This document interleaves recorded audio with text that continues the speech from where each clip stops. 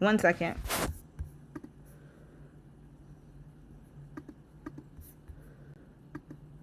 Can you guys hear me now? Let me turn this one off. Can you hear me now? Hey, let me know if you can hear me. I'm gonna go check right now. I think it's because I left it on from last night. The mic is muted? What? Hold up. Wait a minute. How is it muted? No. Did I do something? Hold on. Oh, you can hear me? Yes. Okay. No, okay, good. Whew. I think I know what happened. I left the screen on from last night. But actually, just give me a moment because I got to get my charger. I realized I don't have my charger on me. And if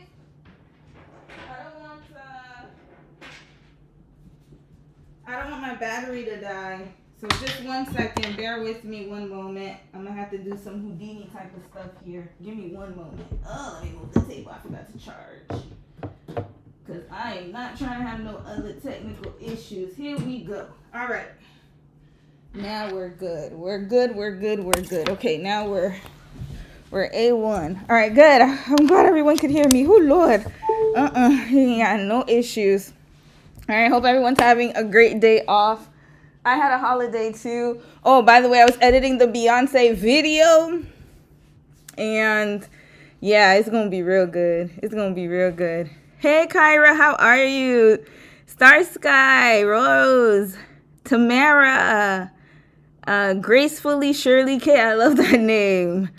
And Some Girl, how are you guys doing? How are y'all doing? Yeah, the Beyonce, I spent pretty much last night, this morning, and then after the stream, I'm going to edit some more. I'm going to have that Beyonce case study out tomorrow. The part 1's going to be out tomorrow. So I'm excited about that. Part 1 and 2 will come out this week. So super excited. What else do I got coming up this week? Website. Yes, I didn't forget. For my subbies who don't have the YouTube membership, I know. It's been a long time. I'm so sorry. Just please be patient. I know I say that every week. Just again trying to find a workaround for it and seeing if I can get I don't know, I'm still deciding, but I'm definitely doing the website. It's just, I ain't gonna lie, y'all, time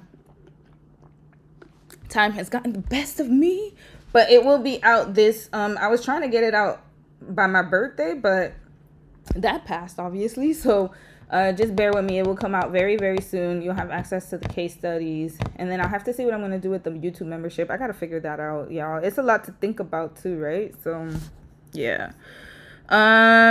Deja Rue, how are you, sis? Welcome. Victoria, Will, the Diana. Yes, this week. So, the Diana and Korea one, I'm just editing. The Beyonce one will come out first. And then I'm going to film the Diana and Korea one tomorrow and edit tomorrow.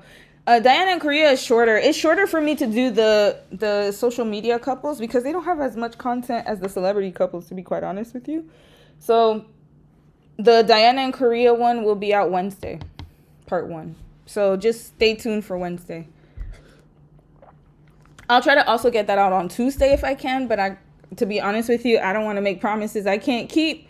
So Wednesday for sure, I will have that out because I'm going to film. Actually, I might. No, not tonight. Tonight, I'm just going to focus on editing, but I'm going to film tomorrow and then edit and then have it out Wednesday. Yeah. We got some interesting stories. Yeah, I got a lot of stories, man. This week's been crazy, man. So many damn videos, y'all. All right. So we going to get to it because I can't stay too long because, sis got to edit. But yeah, Diana and Korea one. I'm so sorry to my members who waited a long time for it. I know, and I'm so grateful you guys are still being patient. I know it's hard, it's rough. But yeah, Diana and Korea, that one's gonna be really interesting for me to do because like anytime I do social media couples, especially like Asian man, Black woman couples, and especially the Diana, they're in Korea. So there's definitely going to be another element to it that I can add to the conversation. So I'm really looking forward to that one. But yeah, I was supposed to film last night, but I got like I don't know, I had other stuff to do, so I'm gonna definitely prioritize filming tomorrow and then get that out as soon as possible. And then from going forward, the case study format will be similar. Like I'm not gonna really, like I'm just changing a few things, but I realized that like posting big chunks at a time, like 2 to 3 hours, is unrealistic with my schedule, to be quite honest with you. So it's better to do like 30-45 minutes, and unfortunately it'll just be a lot of parts, but that'll be better. I could get things out faster that way instead of like blocking 3 hour, like editing 3 hours worth of footage and then waiting 2 weeks or one. Like it doesn't make sense to do that, right? Wouldn't it make more sense to just break it down more and more? And yeah, like I'll post more, so it'll be easier for me, and for you guys it'll be more enjoyable. Mary, how are you, sis? How are you? Yeah, let's get started, y'all.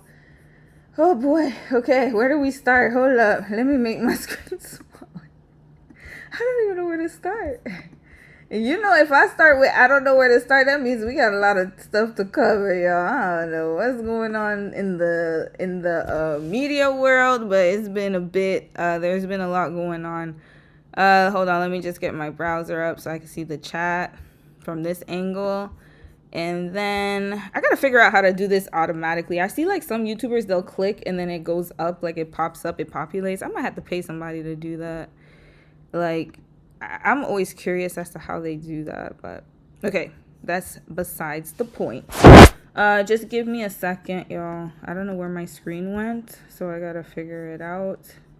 And why do I have so many damn browsers open? Red flag to me. Why I got so many damn browsers open? What is going on here? Hold on, y'all. I gotta let me go X out all this stuff. There's way too much from last night. Hold on. Why is Clifton Powell still on my damn screen? Okay, out. Okay, this one's fine. Okay, here we go. I cut that out. Okay, all right. Oh Lord. Okay, I think it's this one. There we go. All right, let's do this. Oh, by the way, EQ Bank. This is not a promo, but I actually bank with them, which is so funny. I guess they saw like maybe they checked my data or something, and they're like, you know, doing targeted commercials. But yeah, I really enjoy that bank. If you're looking for like a high interest bank in Canada, I would highly recommend that you use EQ.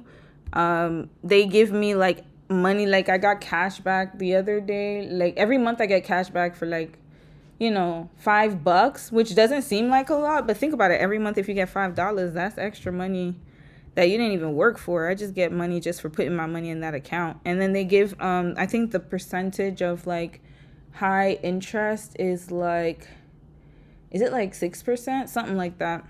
Yeah, so I only use like high interest bank accounts now. I don't do traditional. I only have one traditional banking account. Everything else is high interest or investment accounts. That's how I've been moving my money, y'all. Moving the money. So just a FYI, if you're in Canada, EQ Bank is definitely good. Wealth Simple as well. And who else do I use? Tangerine. Those three. You good.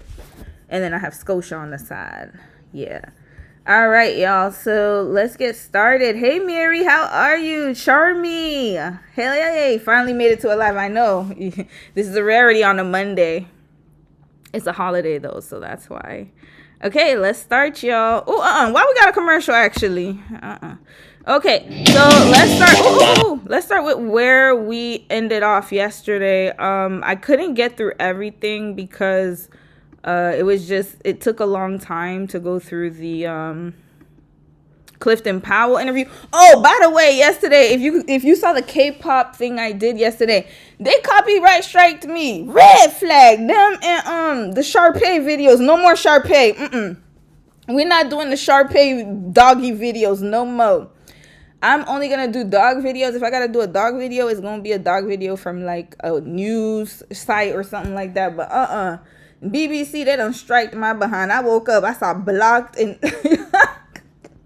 I saw blocked. I'm laughing because they did me so dirty. They put blocked And then they put in every territory. I was like, oh, hell no. Nah. What did I? And then I thought it was like the Clifton Powell video or like, you know, the Savannah Gartrey video of her, like, you know, because I was talking about her mom and the Epstein files. Nope, it was the Sharpay, a damn dog video, red flag. And the K-pop video. No, I ain't doing no more K-pop videos, man. I'm tired of those folks. Every time I do some type of Korean content, they always want to copyright strike me. Them greedy ass people. All right, so I guess we can start off with let's start off with something light here. We're gonna start off with the aunties, y'all. Shout out to the aunties, because I'm an auntie now. You know, I've hit 40 years old, so I'm considered like an auntie to some. I don't mind it. I embrace it. It is what it is. It comes with wisdom. She's not on the thumbnail, so we're gonna start with the thumbnail first, and then I'll do a follow-up video of sis right here who lives in Vietnam. And then we just gonna trudge along to whatever we missed yesterday. Okay, auntie, what are we doing here today? Dating in China as a senior citizen. Now, I don't know who sent this to me on a Discord, but we're gonna see what this is about. I'm very intrigued to see what an elderly Chinese woman's experiences with dating in China. I'm actually really intrigued to see what's going on here. So, all right, y'all, let's watch it together and let's see what happened. I have not watched any of these videos that I'm about to show you today, so just letting you know. 干什么呀？来找老伴儿。这个老伴儿是从哪认识的？从这个莲花山相亲角。Oh, if I hope y'all looking at the subtitles. I cannot translate for y'all. Do we have any Chinese speakers? Well, I guess not. It wouldn't have mattered anyways, because hell, I would have to translate vocally. If you're not, I guess I can maybe give you a summary of what's being said if you're just listening.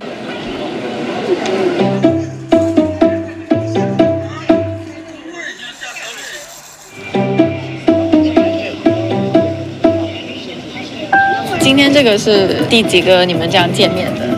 这个应该是7、8个，这个是我搁这贴着近，他在这里找着我。You know what? This is not a bad idea, actually. Oh no, you know what? I lied. This will not work in North America. Forget what I said. This ain't gonna work. Imagine, cause look at what they got here. She got her own poster. I'm assuming that they don't have Tinder. No, they should have like a Tinder type app. But you know, the old folks, they don't have the internet capabilities, or maybe they're not on social media or something. Okay, so it looks like she has a poster. So you go to a park and there's like a dating street, and then they have posters of like kind of like, you know how people put misconnections on Reddit? I guess this is similar, or like maybe online dating but in person. Chat, I ain't never seen this before. I mean, I only see it in China, so all right. Yeah, it would definitely not work in North America. Oh hell no. 之前的几个您觉得咋样？我觉得哪个都是个儿，好像都没有 Okay, 我 mom, auntie has 没 standards. 达到 All 我的 right. 要求，又高又帅啊，这就难找了。Sis, you want someone tall and handsome? I mean, there's nothing wrong with having standards, but okay, we're gonna have to keep watching this.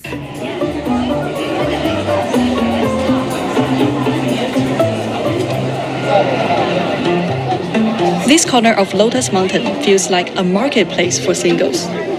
It's where you find people who range in age from 20 to about 70 years old, literally pinning their hopes of finding love on a poster.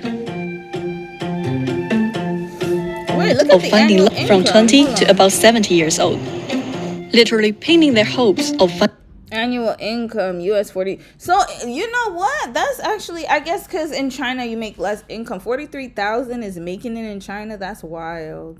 Wow. In Canada, that's not even cutting it, y'all. What are we doing? Something's wrong here. Because how come 43,000? Are they talking about the annual income they're looking for? That's what I'm trying to figure out. Or is this what they desire? finding love on a poster. That's crazy. Doesn't snore while sleeping. Red flag! Dom would have been out. Let me stop putting my husband's business out there. Y'all know. Oh, I told y'all he sleeps. He doesn't care if I tell you guys, but he sleeps with a sleep apnea machine. Oh, he'd be out of the running. He'd be out. They would not sleep with Dom. Yeah, he had because it's common, especially with men who so they said when we did his sleep study that his neck is them sleep study people be messy as hell talking about his neck was too thick and that's why he was snoring and whatever, y'all. So we had to get the CPAP machine for him, and he's been sleeping really well. But I'm not gonna lie to you guys, it was hard, y'all. It was hard sleeping with my husband. Oh Lord, I missed lots of nights sleep because of that. But yeah, he had to get the CPAP machine. It's actually very common with men who are like, heavy lifters. So he would have been out the running. Don't snore when you sleep. And I would have been out the running too. Let me tell you, if I eat, usually I sleep pretty light, but like let me go eat something before I go to bed, y'all. Somebody would not want to sleep next to me. I can snore sometimes too. I mean, it's normal, right? Like this is a little too picky. Those who visit most often are middle-aged and elderly people. Some are hoping to find partners for their children. Oh, okay, now I see what they're seeking. While others are advertising themselves.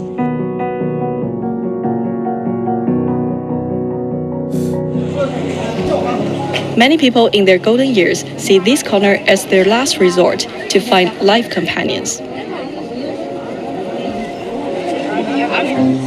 你想找一个什么样的老伴？就是想找一个懂我的人就行。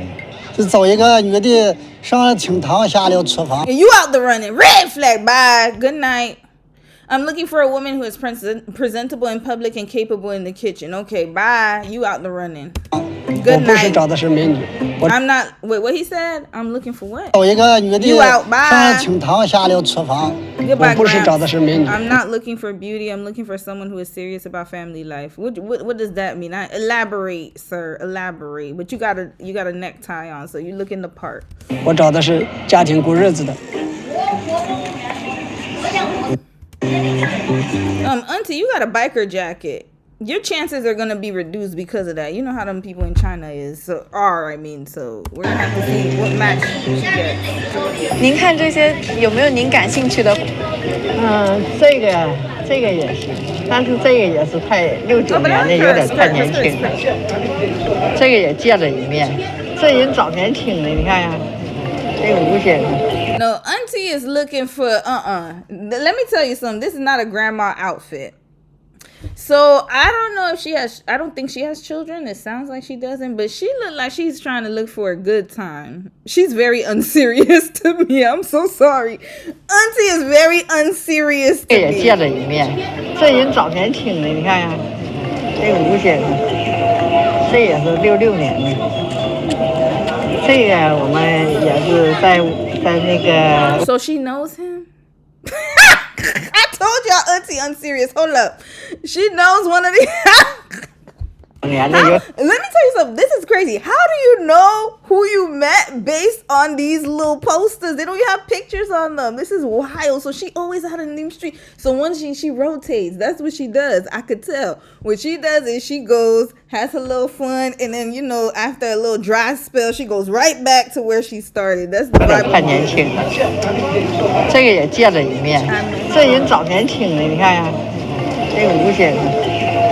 这也是66年。Auntie's looking for a young man, yo. 这个我们也是在那个微信里聊了将近1个多月吧，这个也是pass了。我觉得这个也不一定能成，个儿不到1.7米。Wait, he's less than what? How many centimeters? 5'7". Damn, Auntie, your requirement. But you know what? She knows what she wants. 不到1.7米。How tall is Auntie though? That's what I need to. How old are you now? 应该不是，还是没到。也不是。这老头儿从 Oh, she's waiting for her man. Where he at? Where is he? Posters are only allowed to stay up for 3 months at a time at Lotus Mountain. They must be replaced, even if you have not yet found the partner. Oh, okay. That's good. Miss Gong only comes when her poster expires. She says she wants to make sure her ad never disappears from the wall. She's unserious, yo. She's also unserious. What you mean you want to make sure your ad never disappears from the wall? So you're not trying to be taken? Isn't that the point of putting it on the wall? I mean, I can't even say red flag. Hell, men are raggedy all over the world. I get it, sis. I get it. Get it how you live. Oh, she's 在这个地方上，我们没有家的人都能找到一个归宿。找老伴儿的这应该是有了4、5年了，因为这是我自己开的，我自己写的，这是我的简历广告。我很简单的把自己介绍了一下，想找一个男士，身体健康的，有退休金的，最好是在老。But she's not being unreasonable. Unlike the biker one talking about his height and how handsome he looks, she actually is right. Like, she's divorced. She said she's been looking for 4 to 5 years, but she wants somebody with a pension. Yeah. And ideally with a house in his hometown. I don't see nothing wrong with her requirement. 老家有房子，冬天在深圳，夏天的时候到男同志的老家，没有负担的人去生活。Okay, remember, he's the one who said that he doesn't care about the outside. He wants to make sure she's capable. That's what he said. 这边有没有您觉得跟您比较合适？合适的也是有，但是很难交接。有时候他们要求很苛刻，或者我攀不上吧。就是本深圳的合同身高在1.7米以上，我的身高达不上他的要求。Okay. 刚来深圳的时候，我忙着工作，也没有时间。后来退休之后嘛，我就是过来到莲花山看一看，走一走，看能不能遇到合适的。这个是四川66年，性格开朗，喜欢跳广场舞。我们基本上都从那个挂在征婚稿上面看那些信息。然后加微信再联系，谈得来呢就看，主要的是看眼缘。目前我没有投简历，因为我投过一次，但是希望渺茫，后来我就没有投了。是。Oh no! He put his face on the poster and they ain't call his ass. Okay, all right. How tall is he? That's what I need to know. Is he really that short? 没有人给您打电话吗？有，但是演员不对演员，他也看不上我，我也不一定能看上他。之所以我的缺陷就是个头矮了一点，可能性。但是我 No way, no. He said he's short. How short are you? I need to know his size. He keeps getting dumped. What's going on? But my features and organs are all perfectly healthy. Okay. 五官还是非常。How short are you? 器官各方面都非常健康的。像古一样不。I think he's short and broke. I gotta be honest, y'all. Listen, we gotta be transparent because I've seen some women, Asian women, or especially Chinese women, because we're talking about China here. They don't mind dating a short man. Even if he's ugly, if he has money, I think he's short and broke. You see, you gotta pick a struggle. You can't be short and broke. I'm sorry, like, we gotta be honest, like, especially if you're trying to look for a match. Listen, I'm being very honest, y'all. So this is the thing. Y'all know I'm thick. I'm a thickums, right? And the thing is, like, you gotta choose your battle. Like, you can't, you gotta choose how, like, how can I say this? Like, especially with his standards, if you're short, you cannot help it. You were born that way, right? Unless you get like a leg, like, you know, the people who get the length surgeries or whatever. And I don't recommend that. That's like really dangerous, right? So you know you're short. You cannot control that. So then you're gonna have to try to make money or something. You cannot do that, especially in a superficial place like China. It's just not gonna work. Now, if he was in America, somebody would have picked his ass up. I promise you that. Somebody would have gotten him because, you know, standards are very low. in North America. I gotta be honest. But in Asia, you gotta have money, sir. So I'm sorry, like you gonna have to get your bread up. 在这个贴广告的时候呢，也有人给我打过电话，我给别人也打过电话，但是都是不是那么太称心如意的。就主要的一点，他是有退休金。You see, she wants somebody with a pension that's at least 6,000 to 7,000 a month, which is like US $860 to 1,000. Yeah, especially if you're an elderly man. You gotta have 他的退休金最起码的最少也得要6、7千块钱吧。他如果3000块钱、4000块钱，在深圳肯定是生活不下去的。他们动不动就提出的就是房、车、钱，就是要具备这3条。Yeah, you broke. Okay. Listen, okay, I'm gonna read what he said, y'all, since he's talking in Mandarin. Some people constantly demand property, cars, and money. Whenever you hear somebody start off with that, a man especially, that means he doesn't have it. That's why I knew he was broke. I had a feeling. Because there's no way people would pass you by, especially women. Like some women, they don't care about what you look like. Trust and believe me. Y'all remember Anna Nicole Smith? Rest in peace to her beautiful soul. Remember when she was... Yo, I gotta be honest, man. Look at that man she was with, y'all. Look at that man. What's his name? This man. Lord. Rest in peace of both of them, Lord. But every time I see this picture, like, it's like, I personally know there's no money in the world that would make me do this. Like, I just can't. But I know that some women wouldn't mind doing that. So that's why I said, like, you gotta choose your... And of course she's younger, so I can't even say that she was younger. But then even these two here, let me not say the names out loud, but look at this. You couldn't pay me. I don't care how much money. Like, you could not pay me. I don't know who, like, you couldn't. And it's like, you know, that's why I said, like, there's some women out there who would fancy him. He just doesn't have the funds. 提出的就是房、车、钱，就是要具备这3项的条件才能给他一个满意。Yeah. You know what? That's not unreasonable. You should have a car. A house now, it might, I mean, I don't know, like, but you need to be able to afford your own keep in your own place. As for marriages among the elderly, 说实在的，拿我来说，现在这个圈子很乱的，很多人80%的都奔着那个金钱，而那个所谓的保障。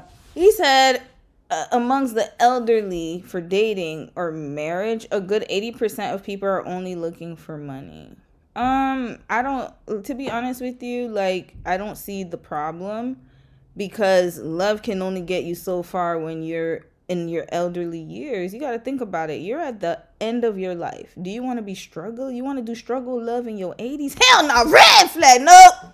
No, nobody wants to do struggle love. Like, that's craziness. Like, think about it. If you're about to pass away, like, you're at the end, you're the final stretch. Do you really want to be struggling? And I'm not saying that people who struggle, like, I'm saying it's a choice. Like, do you really want to partner with somebody who's going to make you struggle?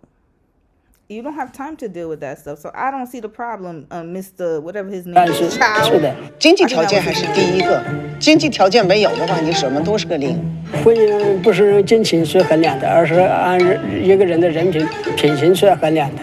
很多男人他就给女人任何东西都不。Oh, she spitting. She said many men give their women nothing at all, especially their wives. Damn. 尤其是给 Well, I mean, you got a divorce, sis. Let us know what happened with your ex. 老爸，你要求别人给你保障的同时，你给别人有什么保障呢？ Why do they sound like us? There's something going on here, because even the elderly Chinese sound just like what's going on in North America. It is very interesting. 这不遵守时间这种也不能，就这一点都不行。他说晚一点没关系，他整个不要着急，我们晚一点没关系。这啥人呢？到哪了？我前面就是莲花山南门，我这等这边我走着，我转悠转悠。Oh my goodness, what is going on in China? Uh-oh. Why are this does not seem much different. It doesn't seem any different than what's happening here. 那你转吧，我走了。 Yeah, Auntie, leave. Know your worth. That's right. Do not stay any minute longer. He's not even your type anyway, sis. You wasting your time. 不是，莲花山南门就挨了那相亲。 No, you see the way he talking? I don't like how he talking to her. I'm here. No. Get your ass on. Get your ass on. 那你还转啥呀？ You see, he's not even trying to find you. He's trying to make you go to where he's at. You see, okay, this is an important lesson. If you are going on a date, first of all, they're meeting at a park. So that already lets me know, okay, whatever, right? But she told him where she's at, and then he didn't even go find her, and he wants her to go to him. Red flag, sis. Auntie, no, sis, I'm just calling you sis because we both aunties. Sis, go on about your business. You gonna find somebody else. You already got your poster up there on rotation, so I'm sure somebody else will come along. 这不是往那儿走的，不是顺哟，我在南门进去。啊，我现在就在这呢。哎，你就在这等我吧。啊，好了。Okay, he's going to her. He better. This not starting off good though. I don't like it. 我有点特别，年龄大，个又没那么高，所以说也不怎么太好找。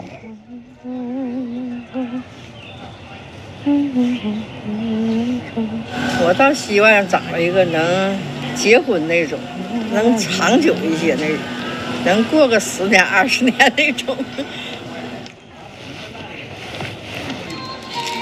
这个是吧？这个要15年，这么小就行了，这个才12块钱。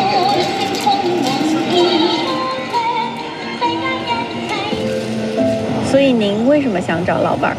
我在生活中感觉到特别的孤独，特别的无助。进门了以后，他没有一个人跟我说话，没有一个人跟我聊天，这个样子给我引起了我的心里面总觉得是空落落的。So basically, she doesn't have a community around her. I mean, do you have friends? Do you go out? Like, what is going on here? Why do you feel so lonely? Does she have children? Because she said she was a divorcee. I'm wondering.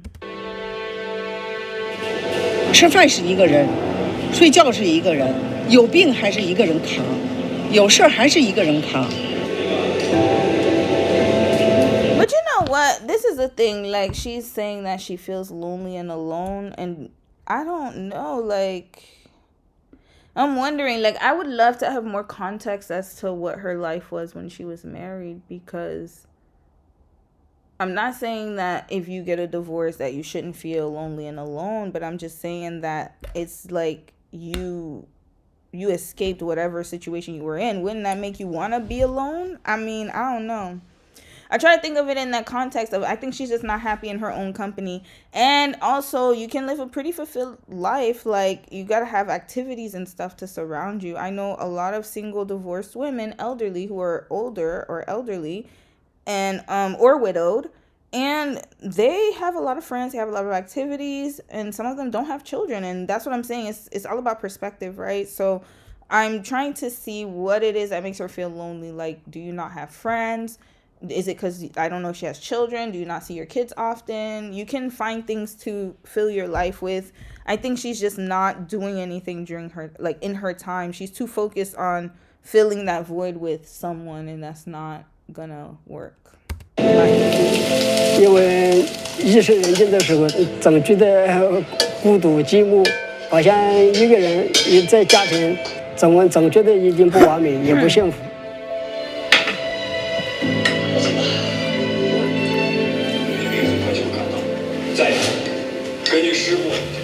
我自己是12年嘛，我在厦门待了一段时间。我生病的时候，就在自己一个人在医院，自己伺候自己。在这I thought you said you was healthy. Red flag. You see, you already lying. That's why nobody wants to get with you, sir. I feel sorry for you that you were sick, but remember, in the beginning, he said, oh, I'm healthy. I don't know why nobody wants me. And then all of a sudden, we find out that you're not as healthy as a horse. You're sick.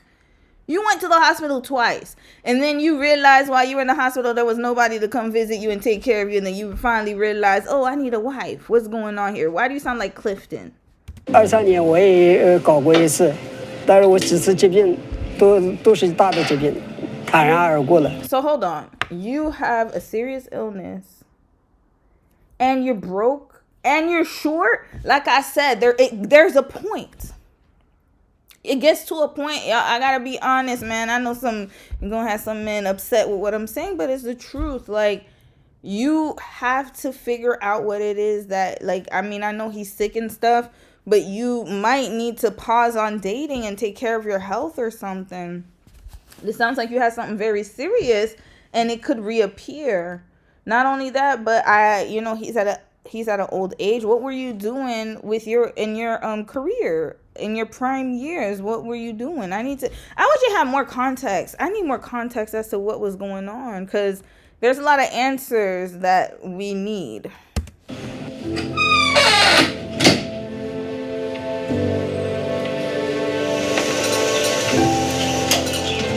咱们在疫情的时候，我们自己有病，当时烧的39度多，晕过去以后，在地上爬40多分钟起不来的时候，我想有一只狗给我，如果说叫一声，我想我也能舒服一点。但是没想到那个时间什么东西都没有，如果有个人对我来说的话，那是更好了。就从那一天开始，我就想找老伴了。您今年在哪儿过年啊？ She was also sick. So, okay, so it looks like everyone's having an epiphany when they get ill. Very interesting. 自己一个人过。啊，你好。那个我是教打乒乓球的，我就教那个5、6岁、7、8岁的。对，我下午也有课。行，咱们上那边去。他那边有那个什么？你看我小叔妞，昨天我们照的照片。上哪照了呀？在家呗。你有房吗？啊，有房吗？有啊，咱没房呢。你自个儿的，还是儿？ He got a stank ass attitude. Next, I don't like his little attitude. Talking about, what did he say? Hold on. She asked him if he has a house, and what did he say? 你有房吗？ Do you have a 有房吗？ house? Yes, why wouldn't I have one? What kind of answer is that? Sir, if you don't get your ass on, no, you go play table tennis with the kids. Go do that. 你自个儿的，还是儿子的？我自己的，但是我这是租的，1年得2万块钱。 Oh, that's why he's defensive, because he's renting? Okay, all right. Now I get it. Because I'm like, why he answer her so flippantly? 你有房吗？啊，有房吗？ 有啊，咱没房呢。你自个儿的，还是儿子的？我自己的，但是我这是租的，1年得2万块钱。那你搁咱东北退休也开不了多少钱吧？开不了，能开6000块钱？不到6000块钱，5000。A little over 720 a month. Oh, in China, is that okay? 反正俺家老头那时候开5000。Oh, so she was also married. Okay, my ex-husband used to earn 5,800 won a month. Auntie, that's how y'all start conversation. Like, what is going on here? Did we miss a part of the conversation where did they even get, hey, nice to meet you. How are you? Like, damn, just getting straight to it. My ex-husband, why are we talking about him? Red flag. You should stay with his ass. Like, I don't understand. Just like sister, but I'm lonely. What happened to the one before that? What happened? That's why I said I need context, because both of them were married. They got a divorce. Obviously, there's a reason. And then now it's like she's comparing him to her ex-husband. Your ex-husband ain't got nothing to do with this conversation. Why are you talking about what your ex-husband used to make? That is such a turnoff. Nah, you need to go and learn how to date, Auntie. I like his attitude though, but still. 你孩子多大了？我就一个孩子，一个儿子。一个儿子呗。咱们那阵都是独生子女那年代。在这儿啊？也在深圳。我这不就是孩子走哪我就跟哪呗。She said wherever her son goes, she'll follow. Then sis, you need to just, I think, okay, this is the thing. I gotta be honest. Like, sis, just keep your poster and just meet people and, you know, just have a good time. Because you are saying that you're looking for marriage, quote unquote. If you marry someone, you would rather still follow up behind your son, even though you're with somebody else. Well, what about his kid? Doesn't he have a daughter or granddaughter or something like that? Like, it gets to a point. Now I see why she's having a hard time. And then look how she laid back like this, like cock to the back. Sis! It's very unserious. Yeah, she ready to go. All right, bye. This is done. This is. 我今天是来。忙咱们就那么地呗，就是。行。You said let's wrap this right up out of here. He packed your ass up.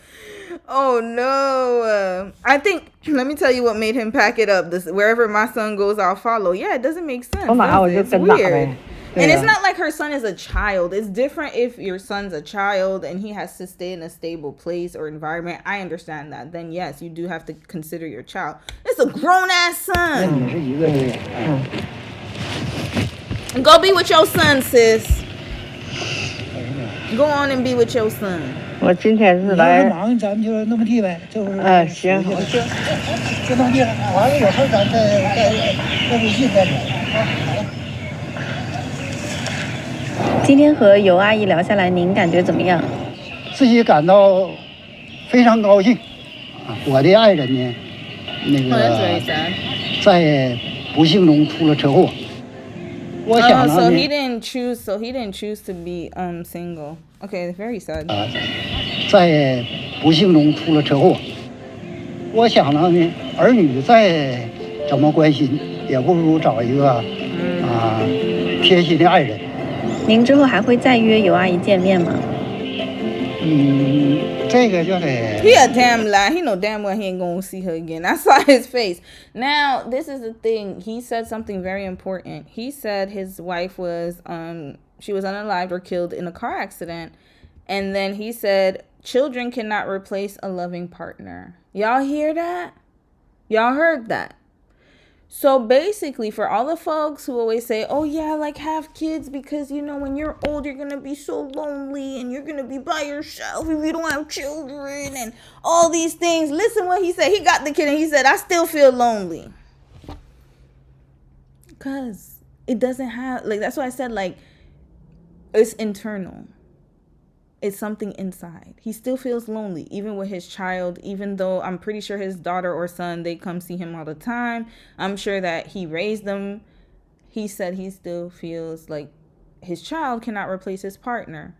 Interesting. And then people try to gaslight you. If you say you don't want to have kids, then they make it seem as if you need to have kids because then, like, oh yeah, like who's gonna be there for you when you're older and you'll feel lonely. He's still lonely. And then look at sis, she's still talking about she lonely and she got kids. What the hell's going on here? 找一个贴心的爱人。您之后还会再约尤阿姨见面吗？这个就得看取决双方，是吧？ That means no. 刚刚聊下来，张叔咋样？我觉得还挺诚实这么个人，人倒没那么帅。See, she said he's not handsome. He's not very handsome. Sis, wrap this up. I told y'all she was unserious. 性格咋样？聊下来，我就觉得性格还好。再说家里孩子条件基本上能符合一些。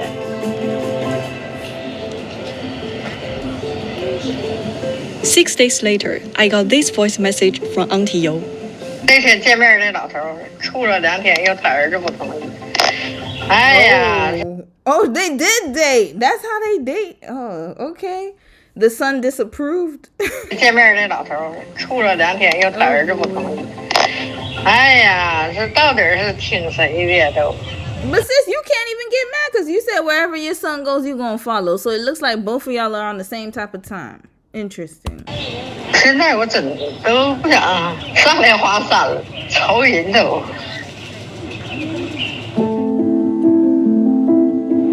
您身边的人对您找老伴怎么看呢？在儿女啊、亲戚啊、朋友啊，这些个，我就一直是跟他们是不理解。我说我想找一个，他们说哎呀，你这个人简直是，年轻的时候没找，现在找，那你有点太傻了。他们就是很不理解。我希望这个社会呢。So hold up. So she said, my friends, relatives, and friends have never understood me. They would say, goodness, why didn't you look when you were younger? She did. She had an ex-husband. So she does have kids. Imagine, she feels lonely and she has children, relatives, and friends. Y'all tell me if that's not an internal problem. You need to go see somebody, sis. Isn't it like there's something off here. You have a life with children, relatives, and friends. They don't understand you. Why you want to find a partner so badly. It's internal. Something's off here. The husband or whoever is never going to fulfill that insatiable need. She seems like I have a feeling she'd be a codependent person. 不理解。我说我想找一个，他们说哎呀。You see, I want to find somebody to keep me company. Why? You can find a lot of people to keep you company. That her reasoning doesn't make sense to me. 你这个人 You going broke, sis? Let us know. 就是年轻的时候没找，现在找，那你有点太傻了。他们就是很不理解。我希望这个社会呢，这个。Look at all them clothes on the line. I remember those days. Yeah, in Korea, you gotta hang your clothes up too. That's so funny. When I was younger, we used to do that. Like, we used to help my mom do laundry and put the clothes on the clothing line. It's so interesting how times have changed. Then they leave the clothes all out there. 老年人多包容一点，有些地方你不要认为自己幸福了就不管别人的死活，那个也太自私了。因为我想希望是，但是。We're not ignoring the struggles of old folks, but the problem is that, like, wait, what's going on here? Like, what's the shit? He talking about, don't forget the struggle of old folks. We're not forgetting, but wait, who is he talking about? Us younger people, or I hope society can be a little bit more tolerant towards the elderly. That I agree. I mean, I think that old people deserve to have the respect and the dignity to end their lives, like, on a good note. You should have access to the best social care, health care, all of that. But you can't ask me to care about what's going on with you, sir. You look. I need to know your life choices. I don't know where you went wrong, but you're gonna have to deal with that responsibility on your own. You gotta be accountable to that. 这个老年人多包容一点，有些地方你不要认为自己幸福了就不管别人的死活，那个也太自私了。因为我想希望是，但是我只能包0.1%的。Yeah, he's little, y'all. Oh, he's little. Oh no. Okay, there's nothing wrong with being little, but he's little. He's short. I didn't know how short he was because he didn't reveal it. But look at this, yo. 幸福了就不管别人的死活，那个也太自私了。Okay, look at him compared to the other. 因为我想希望是。但是我只能包。Yeah, he's very short. Oh, he's a small guy. 0.1%的希望。既然机会那么小，您会放弃吗？反正我只要能活动的时候，我尽量能争取最大的一点希望，能尽量给自己一个完美的人生。我觉得我爬不起来了，我就老了，只要能动就可以。Yeah, sis, you got something wrong with you. Red flag. She said, as long as I can still get around, I'll keep looking for a partner. And I find it interesting that these two, her and the man, the shorter man, why didn't they? I thought they was gonna get together this whole time. They didn't even match them up. So she just sat here complaining for the whole how many minutes? Both of them. So her and the man, they sat here complaining to us about why they couldn't find somebody when they could have met up with each other on Lotus Mountain. South China Morning Post. I'm wrapping y'all right up. You're getting wrapped up. All right, I'm going to read comments. We're not even going to look at the ending here. They literally were talking about how lonely they were. They're both sick. They've both been hospitalized for something. She's a divorcee. I don't know about what he said. He doesn't have the finances, whatever. I know she's looking for pension or whatever. I guess it wouldn't have matched anyways, but still, like, they couldn't have found other people to match them with. It's very, I don't know. Okay, thank you, whoever sent me this story. I don't remember who did.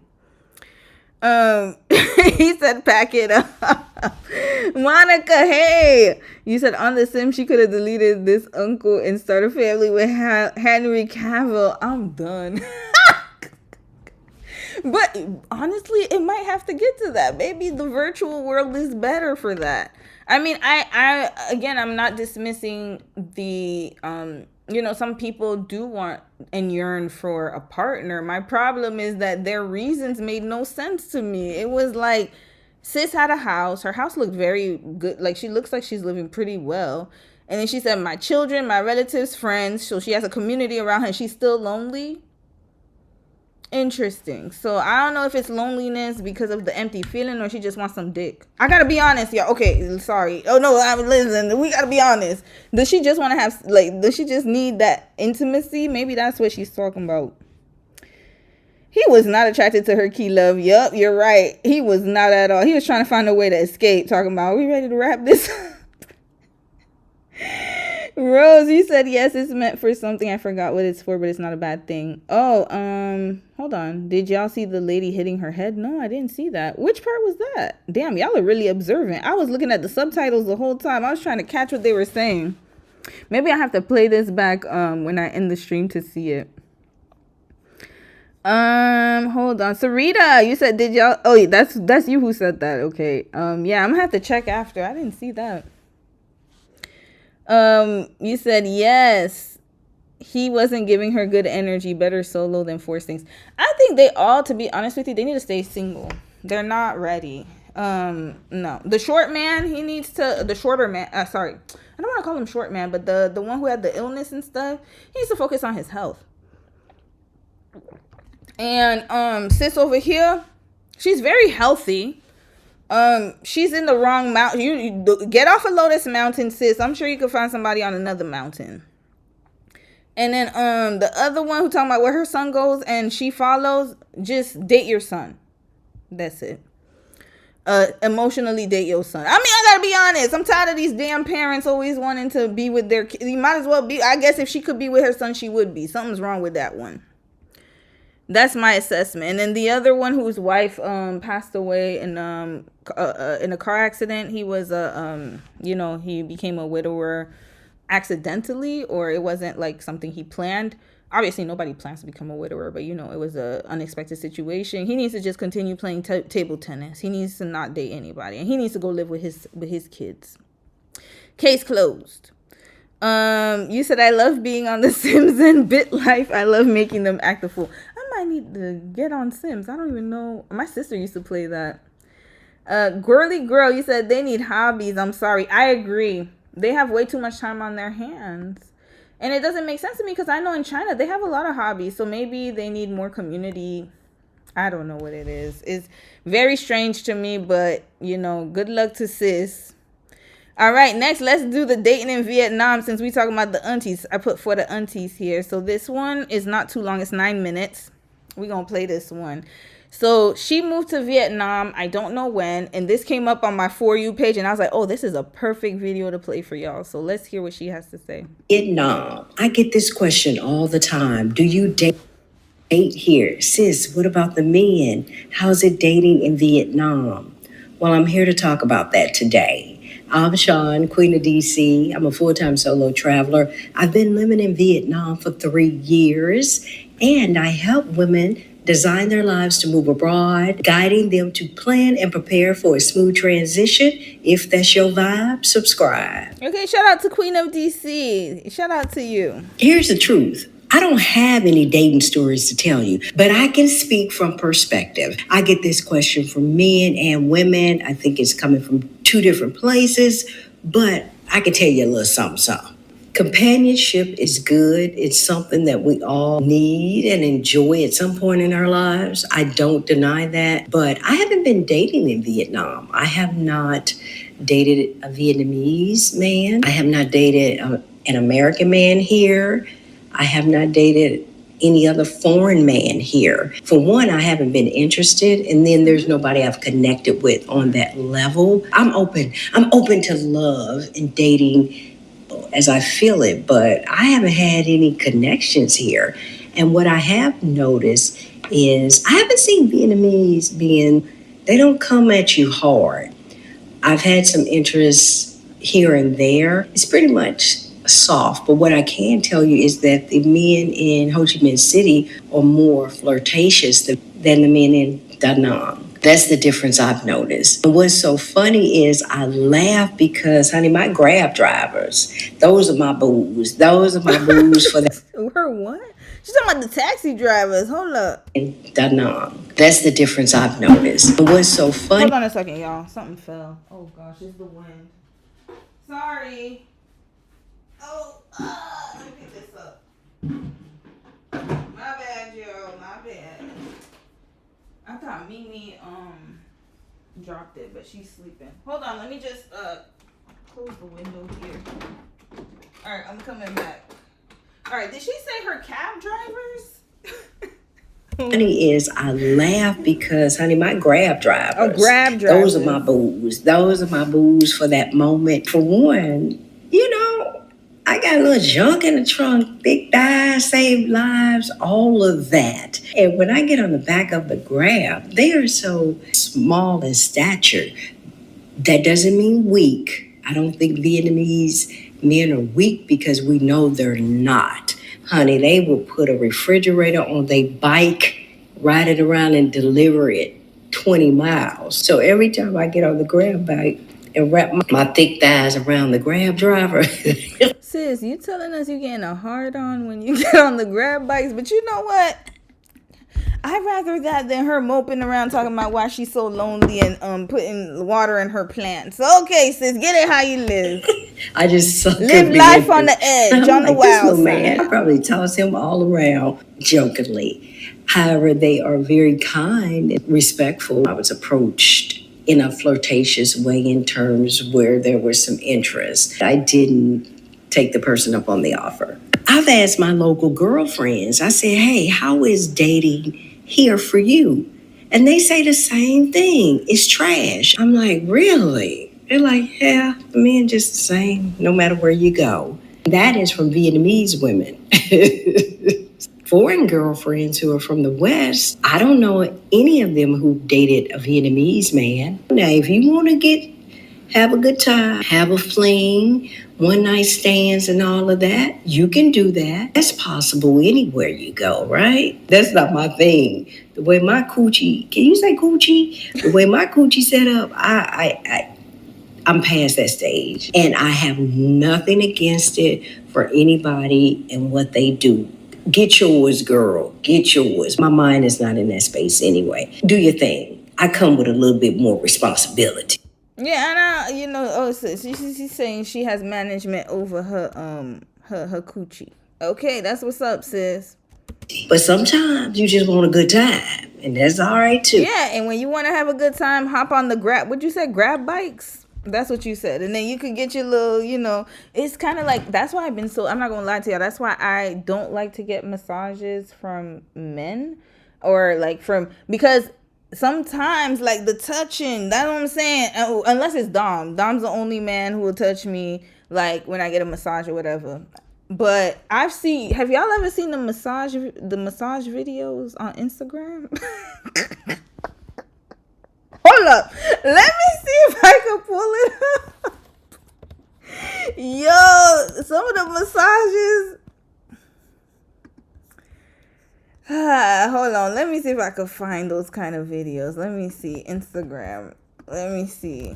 Yeah, like you gotta be careful where you get the touches. That'll be enough though. I don't know. I'm gonna see if I can find it. I'm gonna try to look at the link because I gotta log in. I forgot I changed my password and they're gonna ask me for the password code. Okay, so yeah, get it how you Let me say this, and I'm a shout out to the Nigerian brothers out there. One thing they are going to do, they are going to acknowledge your presence as a beautiful woman. They're going to flirt with you. They're going to say you're the most beautiful thing they've ever seen. They want to marry you. They know how to lay it on, okay? Now, one thing they're going to do, they're going to make you feel good, love bomb you and all of that, okay? Nigerian brothers are all over. Are you telling us from experience? Vietnam. Okay, oh sis, oh, this is getting good. Okay, so you gonna fall for it. One, look at her smiling and cheesy talking about. Remember, she was talking about her thick thighs and her coochie. Okay, sis, I know what time it is when you say, well, the Nigerian brothers though, ooh, they, you know, the Vietnamese brothers, they cool, they alright, but the Nigerians brothers though, I see the twinkle in your eyes, sis. I see it. They're all over the world. Yeah, so wherever you go, a Nigerian brother will let a sister know you look good. I want to date you. I want to get to know you. I want to marry you. Whatever they say all of that. I love that about them. They are not ashamed, not afraid to shoot their shot, to approach you. And if you say no, you say no. They're going to let you know. And hey, if you want a good time, they're there for that as well. So you never have to be lacking if that is something that you want.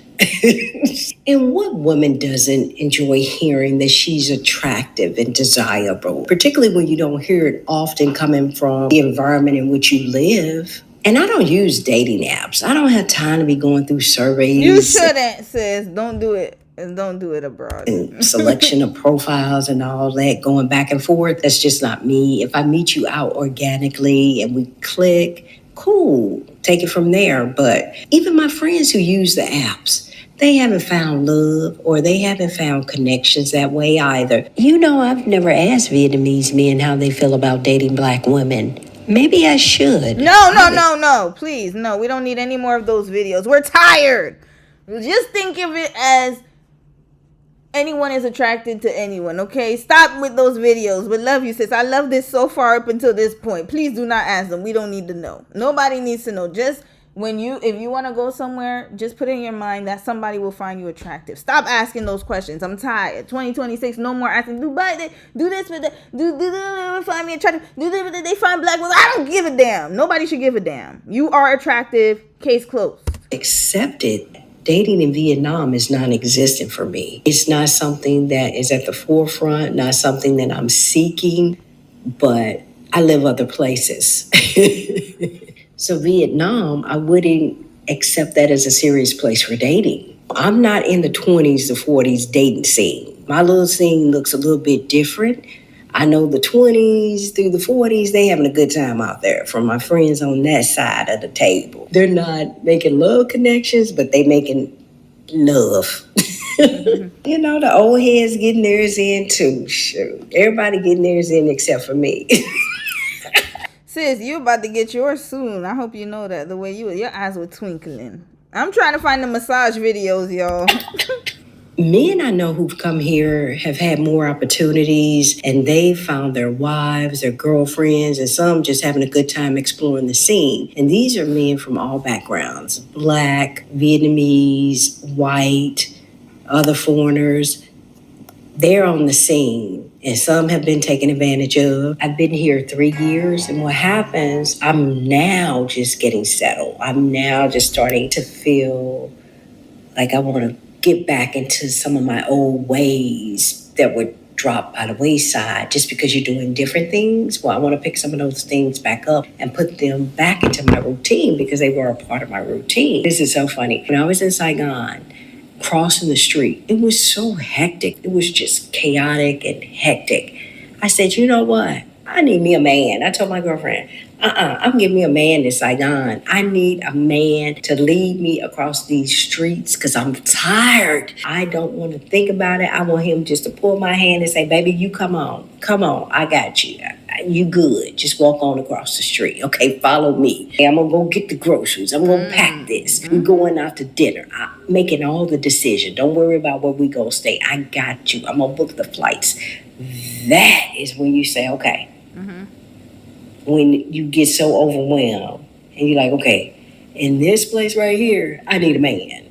I need a man. At some point in life, we need companionship. It's nice, it's enjoyable. You need some male energy in your life. And I'm down with that. It just is not happening here. Am I upset? No, I'm having a great time. I'm living my life. There are other places in the world where there are opportunities for you to date, explore, have a good time, and enjoy your life just the same. Okay, sis basically said, you stop asking her questions about dating in Vietnam. She ain't interested in nobody over there, but she just likes, gets a little she gets a little fun time, but she's not on that. Thank you, sis. Now let's get to the massage videos, y'all, because hold on, let me show y'all. No. This is why you gotta be careful you get your massages from, y'all. Look at this. Come on now. What is this? Hold up. There's another one. Hold on. Let me see if I could find the one. Damn, there was this guy, he was doing like all this the food massage. Hold on, let me see. He was like a caterer or chef or something, and then he was like having them eat the grapes and then feeding them or whatever. Let me get this. I'm not trying to get in trouble with YouTube, so let's get this off the screen. But yeah, sometimes you could get like, yeah, you could get your fix in other ways, people. I know some people who have had like let me see if I can find those massage. Damn, I wish I could find the chef with the food. He would feed the women strawberries. Hold on, chef. Oh no, he would just chef feeding strawberries. Yeah, I was on the weird. There was a point where I was seeing all them videos on Instagram. I don't see them anymore. I'm gonna see if I could find it. But he would like, dangle and maybe like, and then massage and all that stuff, oiling and whatever. So, all right, sis. Thank you for your honest experience of dating not dating in Vietnam. So there you have it. Innocently weird. You said, yeah, as a black woman, you're not gonna be dating if you move to SEA. If you're looking for a good time here and there, sure, but dating for long term, slim chance. Okay, I didn't know that in Southeast Asia, but that's pretty much everywhere too, though. That's very much everywhere. Yeah, especially in Asian countries. Yeah, it's like that. It just, it is like that. Especially like, it really depends on, there's just so much. I think it's just the way things are now too, right? At least you didn't move to find a man. I agree. That's the best thing. If you're somewhere and you want to date and you just want to explore, no problem. But at the same time, just put in your mind that, you're there for a specific reason and it's to like enrich your life. I'm not gonna lie. That's what happened with me. I didn't put any expectations on finding somebody in Korea. I'm not even lying. I was just living my life. I was just like, okay. And then literally when I decided, okay, time's up, I'm ready to go home, let's wrap this up, then boom, you know what I mean? But that's not everyone's story. Some people, you're just gonna, go there to find what it is that you're supposed to do in life, and you'll get your life lesson there, and then that's it. And then other people, other times they, like other people find other things. Maybe it's to start a business. I mean, there's just so many different ones, right? Different reasons. So yeah. Damn, I wish I could find the video. Okay, I'm gonna try to find a video of the chef feeding people cherries and whatnot. The way them chefs are crazy. Oh my god, I seen the guy with the grapes. Thank you, Monica. You saw him, right? He was like, and then the girls like, it's wild. Like, Instagram was a crazy time. I don't know if they still show those videos. It was like a little bit ago, but there's this, and then there's one who gives a massage, y'all, and then he'll be like putting the girl's legs up, and I'm like, y'all, no, hell no. No, I know some feelings were felt. Remember yesterday we had the conversation. You cannot control who you love. I mean, you can control who you love. Sorry, you can control who you love, but you can't control how your body reacts when somebody touch you a certain way. I know if I have strong arms around muscular, Lord, and it's not done, good luck. That's why, I gotta be mindful. I don't get massages from random people. I gotta make sure it's somebody I'm really not attracted to. That's the only way. Because if the person's attractive and they like, they do. Or you get on the motorcycle, like what she was talking about. You get on somebody's motorcycle, you wrap your legs around them. Them feelings can be, the sensations can be had. Esther, you said, I think when people know you're a foreigner, they might not take you seriously because of cultural differences, and they probably think you may leave. That is very true. That is very accurate as well. Yeah, it's like the person has to want to be flexible to want to move, or you have to they have to trust that you're trying to integrate into their culture and you're going to stay there long term. And more often than not, that's not the case with everybody. So that is very accurate. 100%. I would say that. A lot of men are afraid. It's not that they don't find Black women or other races of women attractive. I think, well, some don't. Of course, they want to date the local women because it's more familiar and that's what they're attracted to. But there are also cases where, yeah, there's this uncertainty and maybe they don't know your language. They have no desire to move to your country. And so it becomes kind of like, okay, you have to settle there. They have to be certain. And also, how will you integrate into their family environment? There's just a lot of layers to it. That is valid. All right, next. When you always fall for the same kind of man or men, featuring Haylee Baylee. Is that the girl who was the one who said let them eat cake when she was like Marie Antoinette? I think that was her. I am positive that was her. Because she got into a lot of trouble. Why I'm in Zara and this girl look. Hold on. Haylee Baylee. I think she was the Marie Antoinette girl. Was she the one that said let them eat cake? Yeah, it was her. I remember.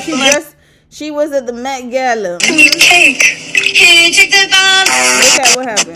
Let them eat cake. Hey, check the bomb. They flamed her behind on social media. Red flag. Because y'all know Marie Antoinette said that before. When there was a big class war in France. So yeah, that was her. Okay, let's read up on what's going on here. Shout out to I think Sophie sent me this story. I don't remember who sent me this story, but let's get into this. Jewel Amina.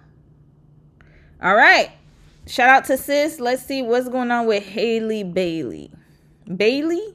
Why it sound like Halle Bailey and Halle Berry? Too many similar sounding names. Ex-boyfriend did, and I still stayed. Yes, I'm aware some of these are very foul and I should have seen it coming, but when you're in love, you're dumb. Let us begin. After about a year of dating, I asked him what my middle name was and he didn't know. He didn't even have a guess. During the first 6 months that we were dating, he secretly talked to a woman, FaceTimes, text messages, hangouts, and I knew nothing about it until I saw it all in his phone.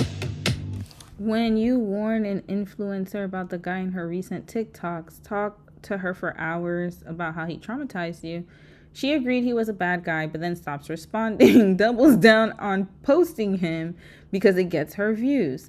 And now she is under fire for her new series where she lies about her fake relationship with billionaire boyfriend, making a mockery out of women who have come forward about their real abusive relationships.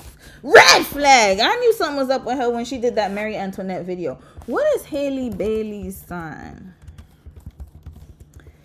Lord, if she's a water sign, y'all are done. Y'all are done for me. Hold on.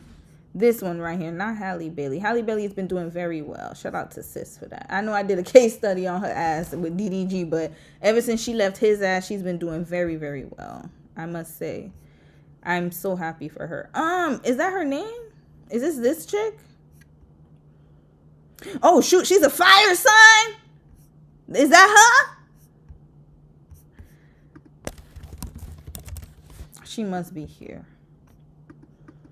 Yeah, she's a Leo. Oh, sorry. Okay, water signs. Forgive me for that. Y'all are always a mess. That's why I always put y'all there. Okay, she's a Leo. Continuing.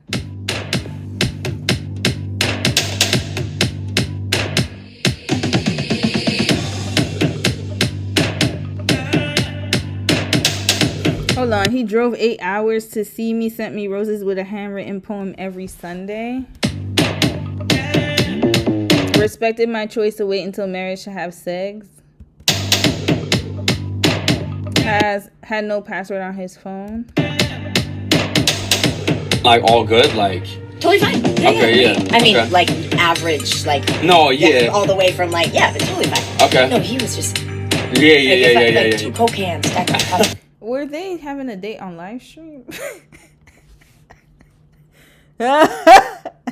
Yo, I cannot take this generation seriously. Hold on, is she Gen Z? Wait, I gotta. You know what? From now on, I'm not gonna accuse signs of being death. No, okay. You know what? Water signs. I'm sorry, I misfired this time. But every time I give y'all the benefit of the doubt, like yesterday, y'all disappoint me. So that's why I just automatically assume it's y'all. 92. She's a millennial acting this month. Oh my God, she's one of me. She's in my generation, y'all. Millennials, we're going to take this L. We got to take this L, millennials. I was ready to put it on Gen Z. Oh, boy. They're on live stream. Is this a date? Maybe even a third. What do you mean Haylee Baylee just told us the reason why her and her husband got divorced was because his thing was the size of 2 Coke cans?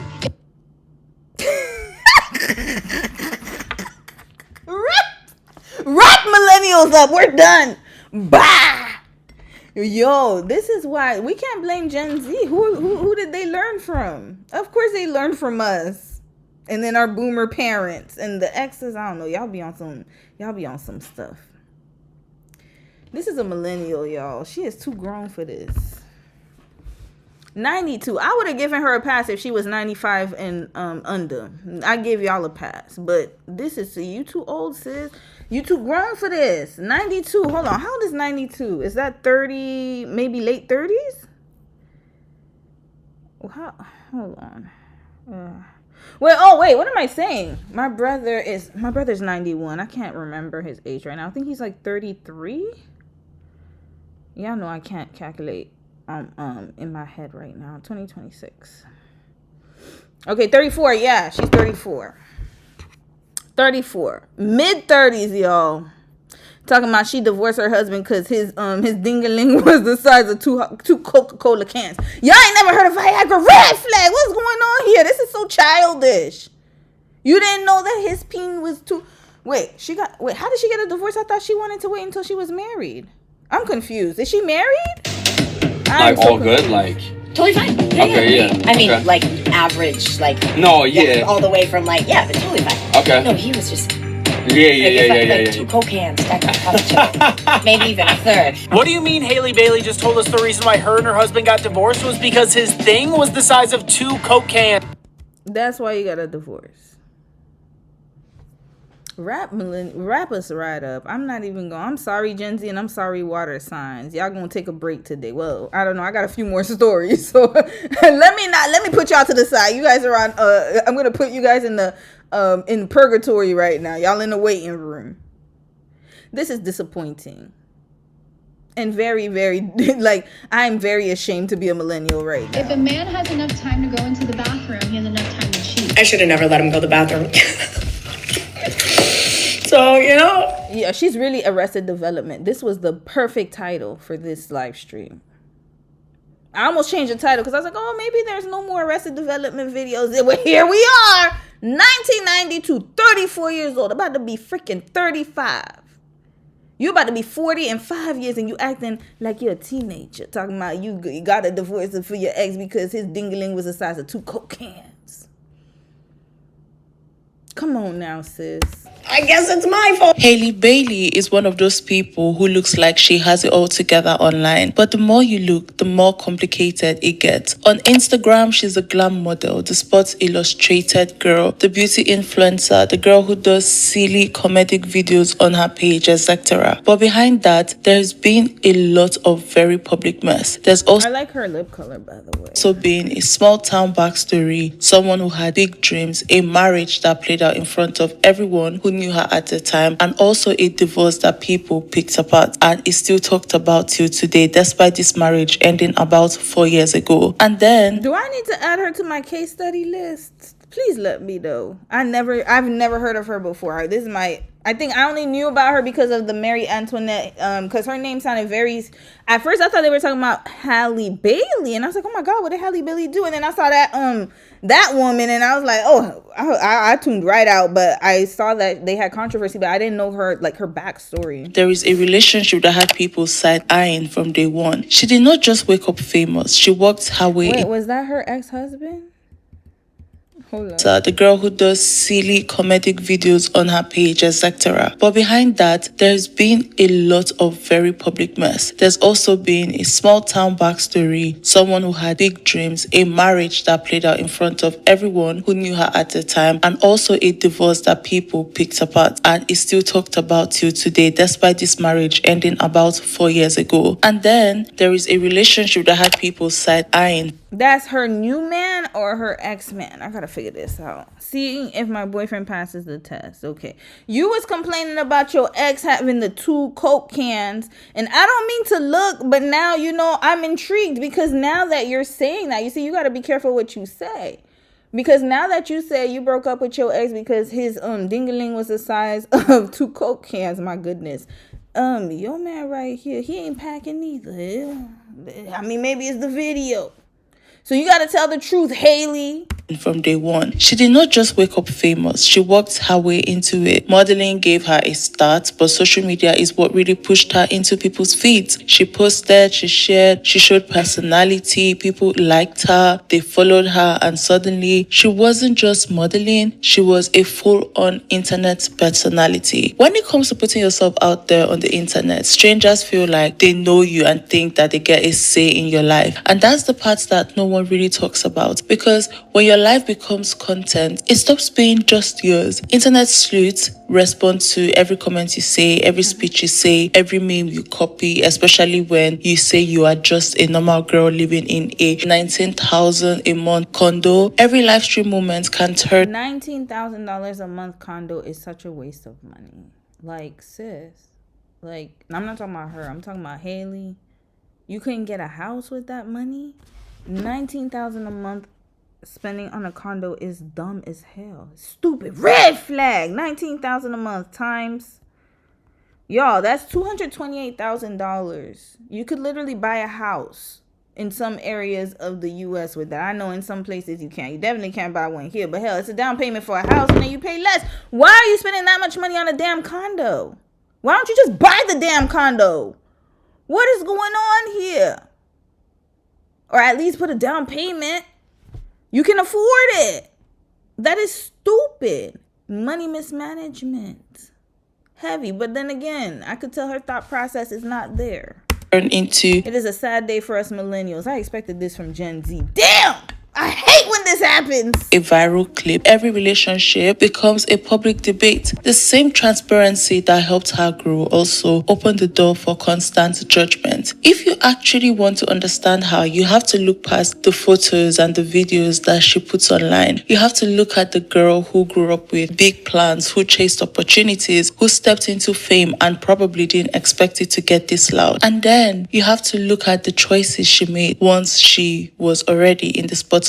Especially that relationship that she defended, even when people were clearly uncomfortable about it. That's where it gets real. So that being said, let's get straight into this video. But before I get into this video, let me introduce myself. Hi guys, my name is Joel and welcome to my channel. On this channel, I speak about whatever I want to speak about. Shout out to sis, and you have a very, very nice mic. Trendy or not, I do deep dive, social commentary, whatever piques my interest, I speak about it. So that being said, let's get into this video. But before I go on, I literally woke up and seen that my girl Kelly Scholars posted a video like this video last night on Nigerian. She said at what AM and it still blew me out. Grew up obsessed with Saturday Night Live and genuinely wanted to be a stand-up comedian. That dream did not last long because her parents shut it down almost immediately. In their minds, comedy was unstable and science was more secure. So wait, this is a deep dive?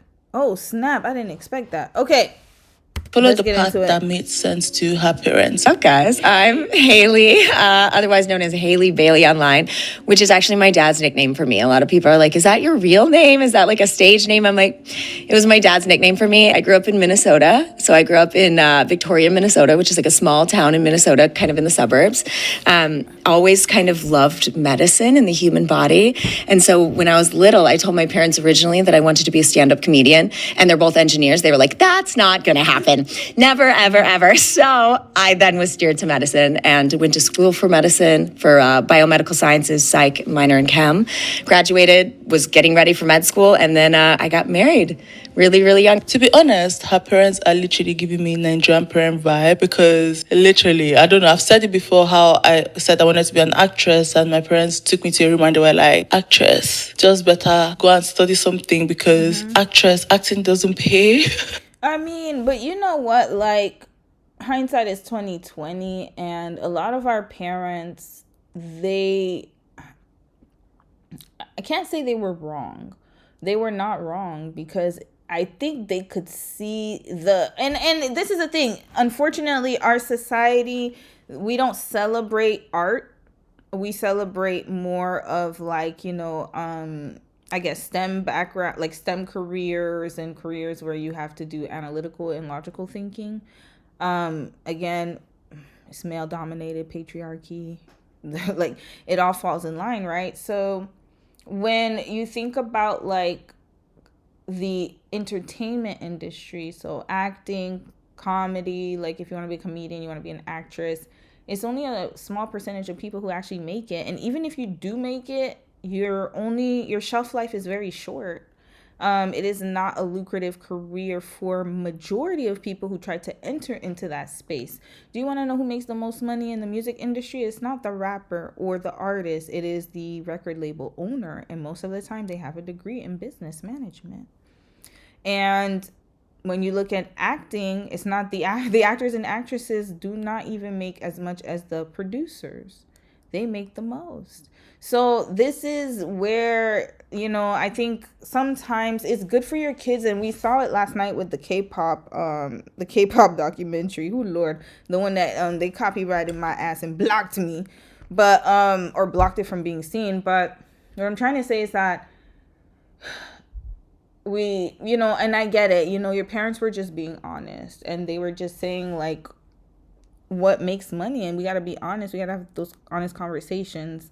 Like social media is, again, a small minority of people make a lot of money from it, but majority of people are just chasing dreams. And Haylee, she just got lucky because we got to be honest, she's white and she's attractive and she has a nice body. I promise you, if she didn't look the way that she looked, I doubt that she would get that much push into the algorithm. We have to be honest about that too, right? So all of that matters.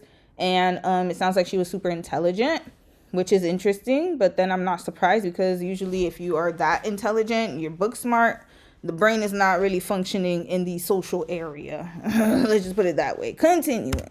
Literally. So it's giving Nigerian parent vibe. It was kind of like somehow like a culture shock for me. It's something you expect from like an African parent. So like seeing, hopefully I'm not saying a bad thing, but like seeing a white person like saying, oh no, you want to be a comedian, that's not going to work in this house. You have to literally be a science person. I was like, okay. But anyway, socially things were not easy. She went to a small Christian school with about 20 kids per class all the way through her 8th grade. And according to Haylee, she was bullied badly. It got to the point where she begged to transfer to a bigger public high school. Her parents eventually agreed, but the move did not magically solve everything. Now she was a new girl from the weird church school and the bullying actually followed her. According to Haylee, the bullying got so intense that during senior year, the girls in her class literally held a meeting to decide whether she was allowed to ride in the graduation limo. Imagine being 17 and your classmates are voting on whether you get to feel included on your own graduation. So now it makes sense why her social skills were lacking. She didn't have any friends. She was just awkward, and unfortunately she was in a small town amongst her peers. Y'all already seen them teen movies like Mean Girls and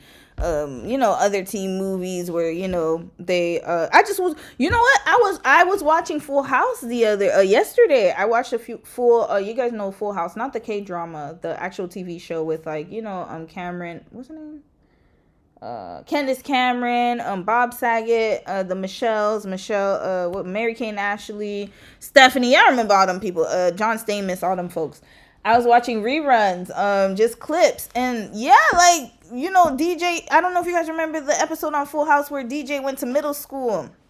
In the 7th grade, she went to middle school, and then she tried to dress up like she dressed preppy, like how she usually dresses, and then all the girls were wearing like crop tops and mini skirts, and they had the blonde hair, like the hairstyle back in the day, the teased hair like they did in 90210 or whatever, and then yeah, they were just, they were showing bullying, like they were kind of like highlighting bullying in schools and how, they called her a scrub. It was funny, but I was like, well, damn, like they were like, move away, scrub, you can't sit at this table. And sometimes people, like, I remember She's All That, where the boys put pubic hair in that little boy's food.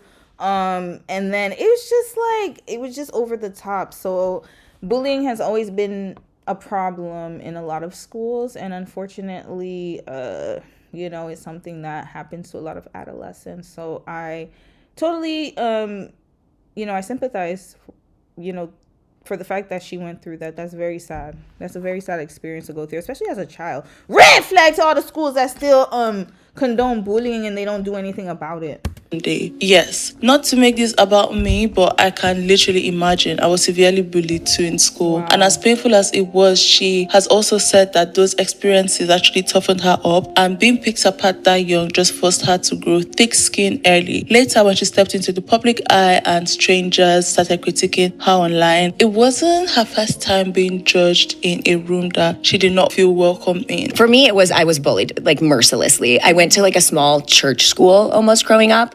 And, when you go to a small school, you only see a few people, and those people tend to bully you. So I was bullied pretty badly, like growing up in middle school. And then I begged my parents to send me to the public school. I was like, please send me to the bigger school. And eventually they did. But then I was the new kid coming from like the weird church school. And so I was bullied in high school as well. But looking back, it almost made me ready for the careers that I've had. Like modeling, I could have never, if I hadn't had that experience. And thankfully, I give all the credit to my mom, had a mom that was like, your looks do not define you. There will always be somebody prettier, there will always be somebody uglier, there will always be somebody richer, always somebody poorer, always somebody more successful, less successful. Who you are doesn't need to be compared to anyone else. And she really honed in on that when I was little. So she's kind of the reason that I'm able to withstand the pressure now. When it came to Haylee's parents, Haylee has stated that her parents always pictured her going into medicine, and for a long time, that's exactly what she was doing. Haylee went to St. Cloud State University in Minnesota and absolutely smashed it. She graduated summa cum laude with a perfect 4.0 GPA, which honestly is the perfect GPA. Which means that she didn't have any friends. We gotta have honest conversations. If your GPA is very high, that means you do not have a social life. You can't. It is hard. It is only a small percentage of people who can have a high GPA and also have a social life and study and prioritize. But more often than not, it sounds like she was very isolated. That's what it sounds like to me. And she grew up in a religious household. And it sounds like a fringe religion. I don't know hell, we saw the Minnesota videos when they went, sis was protesting at the church with Don Lemon. And if her church congregation looked anything like that, then I already know what time it is with them folks. Red flag. She earned a bachelor's of science in biomedical sciences and psychology, and she did a minor in chemistry. She was so deep into it, she wasn't just coasting through classes either. She worked in an immunology lab. She published research that Yeah, she ain't had no friends. You cannot have friends. I'm serious. So listen, she went and had a perfect GPA. She also worked at the lab she was talking about, immunology lab.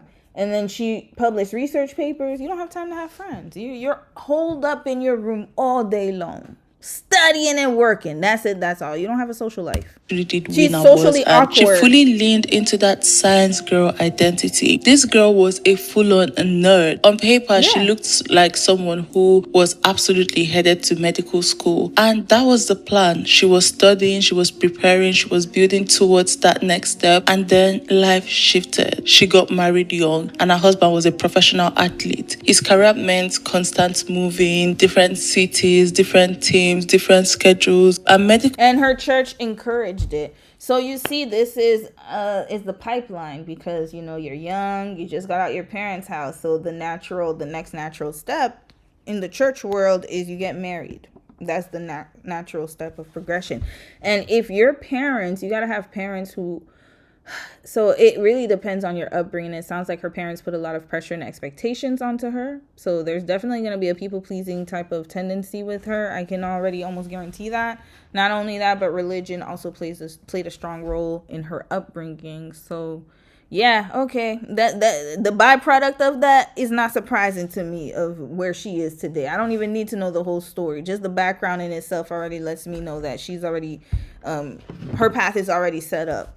Medical school was not something that you can just pick up and relocate every season. It demands you to be stable. So she had to make a choice. Chase the medical path that she had worked towards for years, or adapt to the life that she had just committed to. She chose to put medical school on hold. At the time, it probably felt temporary, but that pause ended up changing everything. And that decision made around someone else's career quietly redirected her own. And the version of her life that followed looked nothing like the one that she had been training for in that science lab. Which, please, do not try this at home. Putting your career on hold for someone may not end up being a fairy tale story like that of Haylee. But you know what? To each their own. LOL. I got married at 21, changed my entire life.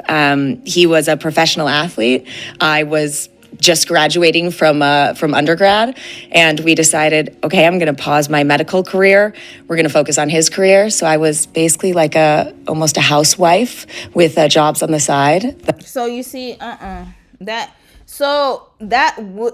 would only work for someone who had no career ambition. I gotta be honest. Let's be honest. For the women who do not see themselves in a career, for the ones who want to, they don't have a goal in life, or they are not driven by career, and they just went to school just to go to school, just to do something, this life would work for them, but not for an ambitious woman. If you are an ambitious young woman, do not be like Aisha Curry had that issue too, where she gave up her career for Steph Curry to follow him, and now she's upset about it. She comes out every few years and tells the public why she's unhappy being Steph Curry's wife, as far as not having her own, not saying that she doesn't love him, she does, but she just wants to have her own kind of endeavors, right?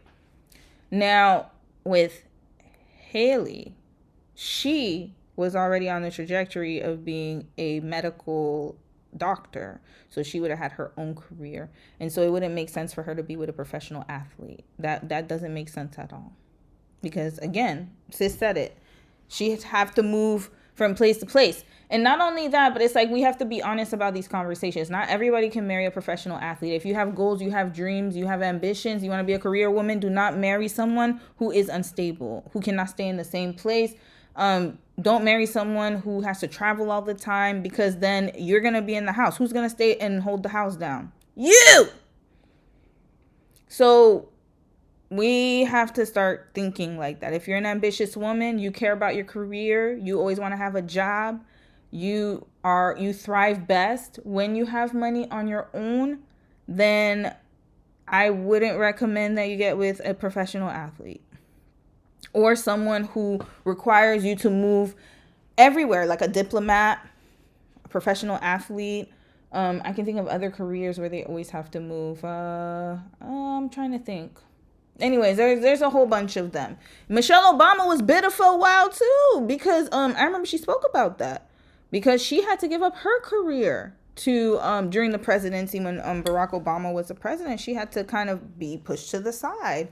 And if you're uncomfortable with that, I do not recommend that you date someone or marry someone who has to travel for work or they have to move around a lot. It just doesn't make sense. Military too.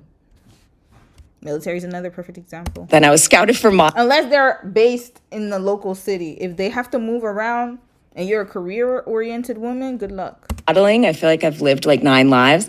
And then eventually moved to New York City, had an apartment tour that started my career in social media, and here I sit. I love that so Long much. story short. Because I feel like most people like don't know your background, and like studying biomedical like engineering is insane. That's a crazy degree. I did pre-med and I steered away. Girl, I did, you know that. I did human biology though, because the biomedical engineering, like those people, I was like, I'm scared of those people. Yep. If you choose that pre-med track, you are certified absolutely not. So now let's speak about her pageantry and modeling career. Haylee did not get into pageants because she was chasing fame. At first, it was all about her getting scholarship money. College was expensive and pageants were one way to help pay for it. Growing up, her dad used to watch Miss USA on TV and she would sit there with him. She would see women from Minnesota on that huge stage. And for a girl from a very small suburb, that felt big and it also felt possible. When a pageant flyer showed up in the mail, she begged her parents to let her enter. They did not just say yes and fund it. They told her that, yeah, you could actually enter, but you have to raise the entry fee yourself and pay for your own dress. So even stepping into that world just required hustle. Like during my research, I watched an interview that she did with The Burnout, and just listening to her speak about her parents, they were some tough cookie. I'm not even gonna lie. So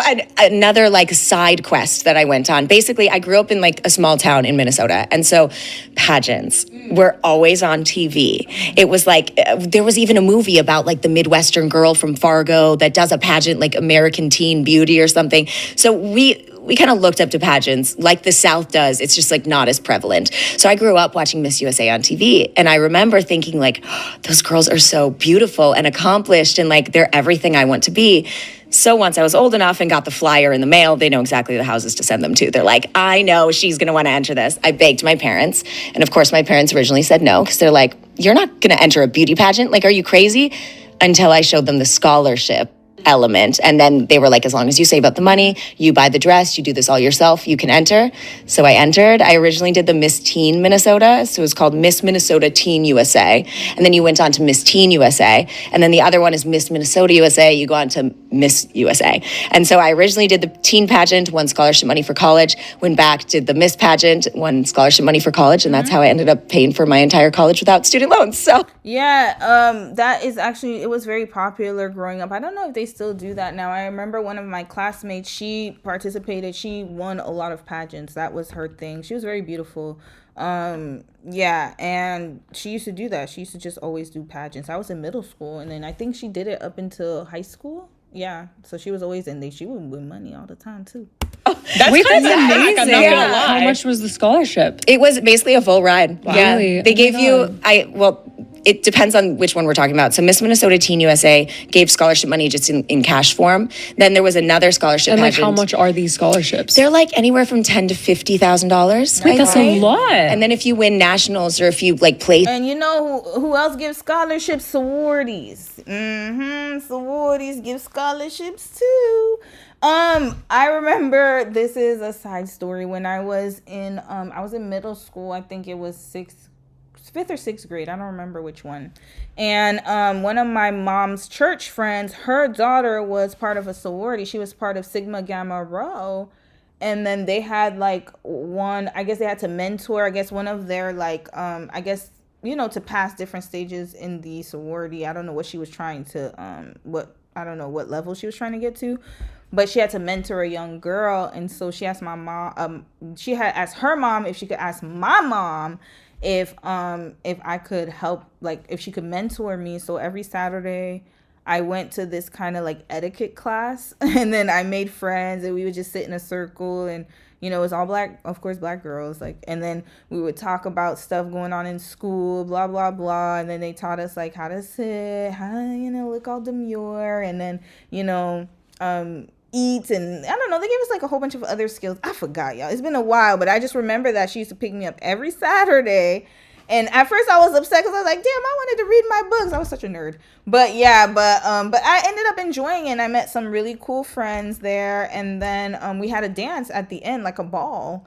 And then I had to have a daddy-daughter dance, and we had to wear gloves, and I had to get my hair done a certain way. It was a really great experience. I didn't win anything, but some of the girls did, because they got scholarships to go to their magnet schools and whatever, because I wasn't in magnet school. I was in regular public school. But anyways, point is that there was a lot of money flowing in that realm. That is very true in the pageant world and also in the sorority world as well. At nationals, you get more money as well. She ended up winning Miss Minnesota Teen USA. Oh yeah, we also had to do the dance. Oh, sorry, my bad. Sorry to cut it off. We had to do Sigma Gamma Rho or something like that. I forgot. It was like a cheer. I wish they had footage of that. Like, it was such a short time in my life. It was like literally like a summer. I don't remember when, but it was like, I wish that I could just remember it, but I wish that I had like footage, like actual video footage, so I could remember. We did a whole dance. We had yellow shirts. We did the step and everything. Y'all, it was crazy. Anyways, yeah, your girl was in a sorority, like a junior, I guess, not even a sorority, whatever I was doing. I don't know. It was for kids. Anyways, 2010, and went on to compete at and I was on the step team too. Damn, I was in a lot of. One day I need to do a whole story about what activities I participated in elementary and middle school. I was chorus. I was in all activities, chorus, step team, everything. I was always involved in activities, and yes, you can make money doing that too. By the way, y'all, I never did because I didn't go that far.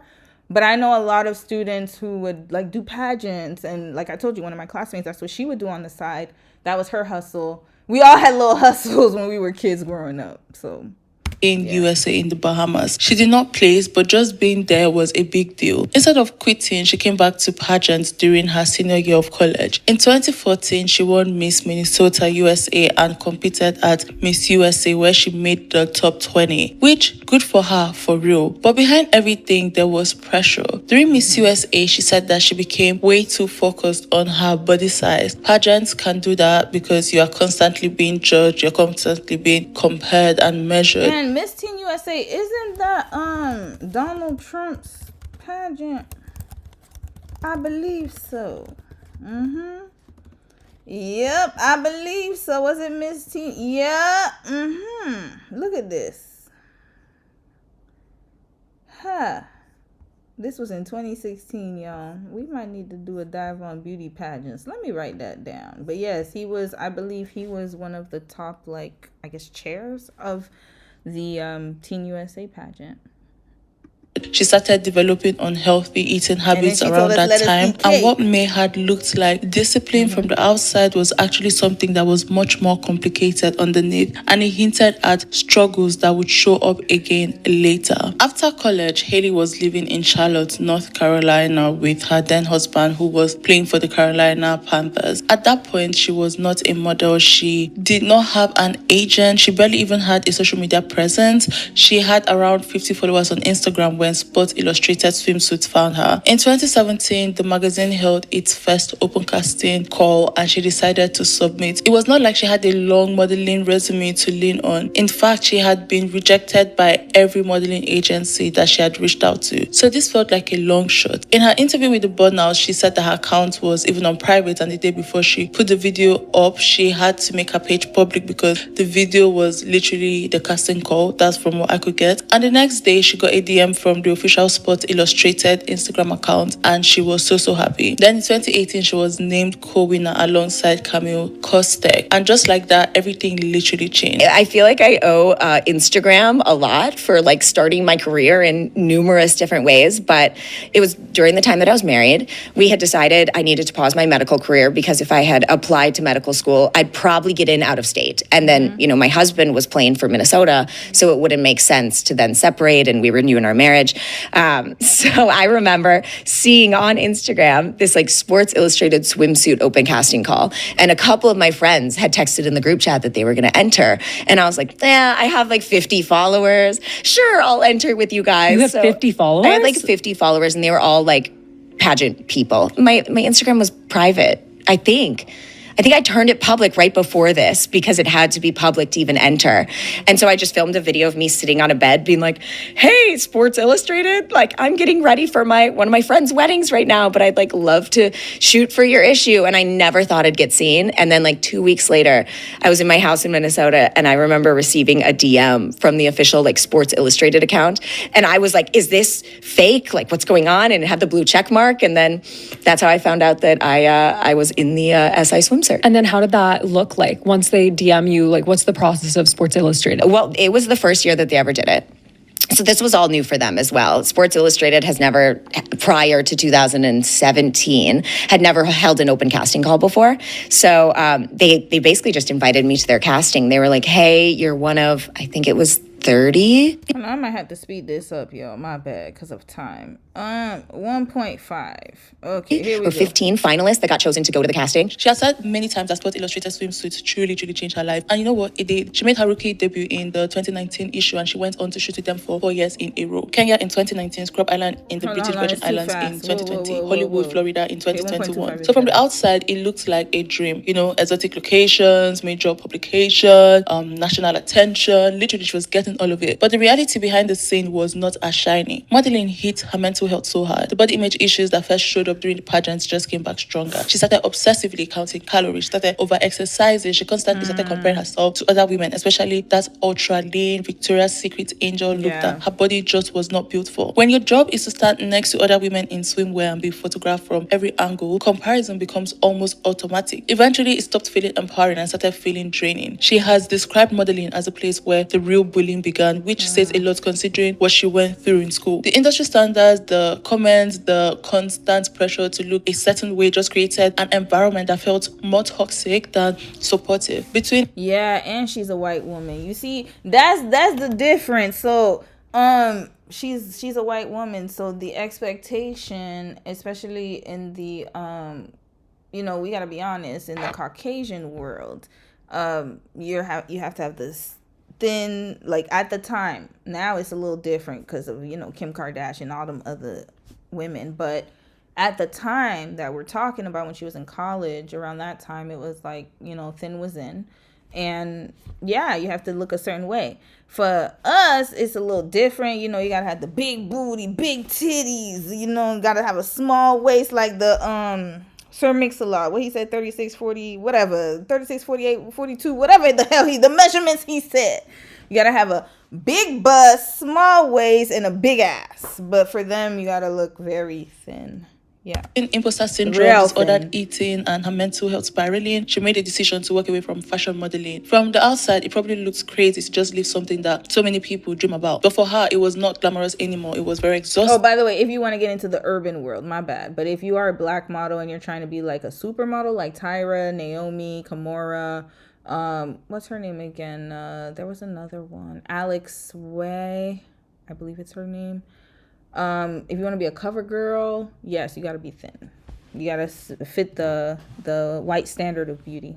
And she chose herself over the image. Then, little did she know that soon her life was going to change for the better. But before we speak about how her life changed for the better, let's speak about her marriage to Khalil, because this is where we speak about her marriage to Matt Khalil. Haylee started dating NFL offensive tackle Matt Khalil right after the Minnesota Vikings picked him 4th overall in the draft. At the time, he was this young, high-profile rookie, and she was still in college. They got married in July 2015 in Kauai, Hawaii. I tried pronouncing this like in Kauai, Hawaii, and she had a very big, beautiful ceremony and even renewed their vows the next year. They did not have kids, and for the most part, they kept their relationship pretty private. Matt played in the NFL from 2012 to 2019, spending time with the Vikings, the Carolina Panthers, and the Houston Texans, and he even made the Pro Bowl as a rookie, which, according to my research, is not a small thing. While he was with the Panthers, he and his brother ended up playing on the same offensive line, which had not happened in the league for over decades. So from the outside, it looked like this solid, successful couple. Football career was thriving, she was rising in modeling, and the whole image looked very picture perfect. Then in May 2022, Haylee filed for divorce, and the paperwork just said that they had irreconcilable differences. Don't worry, sis. Some of the words be tripping me up too. Red flag to the English language. Why is it like I hate S words? See, especially like because if English is your second language, I think I told y'all English is my second language. French was my first language.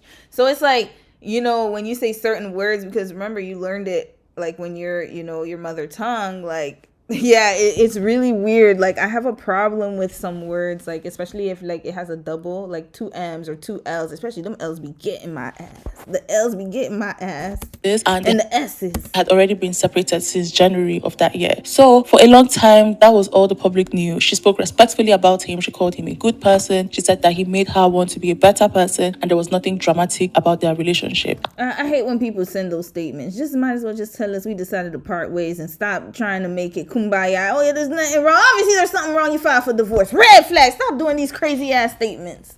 Just say, hey, it didn't work out. Irreconcilable differences, no problem. But then my problem is when you say, oh, there was nothing wrong. We just grew apart. Please. You just grew apart. You might as well just keep that silent. Just say, I wish him the best. I wish you well. And all this happened at first. Then everything changed in November 2025 during a Twitch live stream with streamer Marlon Garcia. She said that the biggest factor in their divorce was physical and sexual incompatibility. Yeah. Specifically, she described Matt's anatomy as being in the extreme end of the spectrum and compared it to stacking Coke cans. She said that intercourse was extremely painful and that throughout their marriage, they tried everything. They tried therapy, they tried Wait, was he packing like too much? Oh, 2 Coke cans. That means it's too big? My bad. Oops. I thought that what she was saying is too small. Wait, how big is a Coke can? Hold on. Do I got a Coke can here? Y'all know I like to do demonstrations. Okay, a Coke can should be about this size. Oh, he got a big one. Oh, that's why he was packing. Yeah, he looked like a big dude. Oh, I thought she said he was too small. Okay, my bad.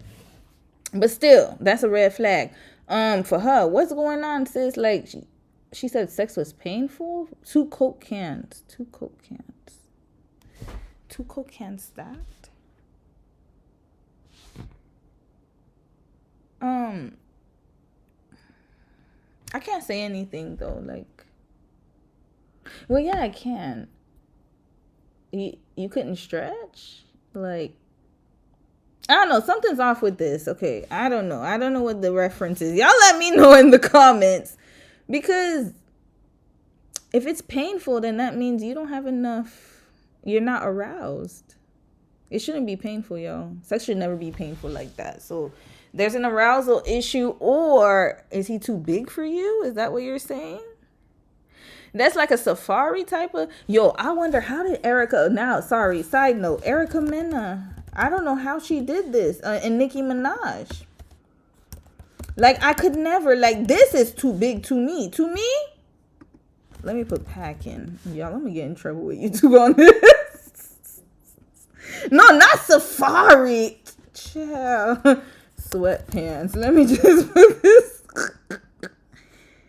This right here. Oh, hell no. Red flag. I can't. This too much. But she said 2 Coke cans. Is this considered 2 Coke cans? It might be. August Alsina too, y'all. Jada, oh hell no. They said that when August Alsina and Jada, because she had the entanglement while her and Will were doing this open marriage experiment or whatever the hell they were doing, and there was a rumor that she had to get vagina rejuvenation because he was too big. She had to get stitches. That was the word on the streets. So 2 Coke cans, that might be at least 3. So 2 Coke cans. I don't know, Haylee. I don't know. Something's off with your assessment. But hell, we gonna let you keep rolling. Sometimes that does happen. It might be too big. Maybe you're not stretching. I just think like, she said they tried sex therapy.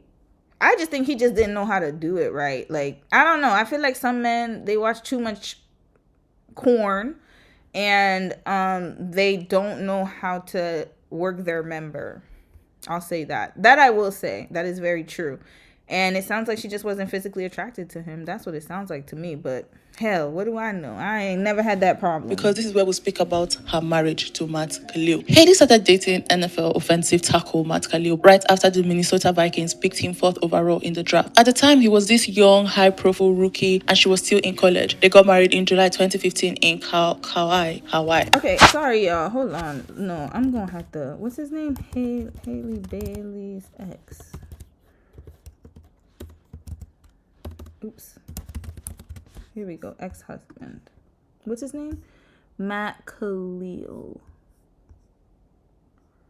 Oh, he put a lawsuit? Okay, Haylee Baylee begs judge to toss ex-husband Matt Khalil's lawsuit over her comments about his pee-wee size. His pee-pee size. Okay, let's just read it real quick. Haylee Baylee is requesting her ex-husband Matt Khalil's lawsuit to be dismissed after he sued the influencer over comments she made about his pee-pee. In court papers. Yo, this is a very unserious stream. I hope you guys are not expecting some good journalistic, like, I'm just not that person, because this whole weekend has been very unserious. In court papers obtained by Page 6, Baylee is requesting the presiding judge dismiss Khalil's invasion of privacy and unjust enrichment lawsuit against her. Plaintiff's complaint seeks to hold a woman in the public eye civilly liable for providing a truthful sorry, y'all. Let me do this seriously. Okay. autobiographical account of sexual trauma she suffered and described as having led to the end of a highly publicized celebrity marriage with an NFL football star, the court papers read. Okay. Or read.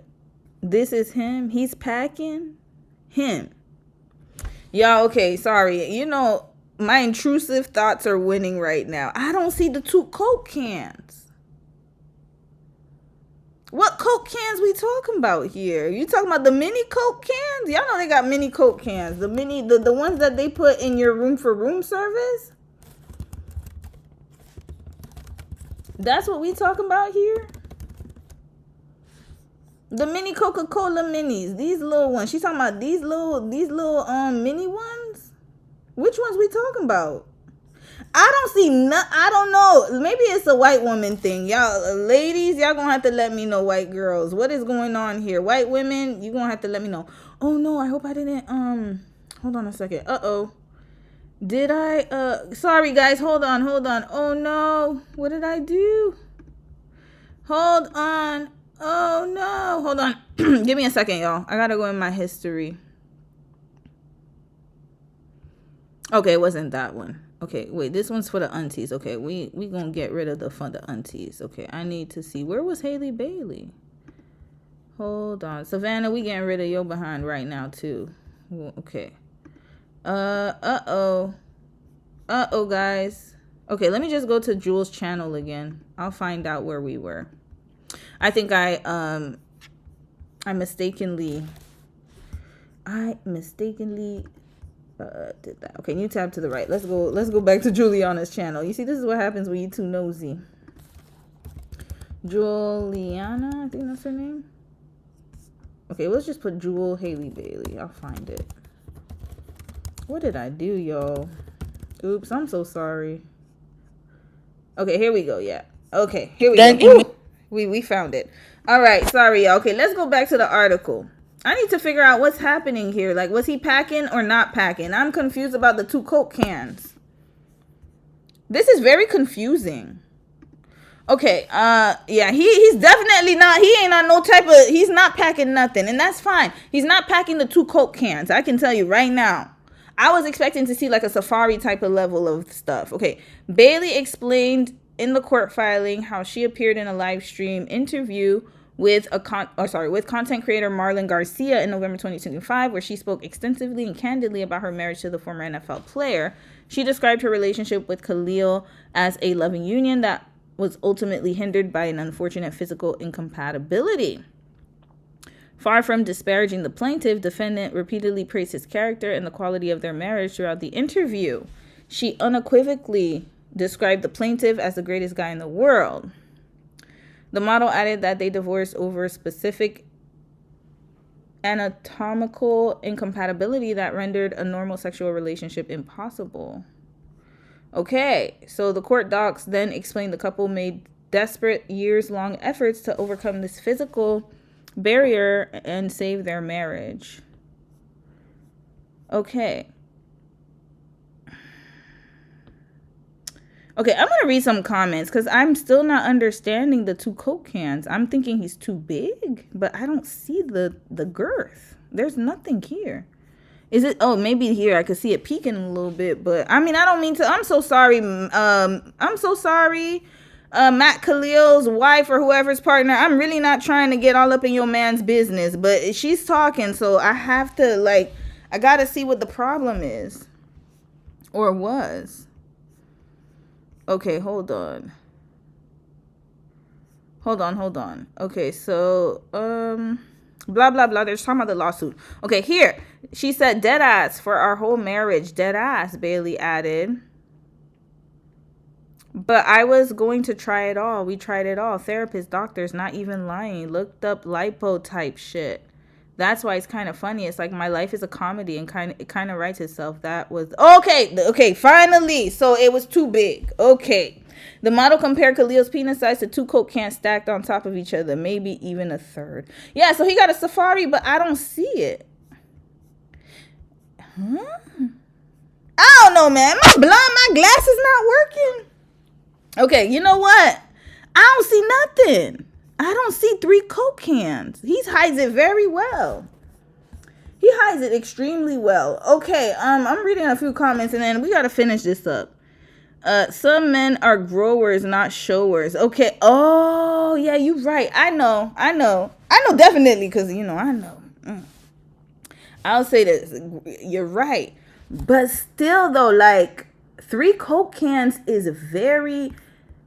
Sis, I'm sorry, but I gotta say this. 3 Coke cans would be very apparent, even if it's limp. You could at least see a little, But that means Safari was touching himself before he took the picture. That's possible as well. He was touching his meat to make it look big or whatever. But still, let me see. Hold on. Let me see something with Matt. Hold up. He got a new wife? Yeah, he has a new... Well, she could take it. Look at her. She looks very satisfied. She can take it. Look at her. He's married again, y'all. He got remarried. So she could handle it. I don't know. It sounds like Haylee's not used to it. She's not used to it. She's not used to that. And he couldn't break her in. That's what it sounds like to me. Yeah, sometimes you got to be broken into, but you got to be attracted to your husband. I think she just wasn't attracted to him, to be quite honest with you. She couldn't break it in. I'm telling you, if you really trust and believe me, you will make it work. You will make it work. Stitches and all.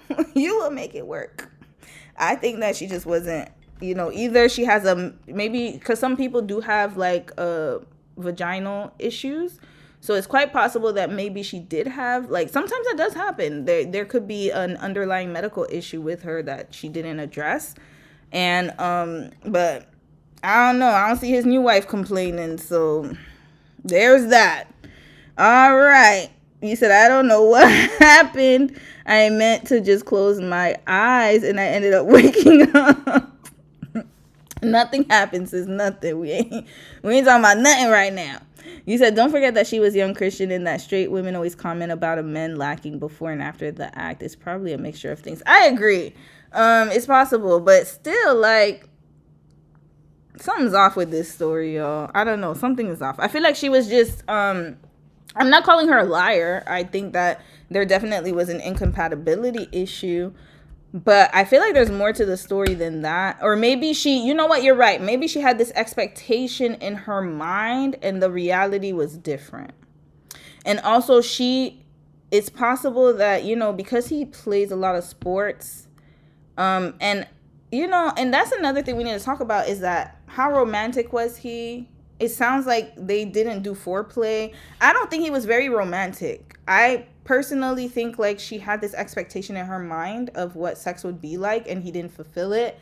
And for me, whenever I hear painful sex, that's a big red flag.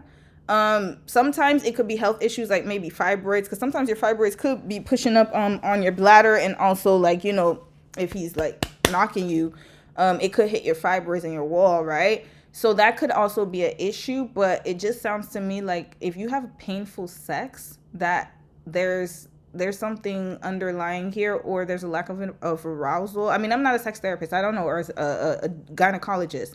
But from what I know, you gotta be really wet. Not only that, but you have to be turned on. And also, if it's uncomfortable for you and it's too big, you're not stretching. I don't know. There's something else going on.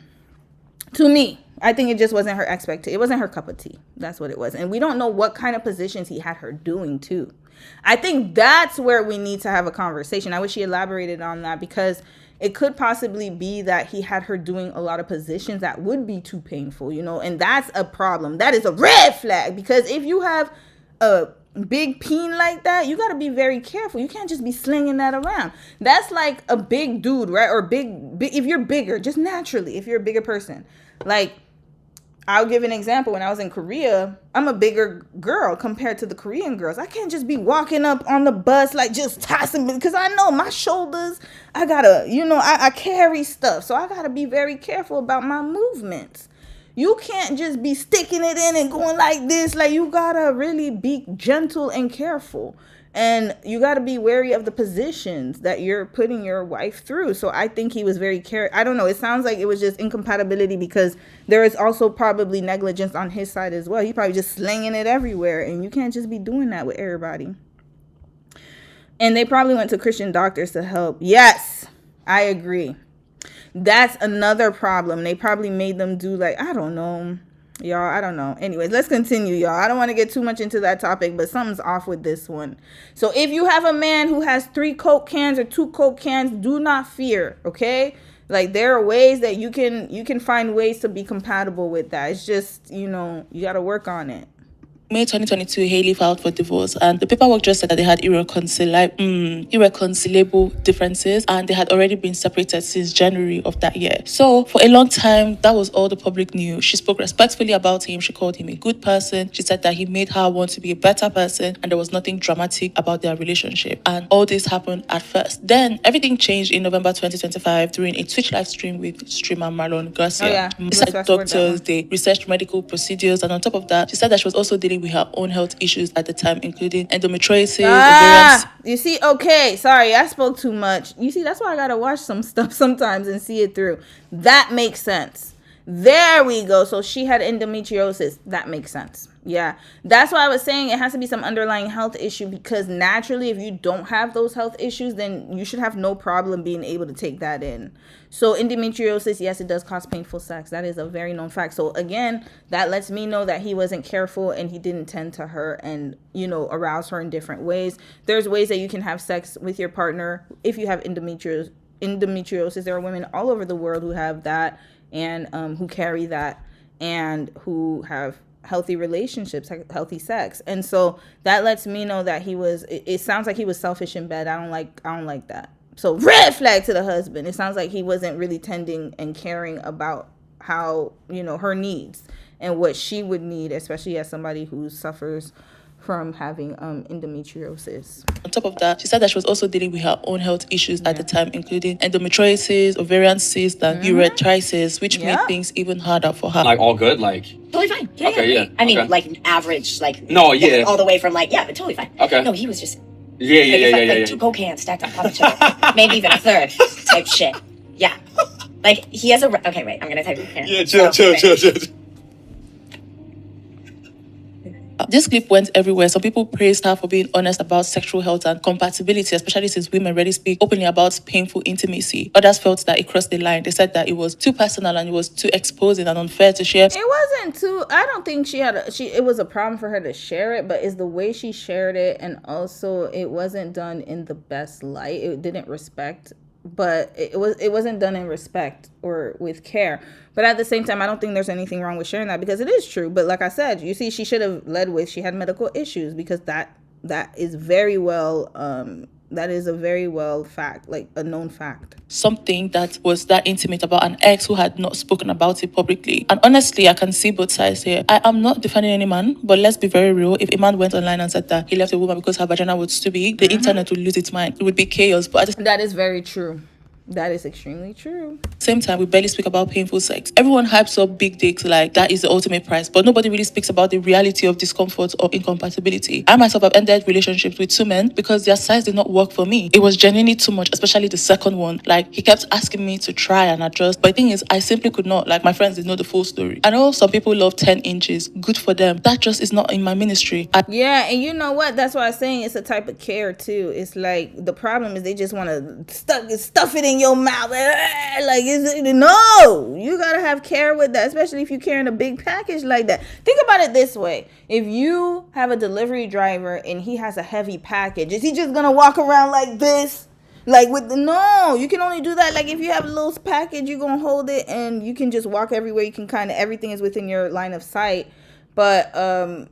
But then if you have a huge package, you have to be careful because you might have some people that you can't see. They might obstruct the view. So you have to be careful. You got to kind of be like this.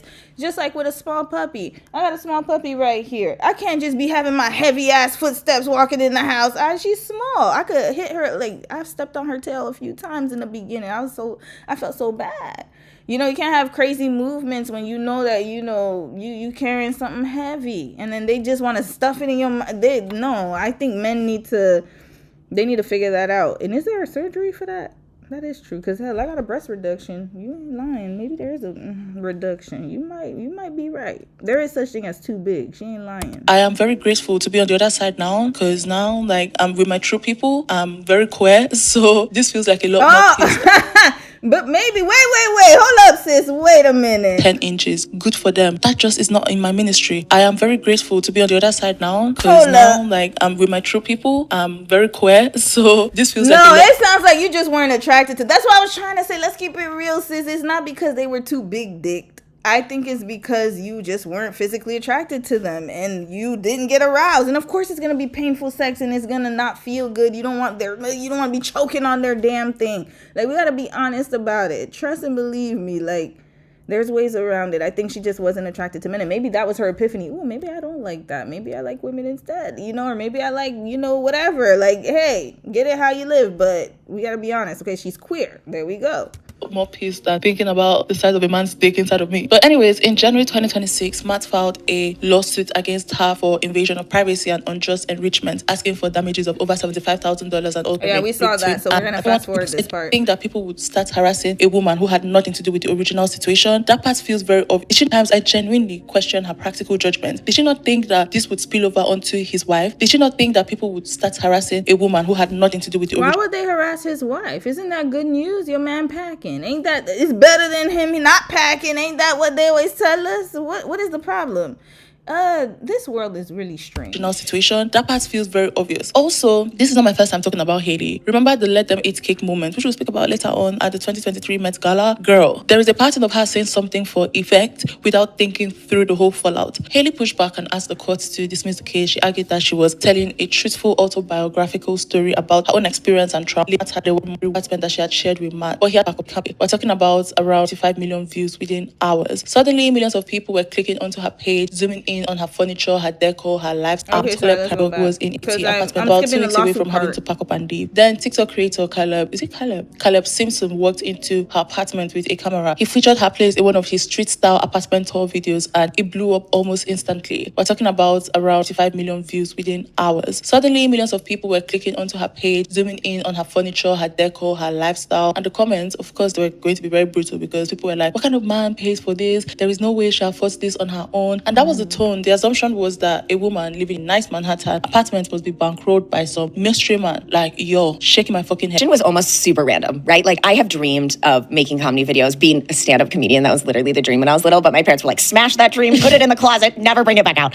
So I never thought it was possible until Caleb Simpson toured my apartment. And then that's when I saw, I think it was like in the first 5 hours, there was 55 million views. And I had never, ever seen numbers like that. And I could just like feel people going and like almost stalking my page. And so that was the moment that I was like, this is my time. Like, if I want to make shorts, comedy shorts, like now is the time to post. So that's when I started posting 5 videos a day, every day on every platform. And so for me, the transition was random, but very fast. Like, I'm very grateful that my following happened quickly. Like, I feel like it was just like right place, right time. Truly, I think there are so many people that work insanely hard in this. There are so many people that are 10 times funnier than me, but sometimes it's just like right place, right time, right moment in the algorithm. I really don't even know. Instead of spiraling, she did something smart. She turned the joke into a storyline. She created the Billionaire Boyfriend series, which is this running comedic bit about her imaginary ultra-rich partner funding her fabulous life. It was sarcastic. It was self-aware. It was basically saying, if you're going to write a narrative for me, fine, I would make it ridiculous. And when I was watching her series, it was mostly about like a man like his wife and all of that. I'm going to put some of it here, like the man controlling his wife, making his wife like a stay-at-home wife, and like she was doing like a day in my life and just being sarcastic about like the wounds she was getting and saying. Basically, I'm going to put it for you guys to like catch the vibe of the whole Billionaire series if you've not seen it. Oh, she does? Damn, she copyrighted her TikToks.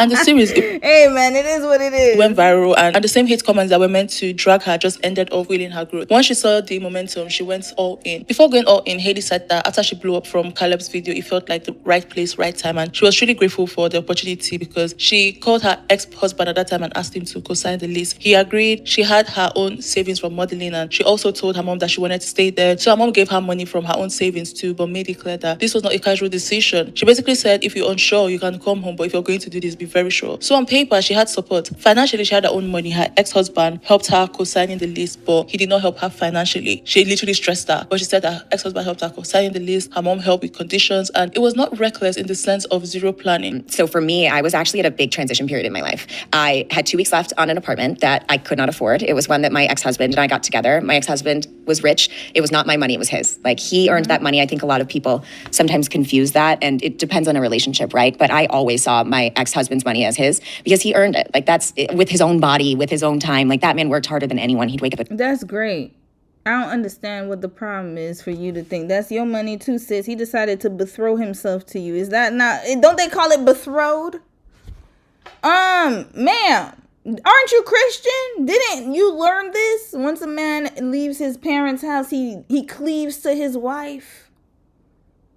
So you and him, according to biblical standards, because that's what you follow, then, and I follow it too, but yeah, well, I mean, you know, we read, well, I don't know what Bible you be reading from. That's true, actually. I shouldn't assume that. But anyways, according to the biblical standards of whatever the heck, you and him, you are one flesh. So that means your money is his money. As soon as you sign the civil documents that you're married, it's yours. Why are you acting like, oh, he earned it with his blood, sweat, and tears? Oh my God. Like, you didn't contribute to him earning it. Come on now.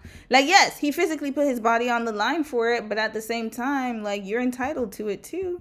And you also, you know, you took care of home. Who was doing stuff for him? I don't know what you was doing for him. But either way, he decided to marry you. And hell, we don't even have bride prices anymore. So hell, take it as your bride price. I don't know. But stop doing all of this. Oh my God, it's his money. And da-da-da-da-da. In other countries, and again, you know, I know some people are very sensitive about bride prices because then they equate it to prostitution. But hell, you know, you're going to pay for this labor. I'm not doing all this for free. I'll say that. So it's my money too. Case closed. I don't care if he came from a rich family or not. It's my money too. I'm entitled to it. Big transition period in my life. I had 2 weeks left on an apartment that I could not afford. It was one that my ex-husband and I got together. My ex-husband was rich. It was not my money, it was his. Like, he earned that money. I think a lot of people sometimes confuse that, and it depends on a relationship, right? But I always saw my ex-husband's money as his because he earned it. Like, that's with his own body. I don't see none of Dom's money as his. That's mine. Case closed. What the hell? I'm entitled to the share. What the hell? His own time. Like, that man worked harder than anyone. He'd wake up at 4 a.m. I don't give a damn if he woke up at 2 a.m. I don't care if he ain't got no sleep. He asked me to marry him. Therefore, he know what time it is. If he didn't want to share his money, he should have never gotten married. That's it. That's all. I don't care. I don't give a damn about that.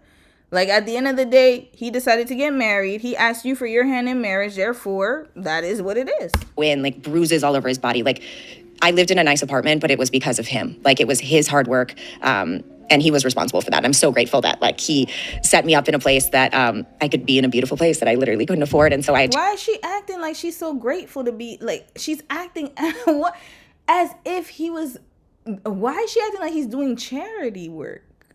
I don't like this rhetoric. This is very sad. Her mindset is weird to me.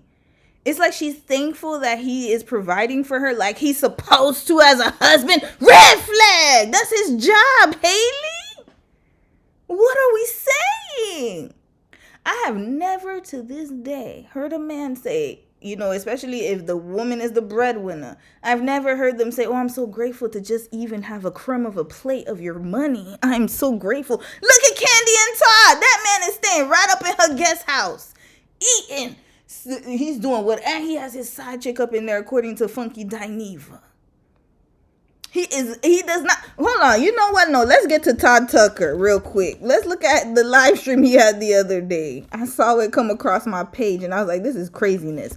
Todd Tucker, Candy Burris. Y'all gonna see what this man was doing on his live stream. Hold on, let me see if I can find it. Let me see if I can find it. Where he went live. Let me put guest house. He has no shame. They have no shame. Shameless. They don't give a damn. I've never heard a man say this. Like, oh my God, I'm so happy that, you know, it's all her blood, sweat, and tears. And I didn't do anything to work for it. It's all her money. Hell nah. You see, you gotta be like men. They will never say it. Hold on. Where's Todd at? Where is Todd at? There he showed up. Let me see if I can find. It's not funny because it's sad for Candy, but damn, like, hold on. Let me see. Yeah, here he's at the guest house. Let me see if I can find the Chronicle Speak should have it. Hold on. Now I'm not one to gossip, but I will serve you the. Shout out to Chronicle Speaks. Let's get to Todd's. I'm just trying to find the live stream where he was in the car. Oh, she got the court docs. Okay, this is going to be for this weekend, y'all. This will be for this weekend. Who Chronicle Speaks always has the tea. Shout out to her because she's the reason I had the Genie and Jeezy court documents. Okay, let's check 9mag. They're always messy posting people's live streams. Where's Todd Tucker? Let me put 9mag Todd Tucker. Okay, if I can't find it, I'll find it for this weekend because we might have to do one on Todd. But yeah, like he was in his car with his hat. He didn't give a damn when she was like, oh, like, you know, he's still staying up in the guest house. Here, let's watch this right here. Mama Joyce, we gotta ask you, how do you feel about Candy and Todd? I mean, they're getting divorced. Well, I just feel like as long as Candy's happy, I'm happy. And we're happy to hear that. We're happy to hear that. Candy, we gotta ask you, Candy, how did you spend Valentine's Day? It was your first Valentine's Day as a single woman. Oh, I was with well, first of all, I had to work. I had 2 shows that day. Okay, well, that's a good distraction. Juliet, but I took my mom, my cousin April, and my cousin Karan. We all went out to dinner. Okay, Candy's doing well. Damn, I wish I could find the guest house thing. Okay, we might have to pause this for next weekend. We'll get to the Todd Tucker of it all.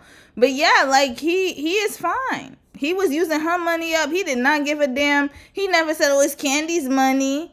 I could think of so many men whose wives are the breadwinner and they're sitting pretty. They never say, oh, it's her, all her work and effort. They say, it's ours. Yeah, me and my wife.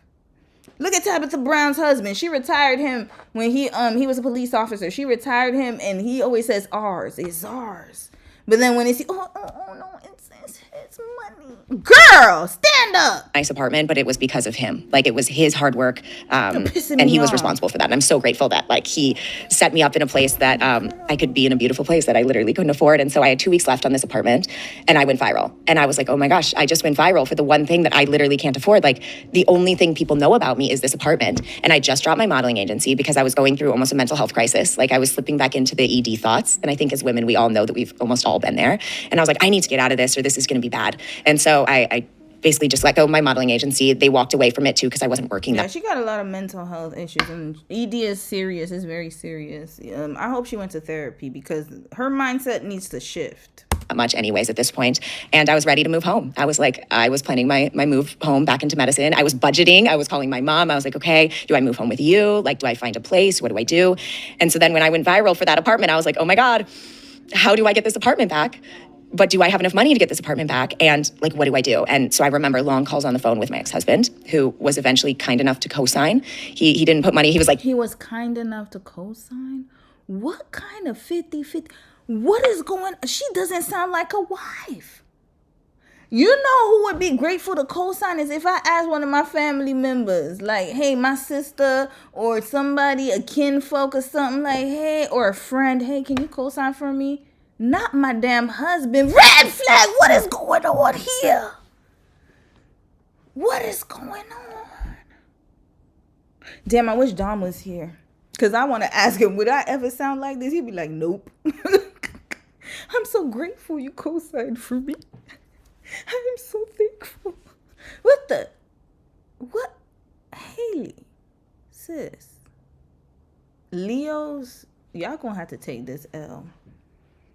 Leos, no, I thought Scorpios were bad, but no, nah. Adrian Bailon would never.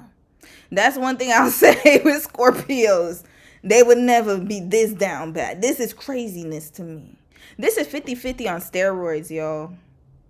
She was grateful he co-signed? Were they even married? Like, this is you. This is you. If you fail, this is on you. But he was kind enough to co-sign. And then I remember the calls with my mom being like, okay, this is the money I have in savings. It's enough to release this for 1 year. But if I don't make this happen, I will be in a bad financial position.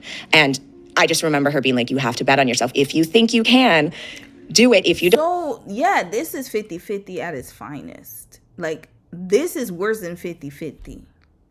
This is like, he wasn't responsible for nothing. Like, she is acting as if she's going to be destitute. Like, she's going to be kicked out the house. Like, why is she acting like that when her man's red flag? Matt Khalil, you got a little explaining to do. Why is sis acting like she's a pauper?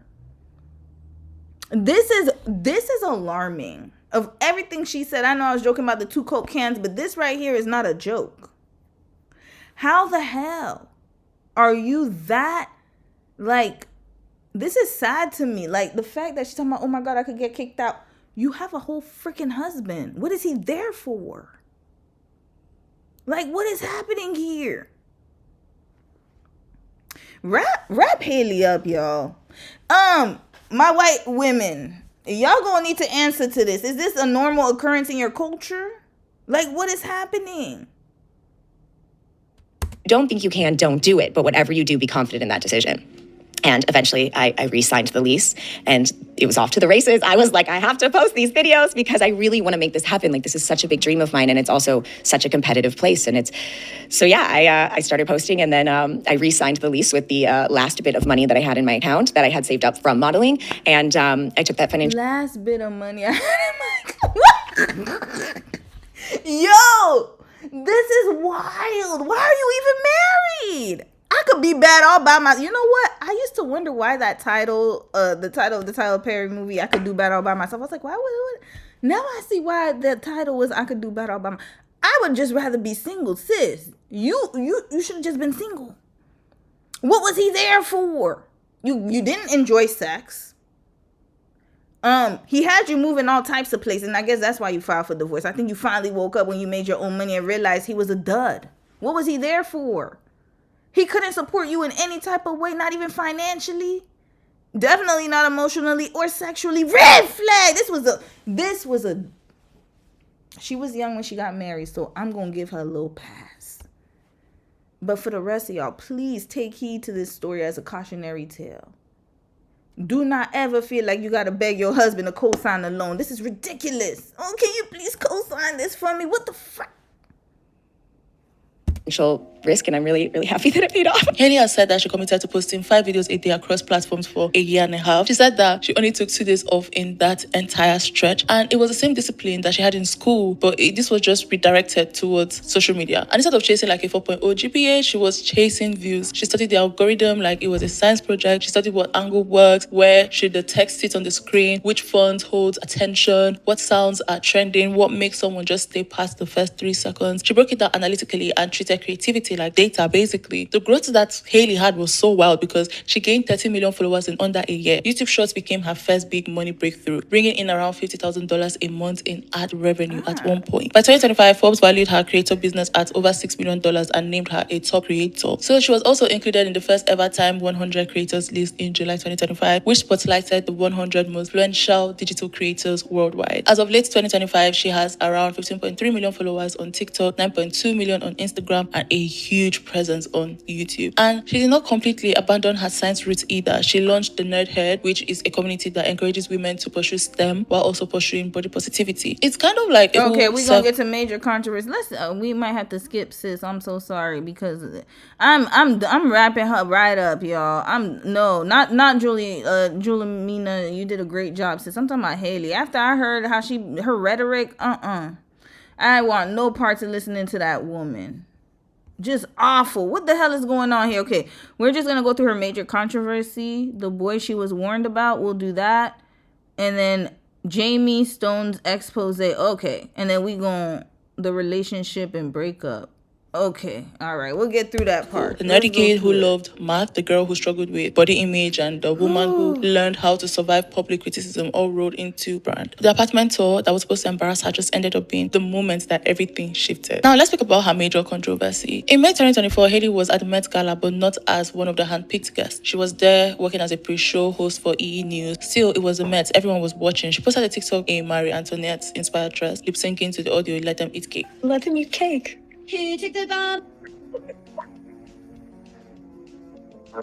A normal day, that might have just been another glam moment, but this was not a normal day. There were major pro-Palestine protests that was happening outside the Metropolitan Museum of Art, and people were already angry about wealth, about celebrity culture, and the cost of living. So that audio just hit differently. A lot of people just felt like it came off tone deaf, and rich people were just partying in couture while the world is literally burning. They're using a phrase linked to a queen accused of ignoring starving cities. Whether that was her intention or not, the optics were rough. The backlash came fast and loud, and it fed into the Block Out 2024 movement, where people started encouraging other people to block celebrities and influencers who were not speaking about humanitarian issues. I have a video on this. That was a lie, because, and that's why I said cancel culture is funny to me, because they said cancel her and she has how many? 50 million? Please. I did this video in 2024, so I'm going to link in my description box so you can watch it if you're interested. But anyways, the next day, Haylee posted a 9-minute apology. She explained that she was not invited by Anna Wintour and she did not have a ticket to the gala itself. Is it gala or gala? Some people say gala, some people say gala. It depends on where you are, sis. You're learning about the different English accents, I guess, or the way they say expressions. Okay, pronunciation. Sorry, that's what I meant to say. Haylee. What I was gonna say about Haylee is that, she makes my head hurt, yo. I don't even know if I want to continue, because her just acting like she's destitute because she got a husband. That discombobulated. I ain't never heard a woman sound like that before, and I've heard many a thing. I'm gonna say gala because that's what I know. But anyways, she said that she went home after Anna Wintour told her ass, "You better say that I didn't invite your ass to this." That's what happened. To watch the event from her couch. She said that the audio was trending and had been used in over 110,000 other TikToks, and that she did not even think about the wider context. She also admitted that she was very uneducated about what was happening in I believe it.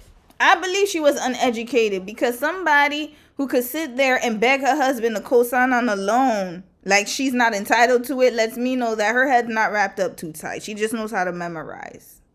Sometimes that she doesn't have any common sense. So I actually believe that she really has no type of social awareness. She needs to go see somebody clinically. Something is off with her brain pattern. Not only that, but hell, she's talking about let them eat cake. She wasn't able to eat cake the way she was going to be broke if her husband and her mother didn't pitch in for her, as she said. Haylee got a problem, y'all. Something ain't right with her head. Gaza at the time. Some people accepted that, others felt like it was very weak. People felt like the problem was not just the audio, it was the bigger pattern of influencers just floating above real world issues until backlash forces a response. So yeah, then there was the Doja Cat situation. Basically, Haylee realized publicly that Doja Cat had blocked her on Instagram, and instead of keeping that to herself, she talked about it. And some people actually thought that it was harmless. Others felt like it looked like she was stirring the pot, especially since she had previously recreated some of Doja Cat's outfits for content. People speculated that Doja did not appreciate it, and people argued that announcing the block could actually send her followers towards Doja Cat's page, whether she intended to or not. And then came the Who the Fuck Did I Date series. Haylee posted a TikTok series that seemed to expose a former boyfriend named William for abusive behavior, and the story pulled people in. So many people rallied around her, but then fans started noticing inconsistencies. Eventually it came out that William was not a real ex, and the character was fictional, and it was just created for skits. And that did not. So she created a whole fake ass story time, and it was a skit.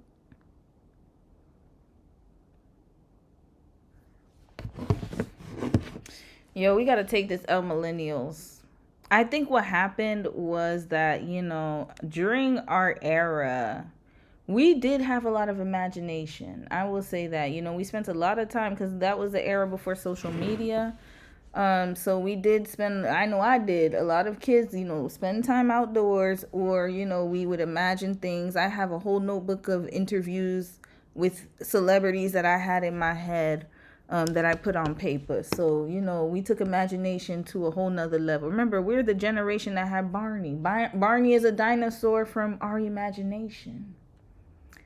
So remember Imagination Station? So I think she took it to a whole new level to come up with a damn story. Haylee, you know what wraps this right up? I really don't want to hit nothing else. This is craziness. Who is supporting this woman?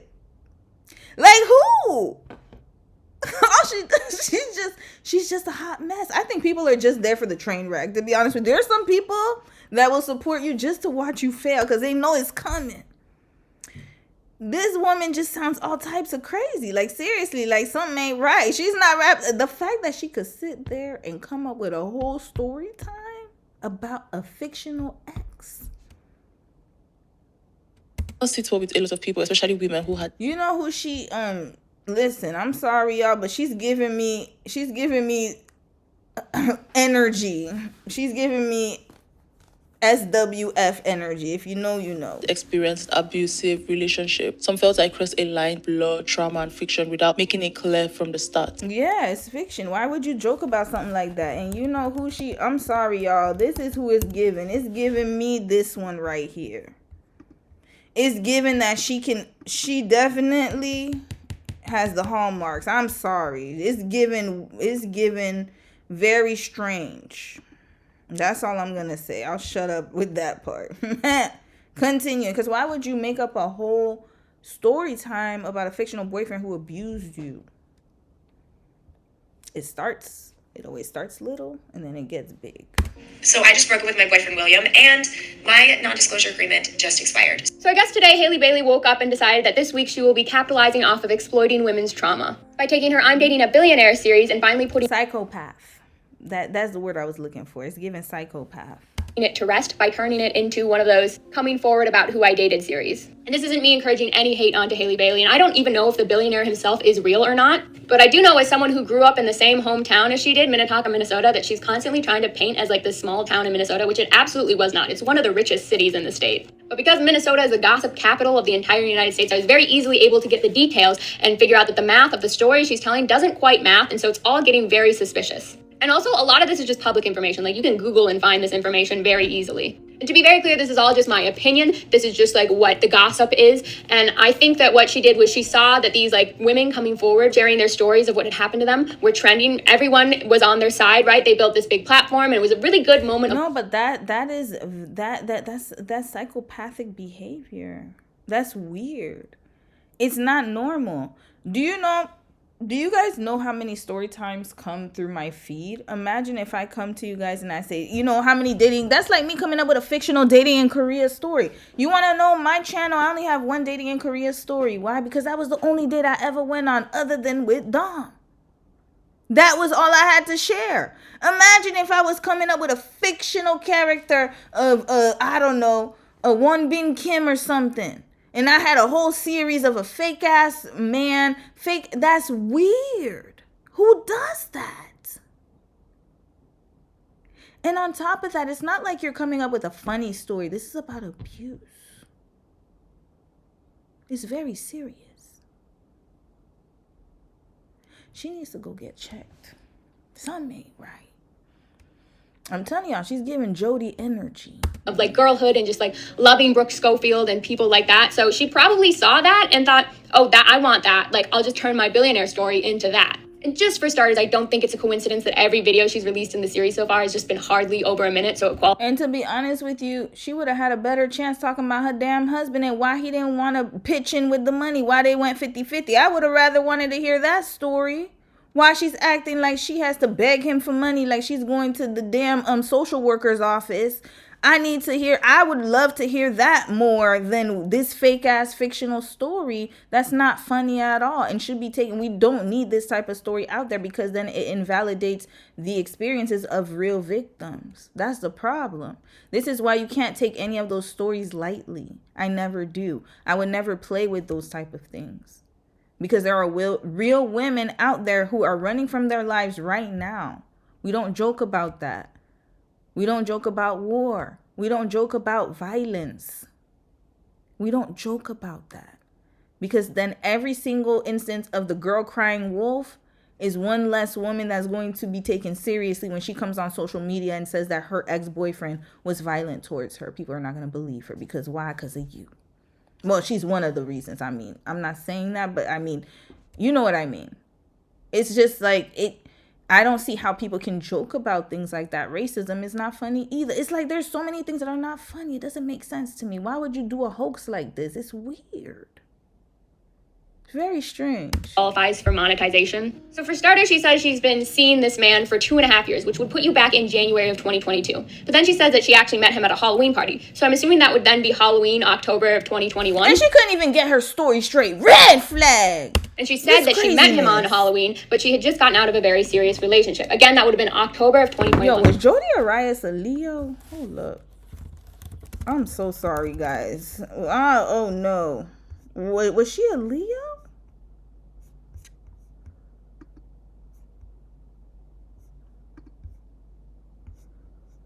And rest in peace to the young man who had to deal with that crazy ass woman. Hold up. Oh, does it have her birthday? No, it just has his. Well, he was young too. Yo, she was a Cancer. Oh Lord. Okay, and she was a millennial too.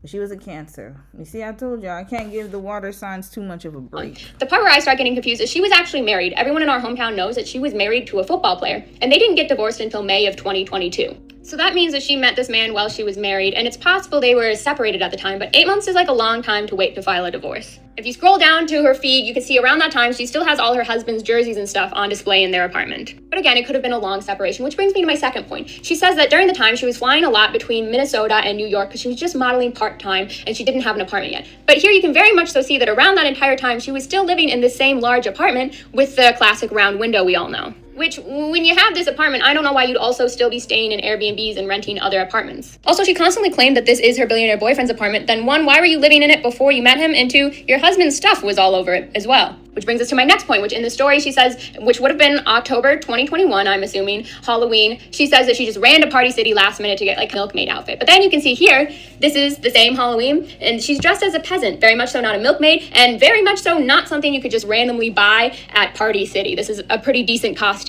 Like, it's pretty expensive looking, and it's very Marie Antoinette, let them eat cake. And another part I find wildly suspicious is she says that the billionaire had her sign an NDA, which, since they just broke up, it just ended. And as someone who has lawyers in my family and has personally signed a couple of NDAs, I've never heard of an NDA ending when your relationship with like a company or the party ends. NDAs are made for damage control on the way out. So there's usually a contingency that says after this relationship ends, right, after you post this, you do this, then there's like a 3 to 5 year window in which you can't talk about it, because that's the point of NDAs, is to keep you quiet until it's no longer relevant. So I can't imagine there ever being an NDA that ends the second you walk out of something, because then what was the point of signing the NDA? And if he truly is a billionaire, I would assume he has some people on his team writing really decent NDAs. And I want to make it clear, I'm not interested in talking about her past, dragging out anything that's happened, just what... You know, this is crazy. She's so book smart, like I said. That's how I can tell when someone just memorizes something, because there's no critical thinking. This is why Aristotle, that's why they call it, the Socratic method.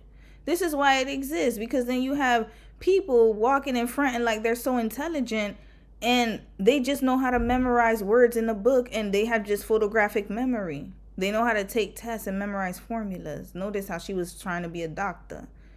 They can memorize formulas, they can memorize words and text, but this is why there's no cognitive like functioning of analysis in her brain. She didn't think that she's a social media content creator. She didn't think people were going to go back and check her videos. That's stupid. It's dumb. Like, just dumb. What she is specifically still talking about today. And I'll even say one thing I've always admired about her, and reason I used to kind of sort of root for her, honestly, is because she's always known exactly who she is. Like, even it's because she's white. Next. Instantly popular. She's always been very outwardly confident in herself. Even like in high school, she'd do like a full face of makeup. No, she wasn't. She said she wasn't. All right, bye, girl. That's why you follow her, because she has an aesthetic.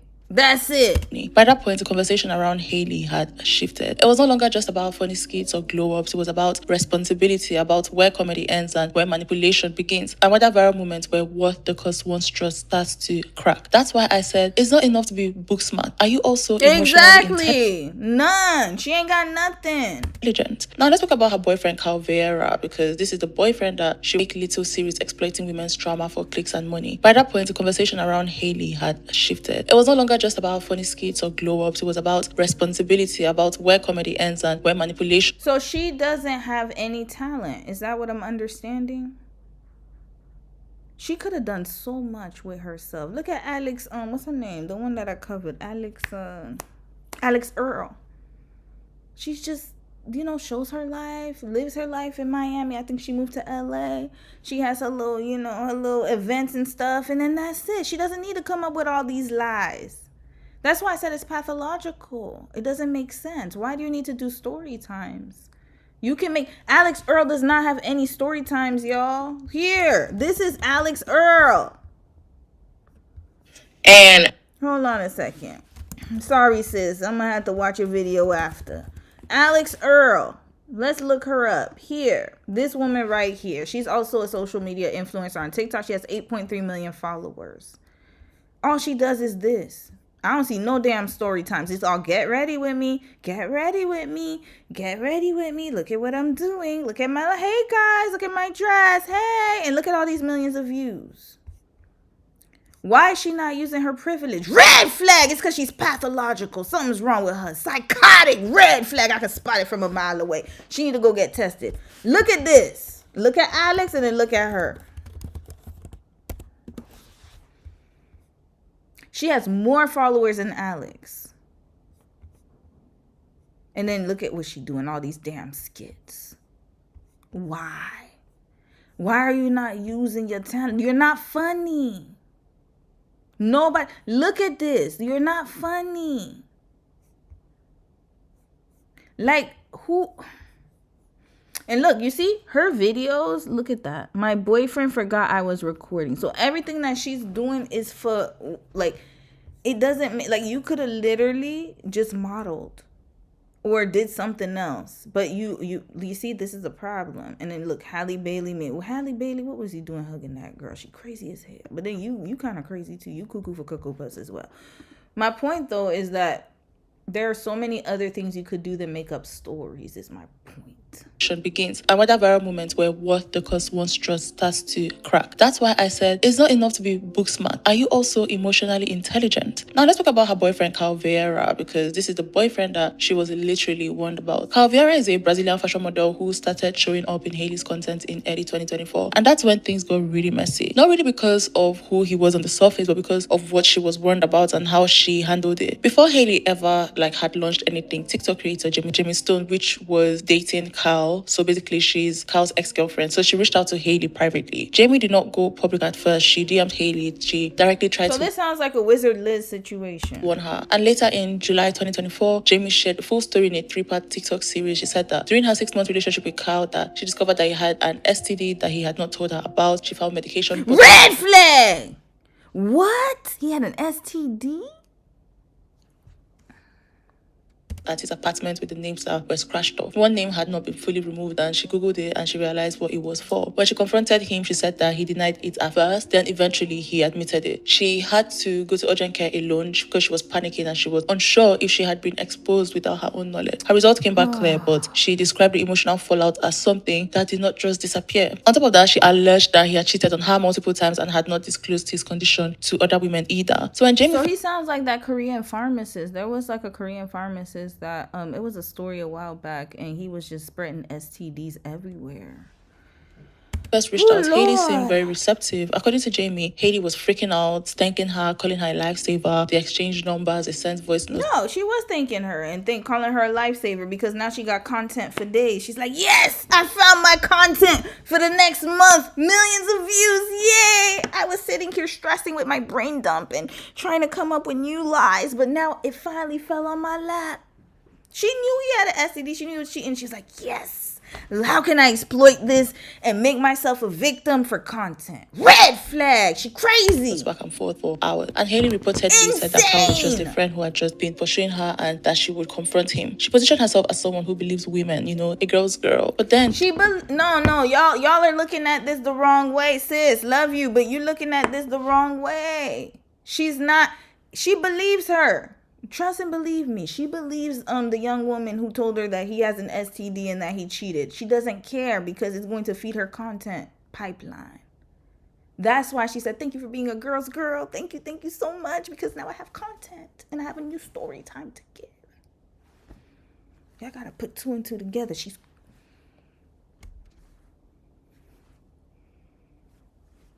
The wires are not wiring. Things flipped. Within days, Haylee started posting with Carl anyway, and when Jamie questioned it, Haylee initially claimed that one of the videos was old footage. But then more videos actually came out, and more. Eventually, Haylee started tagging him, and this helped him grow his own platform. When Jamie pressed her again, Haylee said that she had a long talk with him and made him sign some kind of agreement, and Jamie felt like that was very ridiculous. A piece of paper does not undo a pattern of hiding an STD from Jamie, you care too much. Listen, if you're a woman and you're trying to warn the next woman and you get that kind of response, leave it alone. Jamie, what you needed to do is file a criminal suit against him for lying to you. That's what you need to focus on. Don't try to convince Haylee to leave him. It's not going to work. She already got the couple's content already figured out. She got the matching pajamas for Christmas, everything. Everything's all lined up. They're going to do, like, the get ready with me, the dances together. Yeah, she already had that all lined up. She found her perfect fish. It does not protect the next woman. And after that, the communication just dried up. Jamie said that the last message she got was Haylee asking if she had any more proof. Jamie sent additional evidence, and after that, Haylee went quiet. So of course she did, because let me tell you, I'm telling you, the mind of remember, I have an imagination too. But I don't choose to go that route. Because I got better things to do with my time than make up stories. I have some type of common sense. She doesn't. Let me tell y'all, what she's doing is she wants all the evidence for when they do the breakup story, because you gotta have the whole relationship timeline. So when you meet, you do the little Instagram pictures together, whatever, the TikTok dances, the little, when they be eating off of each other's plate, like doing all this stuff, right? Gotta do that. Then after that, there's, moving in together. Oh my God, my boyfriend got me this, gifts galore. Oh, he's so awesome, my Brazilian amor, blah, blah, blah, blah, blah, whatever. I don't know Portuguese that much. I know, I'm probably speaking another language. And then after that, once they get to the, the tension, oh, I haven't seen you post him. Is everything okay? And then, they're going to ignore questions, do not answer. And then eventually they come back. Okay, guys, I have something to tell you. You know what? Let's eat this. Michaela, didn't she have she got flamed for her breakup, her divorce video? And then that's what happens. This is exactly what happens. And then she's saving all of that so that she can reveal it in the breakup story. Like, I didn't even know. And then this girl, she told me, and then, oh my God. And then you have the little tears, and then you're done. Michaela, this is what it's going to look like. Divorce. Did she put it? I hope she didn't put it. She probably privated it. Here we go. I'm not sure how anyone is surprised. Why do they always do these think pieces? I need to see the original video. Here we go. Listen to this. This is the video. This is what she wanted to do, because that's what all of her TikTok friends are doing. Where's the volume? Okay, here. I don't want to sit down for this video. I am getting a divorce. Take a minute. Take it in. I am getting a divorce. Get ready with me for...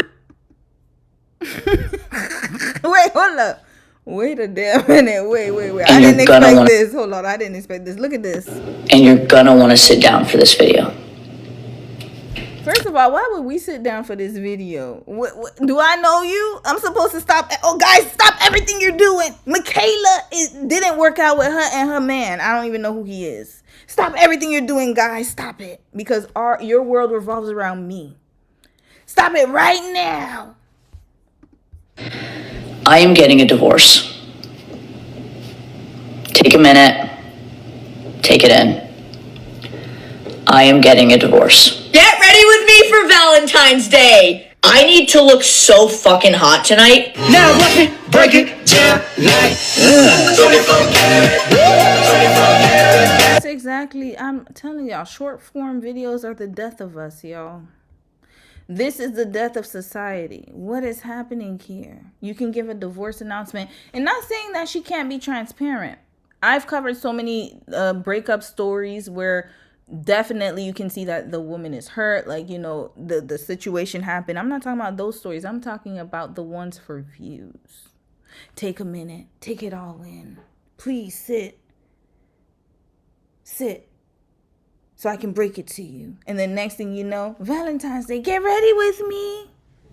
This is where we've come as a society, y'all. That's exactly what Haylee was trying to achieve. These are her peers. Jamie went public because in July 2024, she posted a 3-part series laying everything out: the relationship, the STD discovery, the DMs to Haylee, and the fact that Haylee just chose to just keep posting him anyway. Jamie said that she felt responsible to warn other women, especially since Haylee was actively increasing his visibility and by extension his access to more women. You know what it sounds like? The Danish deception. That's what it sounds like. Jamie, love you, sis, but we gonna skip through your story, but I believe you. Official. He was on her page, in her skits, at events. They showed up together at Gotham TV Awards and the Time 100 Creators launch party in 2025. He met her dad. He was fully integrated into the brand. And if you were a casual follower, you would think none of the early warnings ever happened. Then on August 12, 2025, she posted a YouTube short confirming that they had broken up. The tone was calm. It was like almost overly gracious. She said that she was single, but her ex was lovely, incredible, amazing, kind, and that she had nothing bad to say about him. She framed it as a simple compatibility issue, that there was no drama, there was no... So it sounds just like what she did with the ex. Oh, there's no drama, guys, don't believe it, da, da, da. And then all of a sudden, boom, when you least expect it. She didn't go get tested for the PD, y'all. She got a PD. Thing to expose that. They were just being very mature about it. I'm not gonna lie, that through Cluster B people, because this was the same relationship that came with very specific, very serious allegations before it even started. So hearing her wrap it up in this very neat bow just felt off, especially when you remember how dismissive she had been towards the warnings in the first place. Then in December 2025, she posted a 4-minute video listing everything that her ex did while she stayed. And this is where the tone shifted. She talked about lying, cheating, manipulation, gossip. Oh, say it ain't so, a pattern?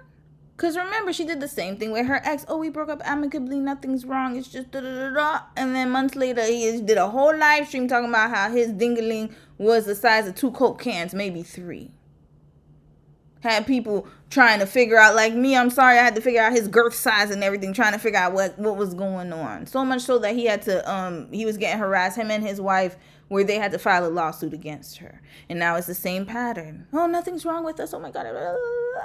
And then all of a sudden, oh, he's manipulative, he's abusive, he's da-da-da-da-da-da-da. Even though you knew months ago, and homegirl dropped the tea in your lap, on your lap, and you did nothing about it. Why? Content. Lighting, promises that never meant anything. She described ignoring red flags and convincing herself that it would get better. She admitted that she stayed when she should have walked away. The energy was reflective, almost embarrassing. Like, it did not sound like the glowing breakup statement from August 2025. But let's watch the video, because let's watch it together. I've watched the video before, so let's watch the video together. Shoot, but because I can't tell you. No, I'm not watching. Sorry, I'm going to put it because I've watched it like so many times. I'm going to put it after. I just landed somewhere for a super secret shoot, but because I can't tell you that yet, let's do an edition of the things my ex-boyfriend did, and I still stayed. Yes, I'm aware some of these are very foul, and I should have seen it coming, but you know, when you're in love, you're dumb. Let us begin. After about a year of dating, I asked him what my... And look how she's smiling, y'all.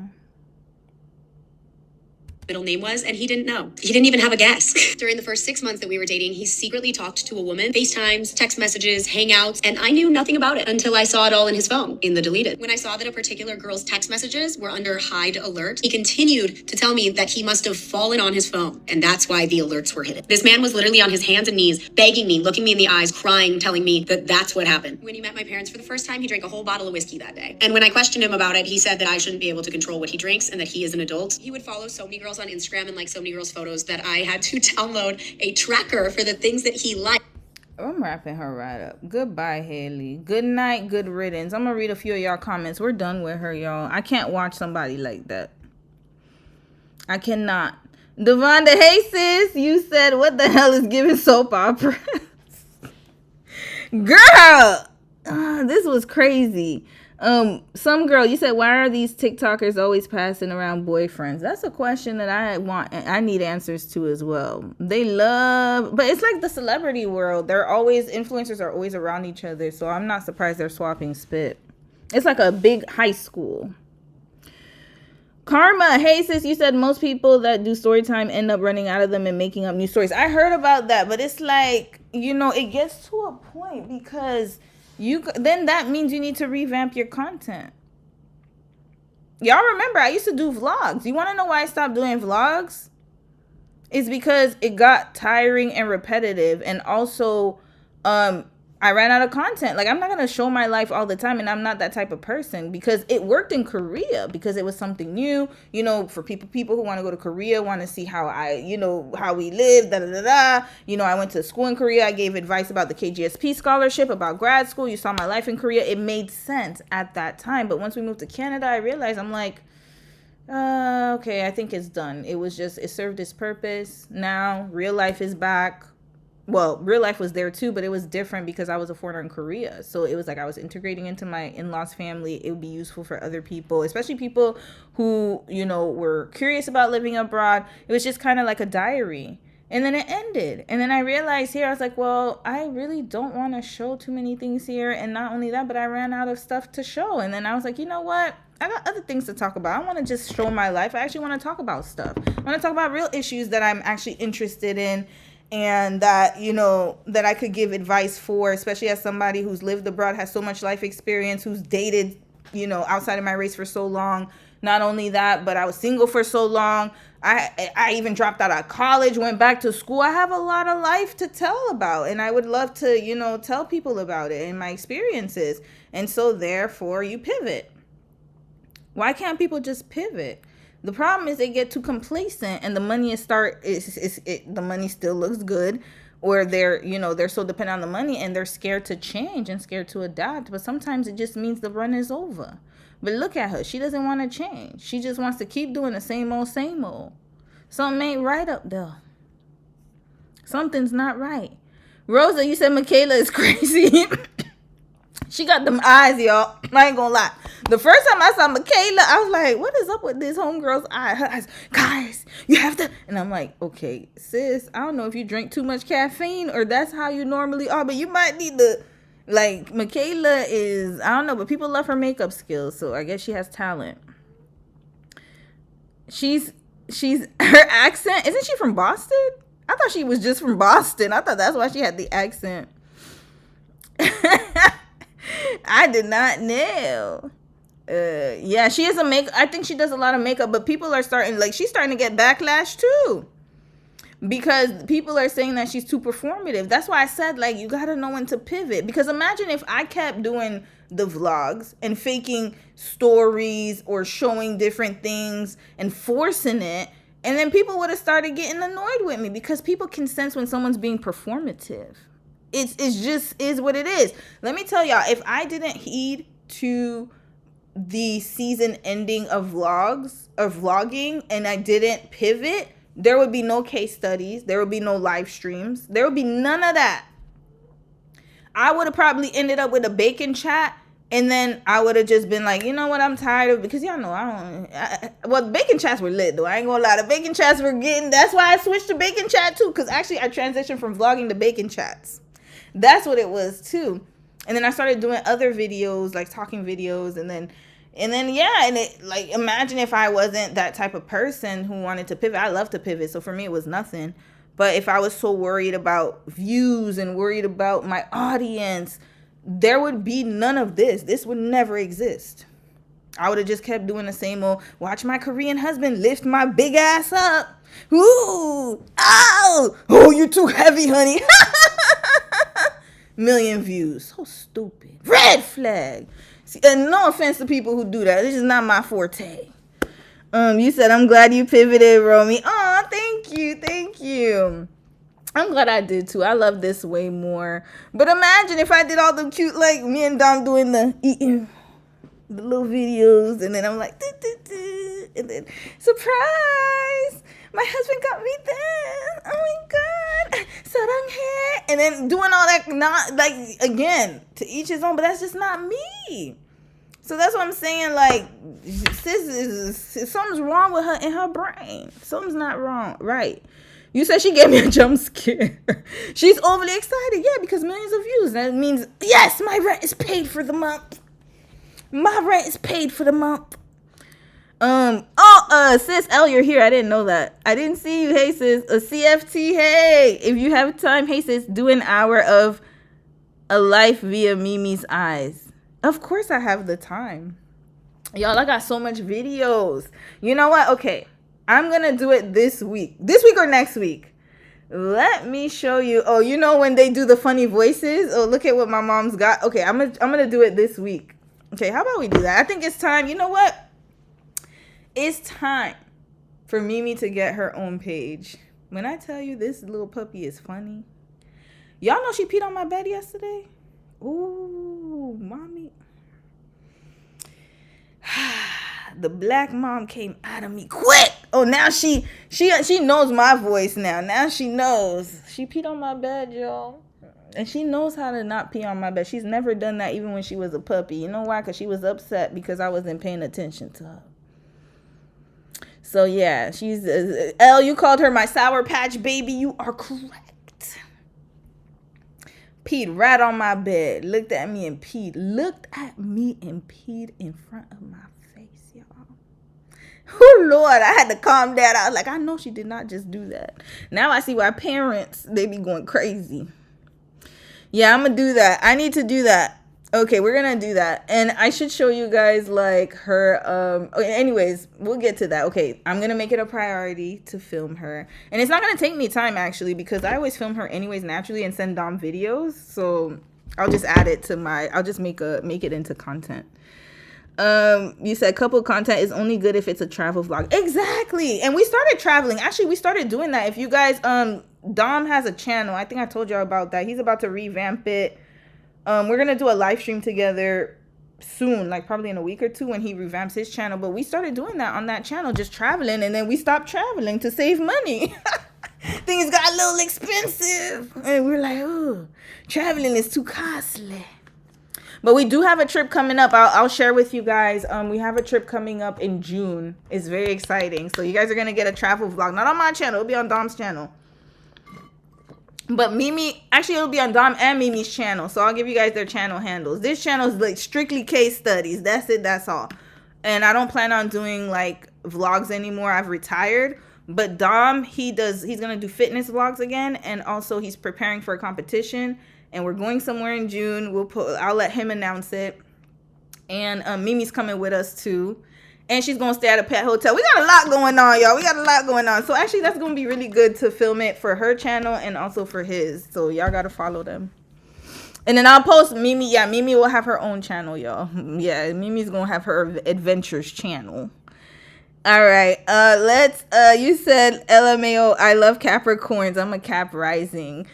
I love Capricorns too. My sister's a Capricorn. We're very close. Only thing about Capricorns though is the capping. My sister, that's one thing I've noticed about a lot of Capricorns. It's like, why can't y'all just admit that y'all can't do something? My sister be like, yeah, I can do it. And then all of a sudden, I'm like, but she works really hard. And I'll say like of all the signs, I think Capricorns and Aquariuses are very similar. Very similar. We're very, very driven. Very driven. But yeah. All right. Let's continue. How long is this video? 13 minutes. We got to speed this up. I'm only going to be here for another hour. What else did I have on the thumbnail? Okay, the jail one. Oh, Lord. Okay. Maybe we should watch this one. This one looked very interesting. Thank you, sis, for sending this to me. Let's watch this one. This one looks very interesting about skin tones.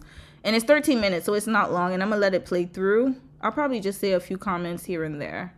Let's do 1.25 for times. It's one of the most powerful. All right, we're going to talk about skin tones. This is supposed to be about skin tones. So we'll see. Adaptations in human history. And the science behind it will completely change how you see yourself and everyone around you. Let's start. Very fair skin represents the absolute extreme of depigmentation. Found in populations from Ireland, Scandinavia, and the Baltic regions, this skin appears milky white or translucent, often showing visible veins beneath the surface. The melanin levels here have dropped to the bare minimum necessary for cellular function, and the reason is brutal in its simplicity. These populations evolved in environments where UV radiation I love the graphics, by the way. This is extremely interesting. Love the graphics. becomes so scarce during winter months that any melanin barrier, no matter how slight, could mean the difference between adequate vitamin D levels and deficiency diseases. Research examining ancient DNA from these populations reveals something shocking. This extreme depigmentation happened relatively recently in evolutionary terms, within the last 5,000 to 10,000 years. It wasn't a gradual drift, it was rapid natural selection responding to environmental pressure. As humans migrated into post-glacial northern Europe, those individuals with lighter pigmentation survived at dramatically higher rates than those with darker skin. The selection pressure was so intense that populations shifted from moderate pigmentation to very fair skin in perhaps only a few hundred generations. When we reach light golden brown skin, we're looking at populations from the Mediterranean, North Africa, and parts of South Asia, regions where distinct seasons create dramatically different UV exposure patterns. Research tracking vitamin D synthesis found this is the sweet spot where protection and production balance almost perfectly. During summer months with abundant sunshine, this skin maintains adequate melanin to prevent burning and protect folate. But here's the key. As autumn arrives and UV intensity drops, that same pigmentation level allows efficient vitamin D production without the need for dramatic adaptation. Scientists studying populations around the Mediterranean discovered something unexpected. This phenotype can adjust melanin production seasonally with remarkable speed. Expose this skin to summer sun and it tans quickly, building a temporary shield. Okay, that's really good to know. Is that the tan? We still on tan skin? Reduce UV exposure in winter, and the melanin concentration decreases, maximizing whatever limited sunlight reaches the skin. It's a dynamic system evolved for climates where extremes alternate throughout the year. Olive-toned skin might be the most genetically diverse phenotype on the spectrum. Found across southern Europe, the Middle East, North Africa, and parts of the Andes, this skin is distinctive for its neutral base with greenish, yellow, or gray undertones that seem to shift in different lighting. Genetic studies reveal why. These populations sit at crossroads where human migration mixed genes from multiple ancestral groups. The moderate melanin levels provide a compromise, enough protection for sunny summers, but light enough for vitamin D synthesis during cloudy winters. Oh, so they got the best of both worlds. Interesting. But it's because of the mixtures. But there's something extraordinary about the neutral undertones. Research suggests they create a kind of optical camouflage effect, making the skin appear darker in bright light and lighter in shade. This isn't aesthetic, it's functional. By appearing to adjust with ambient light levels, olive skin optimizes both UV protection and vitamin D production across varying conditions. I did not know that for olive skin folks. Okay, if you have olive skin, then you're pretty much, oh, no wonder when people go to Greece, like they always look so healthy. Yeah, and they always look so like vibrant. Scientists studying populations with this phenotype found they maintain stable vitamin D levels across a wider range of environmental conditions than any other skin type. Warm beige skin evolved in regions with pronounced seasonal cycles, places where populations faced long periods of weak sunlight followed by intense summer sun. Found in southern and eastern Europe, parts of Latin America, and West Asia, this phenotype required a completely different strategy. The melanin levels drop significantly compared to darker tones, which poses risks under strong UV, but provides massive advantages in low-light conditions. Here's what makes this adaptation so critical. Research on vitamin D synthesis shows that populations living at higher latitudes face a genuine survival threat from deficiency. Without adequate vitamin D, bones soften in a condition called rickets, the immune system weakens, and mortality rates spike, especially in children. Hold up, I might need to go take some vitamin D because, wait, what he said, latitude? Wait. You going a little too fast in my meds right now. Hold up, brother. Provides massive advantages in low-light conditions. Here's what makes this adaptation so critical. Research on vitamin D synthesis shows that populations living at higher latitudes face a genuine survival threat from deficiency. Without adequate vitamin D, bones soften in a condition called rickets, the immune system weakens, and mortality rates spike, especially in children. A study examining skeletal remains from medieval Europe found evidence of widespread rickets in populations that migrated north before their pigmentation adapted. Warm beige skin evolved specifically to prevent this. The reduced melanin allows UV penetration. Wait, I'm gonna need to take some. Okay, I gotta buy. Okay, that's my sign, my cue to go get my vitamin D, because I do live in a higher latitude area. This is Canada. Yeah, I am deficient in vitamin D. Okay, we gonna get them supplements this week. Sufficient for vitamin D production, even during the weak sunlight of spring and autumn. But there's a trade-off. This skin burns more easily than darker phenotypes. The evolutionary solution? These populations developed an enhanced tanning response. Expose warm beige skin to summer sun, and it rapidly produces additional melanin, creating a temporary protective layer. As winter approaches and UV drops, that tan fades, resetting the skin for maximum vitamin D absorption. It's a seasonal adaptation encoded in melanocyte response patterns. Fair light skin takes this adaptation even further. Found primarily in Central and Northern Europe, this phenotype evolved in We already almost halfway through. When we gonna talk about the black folks? Come on now. Regions where sunlight becomes genuinely scarce for much of the year. The melanin concentration here drops to minimal levels, giving skin a pale beige or pinkish appearance. And the evolutionary pressure that drove this is stark. Research on vitamin D synthesis at high latitudes shows that with limited UV exposure, darker skin literally cannot produce enough of this critical nutrient. Scientists studying populations from these regions discovered that fair skin allows approximately 5 times more UV penetration than the darkest skin types. So basically, I'm not meant to be here. Noted. And I knew, you know what? When I went to Jamaica, I love my Jamaicans. When I went to Jamaica, seriously though, like, honestly, it felt so good. Like, it was like a feeling I had never felt before. It was like, I mean, I felt it in Haiti too. But Haiti was too chaotic. So for me, Haiti, I was like, hold up. But it was, actually, I really enjoyed Haiti. But the thing is, I didn't really get to really rest because I was there to see my dad at the time because he was living there at that time. But with Jamaica, like, the weather was phenomenal. Like, it was like, even the week that I stayed there, like, I will go, I'm telling you, Jamaica is one of those places that I will go over and over again. And honestly, I hope I could vacation there when I retire. I could have a vacation house there or somewhere in the Caribbean. Caribbean to me is like, that's the best place. Like, cause here, even though I live in a more like a milder, like a city with milder weather, it's still too cold. And this is why my vitamin D levels are low. Okay, I mean, I already knew that, but hearing him explain it makes sense. We all the way up in the great north. We're not meant to be here. This ain't for us. So they right when they tell us to go back to our country. They ain't lying. I gotta go back. The motherland. I need to find a place over there that's not too hot. I'm talking about retirement. We're talking retirement here. But yeah, like, I need to find a place that's like has really good weather. Environments where winter days last only a few hours and the sun hangs low on the horizon. Yeah, this is just confirming to me that Canada is not a retirement location. Isn't a minor advantage. It's the difference between survival and death. Medieval records document devastating bone diseases in populations that migrated to northern latitudes without adequate time for pigmentation adaptation. Fair light skin maximizes every available photon of UV light, converting it into essential vitamin D, even under overcast skies. Yeah, so y'all meant to be here. That tells me my black ass don't need to be here no more. All right, that just basically confirmed to me because Dom and I already talked about it. I was like, when we retire, I really just want to do maybe 6 months here just for residency purposes, but I want to go out. I'm out of here. Like, I gotta go somewhere else. And this is to letting me know this is not the right temperament or climate for me. The vulnerability to sunburn isn't a design flaw, it's an acceptable risk. In northern This looks like Victoria too. Europe, traditional populations rarely encountered UV radiation intense enough to cause dangerous burning. The adaptation optimized for scarcity, not abundance. Deep ebony skin. This represents the absolute pinnacle How many? Okay, 7 minutes. of melanin production in humans. We're talking about skin tones found predominantly in populations from East Africa, particularly among Nilotic groups living near the equator.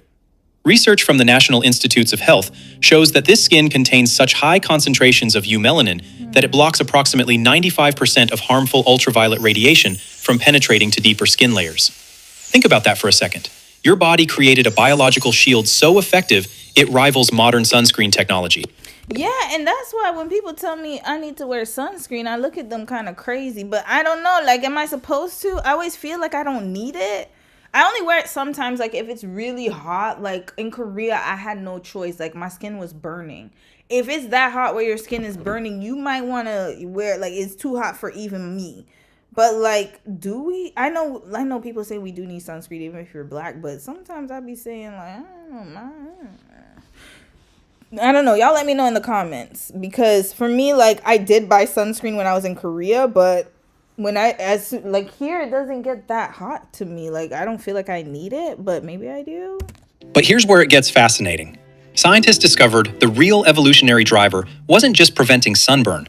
A groundbreaking study in 2000 revealed that UV radiation destroys folate, a B vitamin absolutely critical for DNA synthesis and cell division. Sperm production fails in males and fertility plummets. Dark pigmentation evolved primarily to protect this vital nutrient in the blood vessels beneath the skin. In regions where the sun blazes overhead year-round with maximum intensity, populations without this adaptation simply couldn't maintain reproductive success. The melanin acts as a protective barrier, ensuring folate levels stay high enough for healthy pregnancies and viable offspring. Now watch what happens when we move to rich dark brown skin. This phenotype emerged in West Africa and parts of South Asia, where UV exposure remains intense but becomes slightly more variable with seasons and weather patterns. The melanin concentration here is marginally lower than deep ebony tones, which creates an interesting evolutionary advantage. According to research from the Smithsonian's Human Origins program, this slight reduction allows the body to begin producing more vitamin D when sunlight does penetrate the skin. It's a biological compromise, maintaining strong UV protection while giving the body flexibility to respond to environmental changes. Scientists examining populations in these regions found something remarkable. The skin maintains enough melanin density to prevent folate degradation during peak sun exposure, but the melanocytes distribute melanosomes slightly differently than in the darkest phenotypes. Research published in 2022 shows this distribution pattern allows approximately 20% more UV penetration than deep ebony skin, just enough to kickstart vitamin D synthesis during periods of cloud cover or seasonal. Wait, which skin tone is this one? Is that mine? I don't know. Variation, without compromise. Because I mean, if I were to do an ancestry DNA test, it would definitely trace my lineage to West Africa. So. Protection during intense exposure. Mahogany brown skin tells an even more complex story, found across Melanesia, parts of South Asia, and populations shaped by centuries of migration. No, I'm not mahogany. I'm the other one. This tone demonstrates evolution's precision engineering. Studies analyzing photoprotection levels show this pigmentation blocks around 70 to 80% of UV radiation, a significant decrease from darker phenotypes, but still vastly more protective than lighter skin. The reddish or copper undertones you see aren't just aesthetic. They indicate the presence of both eumelanin and trace amounts of pheomelanin working together. Here's what researchers discovered. This skin type evolved in tropical and subtropical zones where populations needed protection from still intense sunlight, but also required more efficient vitamin D production because UV levels weren't constant throughout the year. The adjustment is so precise that individuals with mahogany brown skin can tan rapidly and evenly. A response triggered by UV-damaged DNA, sending signals to melanocytes to produce more protective melanin. It's your body recognizing threat and adapting in real time. But here's what ties everything together. Look at Dom and I right here. Here we go. Genomic studies have revealed. I love how they look at them promoting AMBW at its finest. Look at this right here. This is the new wave. The new journey, the new frontier. That all humans, regardless of skin color, share the same number of melanocytes, the cells that produce pigment. What differs isn't the quantity of pigment-producing cells, but their activity level and how they package and distribute melanin. A study published in 2023 found that specific genetic variants in genes controlling melanin synthesis, melanosome transfer, and tyrosinase activity account for the entire spectrum of human skin tones. We're looking at the same basic biological machinery, just calibrated differently by hundreds of thousands of years of natural selection. You hear that, racist? It's not because we're born deficient and we were cursed because we got darker skin. It's because of weather patterns, you dumbasses. The most mind-blowing discovery? Skin color. That's really beautiful. That's a beautiful picture. Color is one of the fastest I know it's AI, but it's beautiful. Evolving traits in the human genome. Research comparing populations that migrated to different latitudes shows pigmentation can shift dramatically in as few as 5,000 to 10,000 years.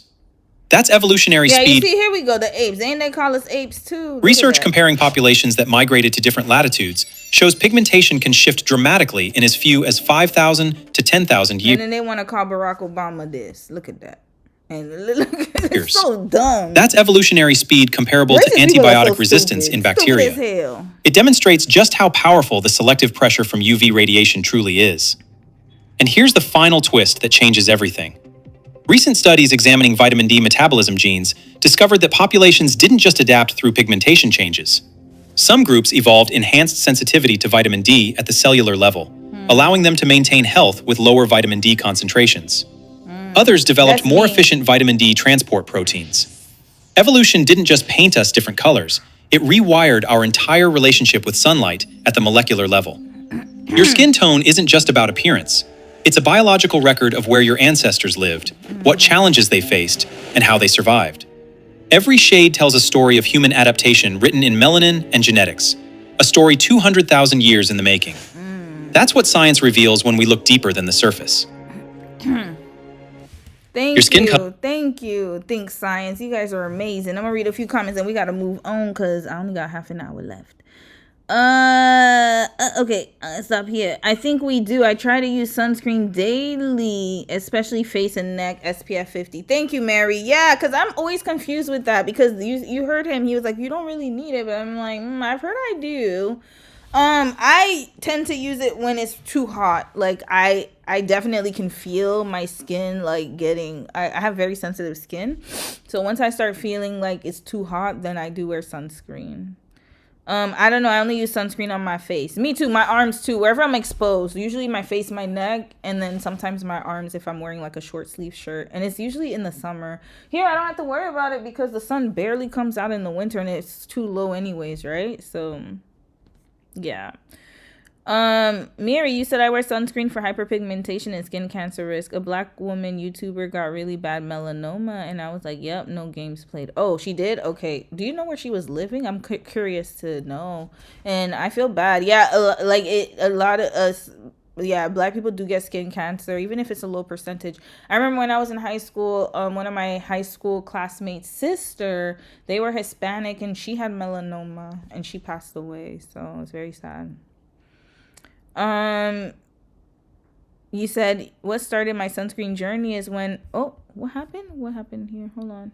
Okay, sorry. What started my sunscreen journey is when I got a really bad sunburn on my face. LOL, was painful. It started to dry off, then started peeling. Damn, where were you, Mary? Tell me where you live.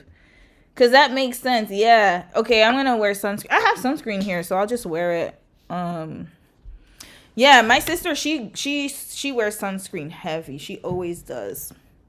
Always wear sunscreen, and she even gave me one because I don't like it when it makes my face too ashy, so you got to find the specific one, but she did send me a recommendation, so I'll buy that one. Yep, I heard that too. Yes, Mary, I agree. I use it where I'm exposed, even though I'm wearing long sleeves. Have you ever had sunburn through your clothes? In Florida, yes. I had sunburn. I used to get sunburned so badly in Florida. Florida was like, and Korea, the two worst places I've ever lived with sun. Too much sun was Korea. Korea was bar none the worst country I've ever lived in, where it's too hot. And Florida, the state, it was hard when I was a kid. My mom used to get rashes because she's lighter skinned. So she would like get literal burns on her skin. Like it was really bad. And then me, I would get like sun rash, a heat rash. That's what they call it. I would get like bumps on my neck. It was too hot. And my neck was also black as hell. Like it started turning black. I got burned so badly. And then it was so crazy because for the longest time, I thought I just had like really bad like skin. And then when I moved to Montreal, when I left Florida and I moved to Montreal, went away. The dark spots and stuff and the pimples. So yeah, it is very true. Some girl, you said when I lived in Jamaica, my skin was always mostly dark and okay. In Canada, it's different. The first summer was awful. I got burned up badly. Yeah, it's different because in Jamaica, the weather is different too. Like, even if it's hot, it's not like, it depends on where you are in Canada. If you're on the East Coast, then yeah, 100%, that sun is crazy. It burns. Like, that sun burns a lot. Mimi, that sun burns so much.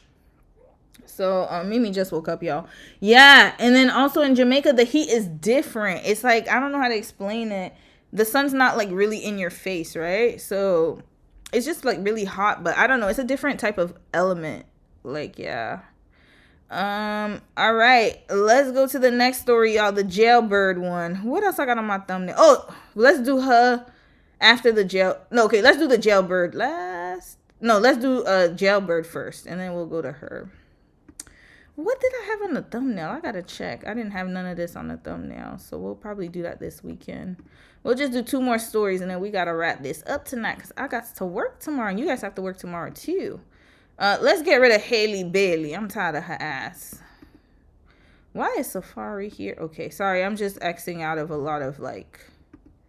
I have way too many, Bye. Goodbye. Goodbye. I want to see these folks on my page. Okay. Oh, Nancy Gauthier, we have an update. Okay, here we go. All right, here we go. Whew, boy. All right, sis right here, y'all. Okay, let's just watch it. I'm not even going to explain what's going on. Y'all going to see what's going on here. Let me fix up Mimi's dinner, and then we going to get right to it. Up on my For You page on Valentine's Day.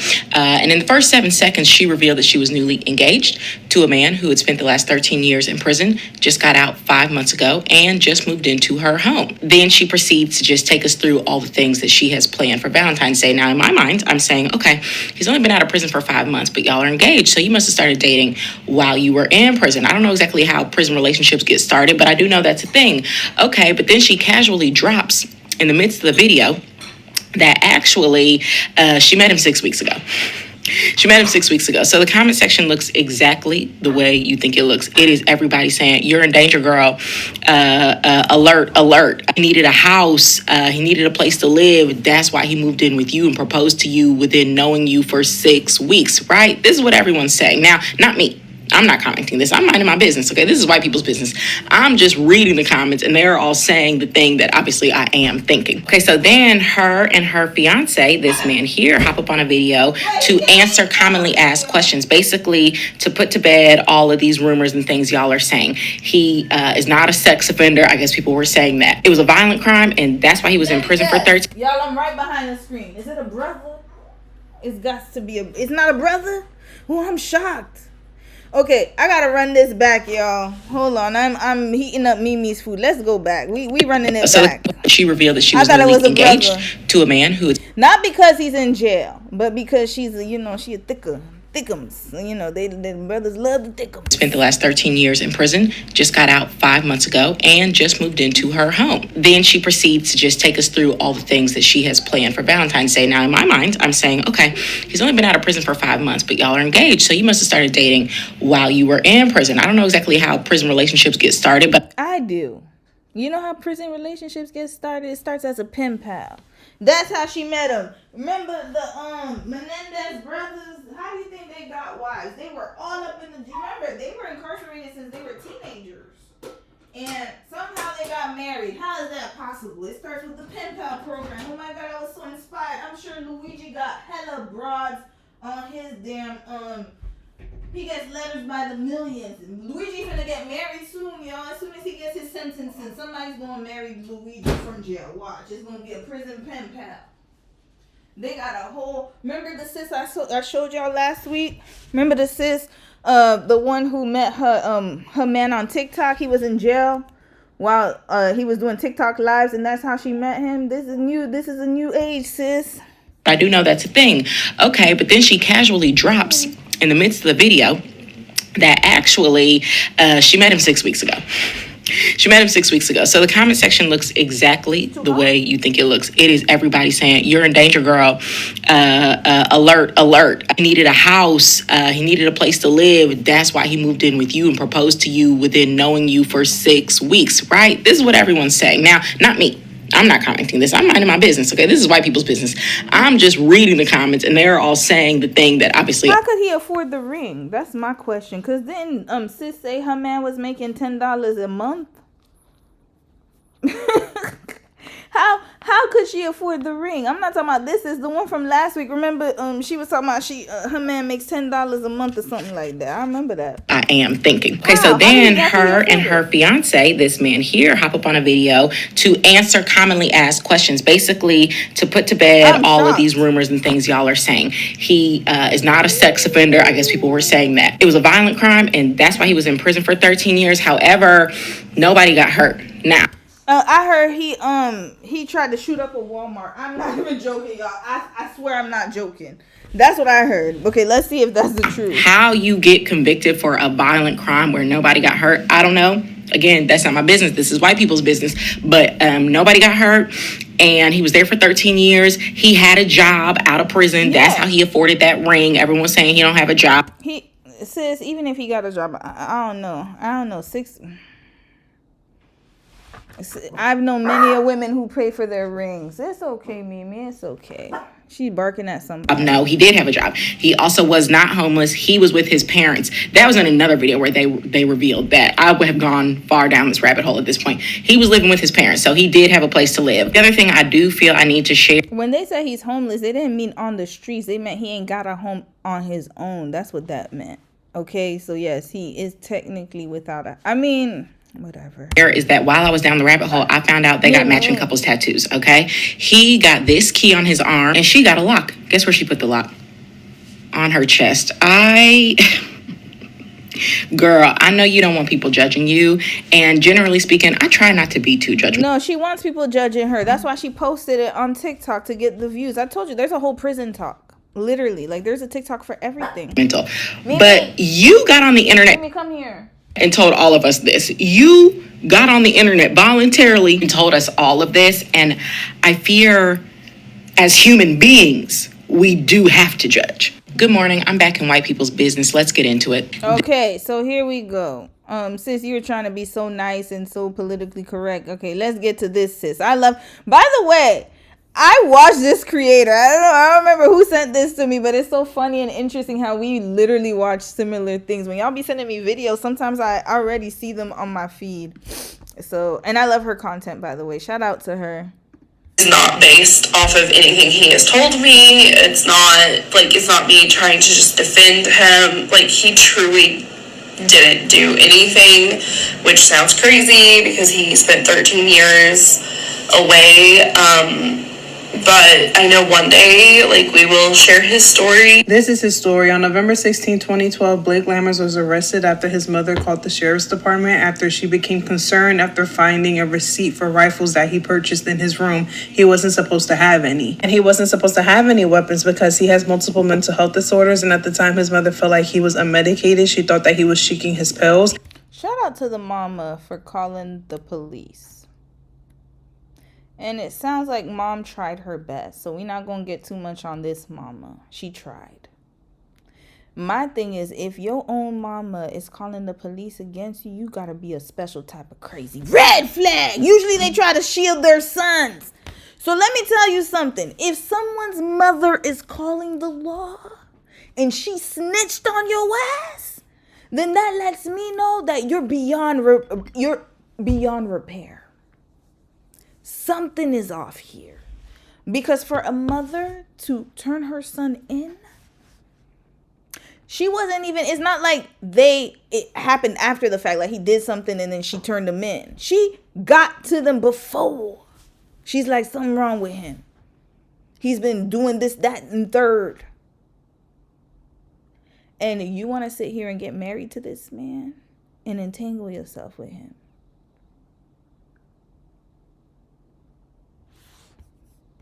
I bet not see nothing from that lady.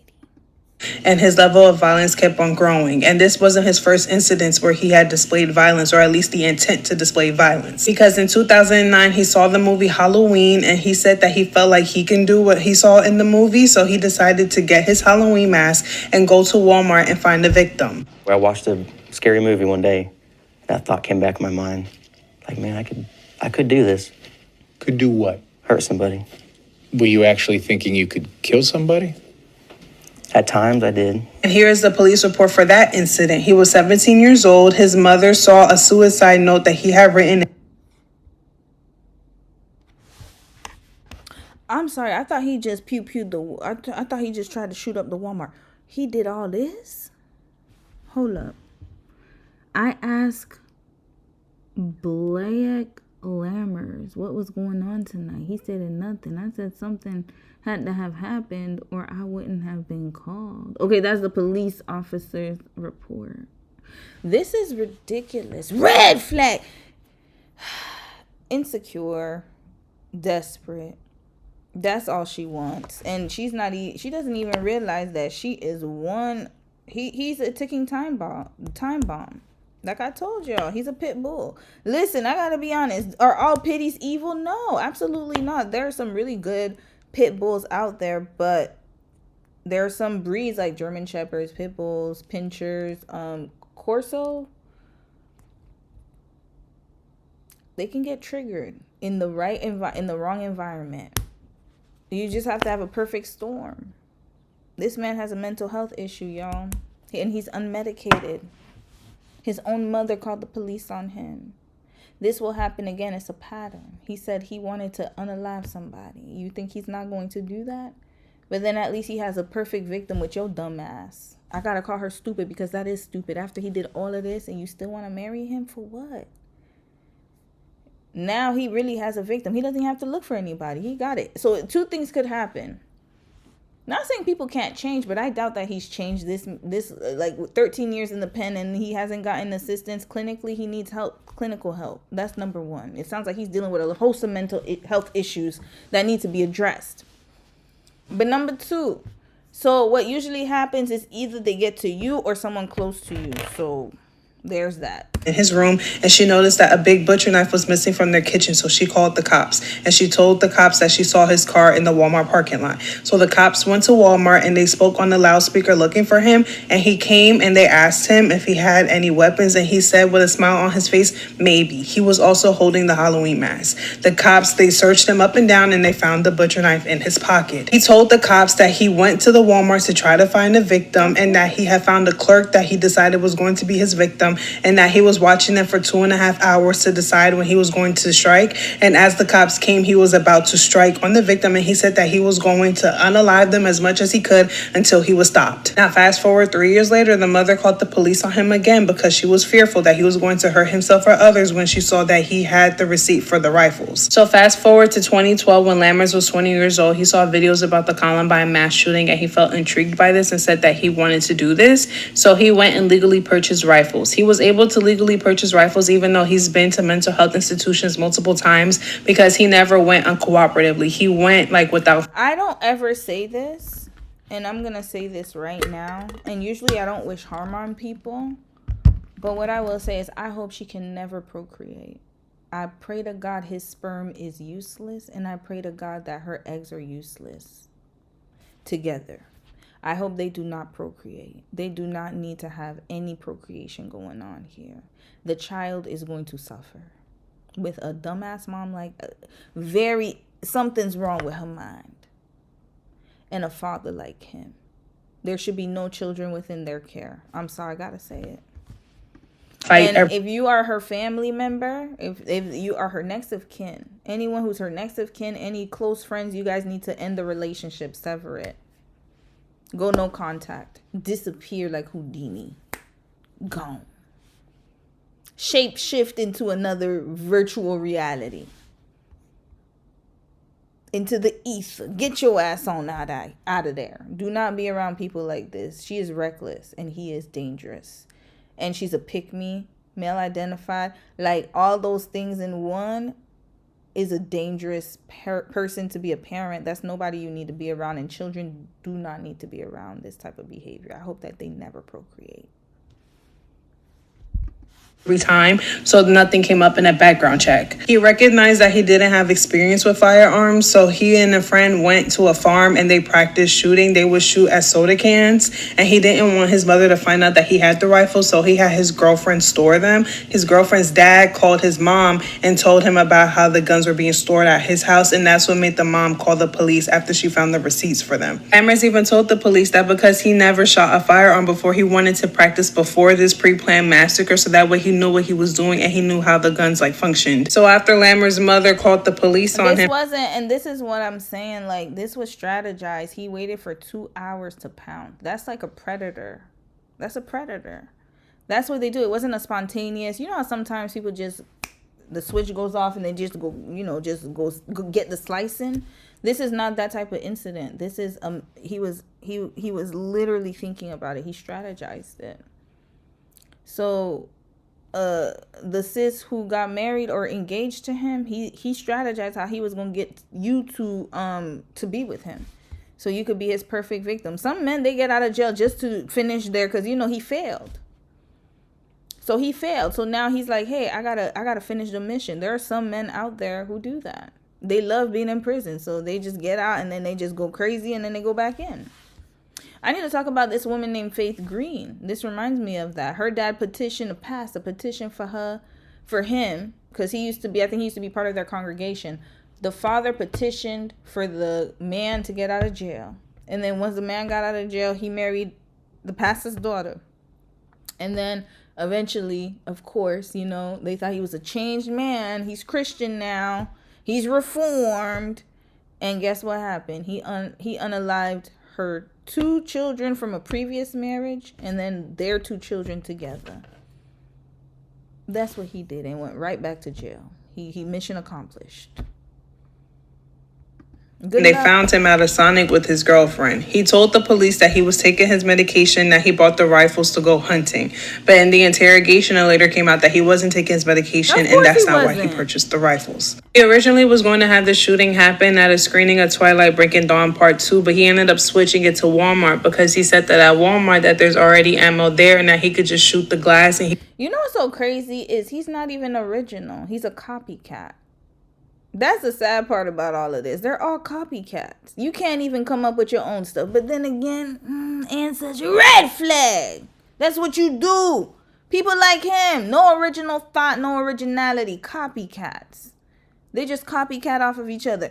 That homeboy that did that at the movie theater when the Batman Rising in Colorado, that was the movie theater pew-pewing.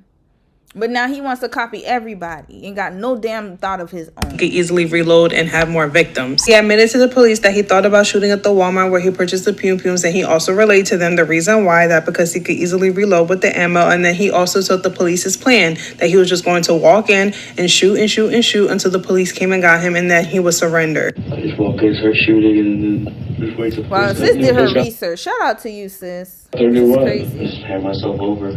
Because I'm thinking it's a small little offense. I didn't know he did all that. Admitted to pre-planning this. He was charged with armed criminal action, first-degree assault, and terroristic threat. He was convicted of armed criminal action and first-degree assault. He filed for an appeal, and the appeal was denied in 2016. He did interviews while he was incarcerated, and he said that there was a 50-50 chance that he would have went through with the shooting. People watching this will be asking themselves, I'm not quite sure. Is he capable of shooting up a movie theater or not? There's a 50-50. Do you understand when you say to me it was 50-50 that you could have gone and shot up a movie theater, that people are going to look at you and say, well, then we need to put him away forever? Yeah. I do think about it a lot. He also said that when he gets bored, he gets suicidal and homicidal thoughts. Do you consider yourself mentally ill? If I stay busy, I'm good. But if I get bored or am I by myself, I get to thinking of stuff. So who's going to keep him entertained? Where her ass at? Where her desperate ass at? Hold on, we're gonna ask sis that question. And stuff could be dangerous to other people. Could be suicidal, could be... And it could be homicidal. So I say all this to say that coming on the internet and bragging about how this man proposed to you after you all only being together, not even being together, you've only known him since the end of December. You've only known him for 7 weeks. And you're saying that you told him to move in with you. But you're saying that he doesn't need you for anything and he's not taking advantage of you. But what you're saying doesn't make sense, because you said that when you met him that he was moving out of his parents' house. Where was he going to move to? If he didn't need you, where was he going to move to? Conveniently, he moved into your place. It gives that you have extreme insecurity. It gives that you have the survival instincts of a leaf. No. She needs him to be at the house. Remember, he said he can't get bored. So she got to entertain him. He probably called and say, I'm getting bored again. Okay, I'm coming.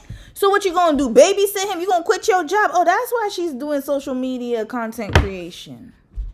Because then she doesn't have to quit. They can stay up under each other so he won't get bored. Do a couple TikTok dances.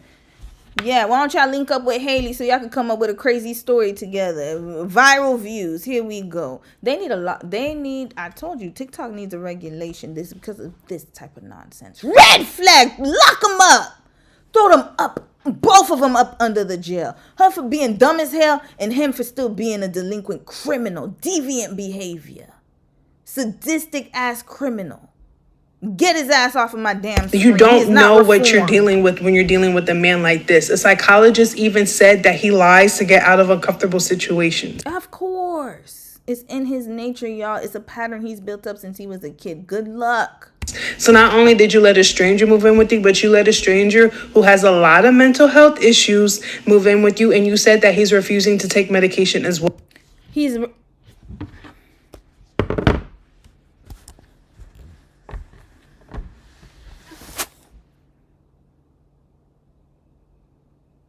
Well, when you're dealing with someone that is a complete stranger to you with the history that they have, you need to have a little bit more discernment. This girl does not have discernment. She doesn't even know how to spell discernment. She wouldn't know what discernment was if it punched her in the face. She doesn't have discernment. She just has dick. That's all she think about. The D word, the other D word. Dick, getting dick down. At the end of the day, this man also has a child who's not in his life, and that is amazing. Thank God. Wait, what did she say? He has another thank God. Please do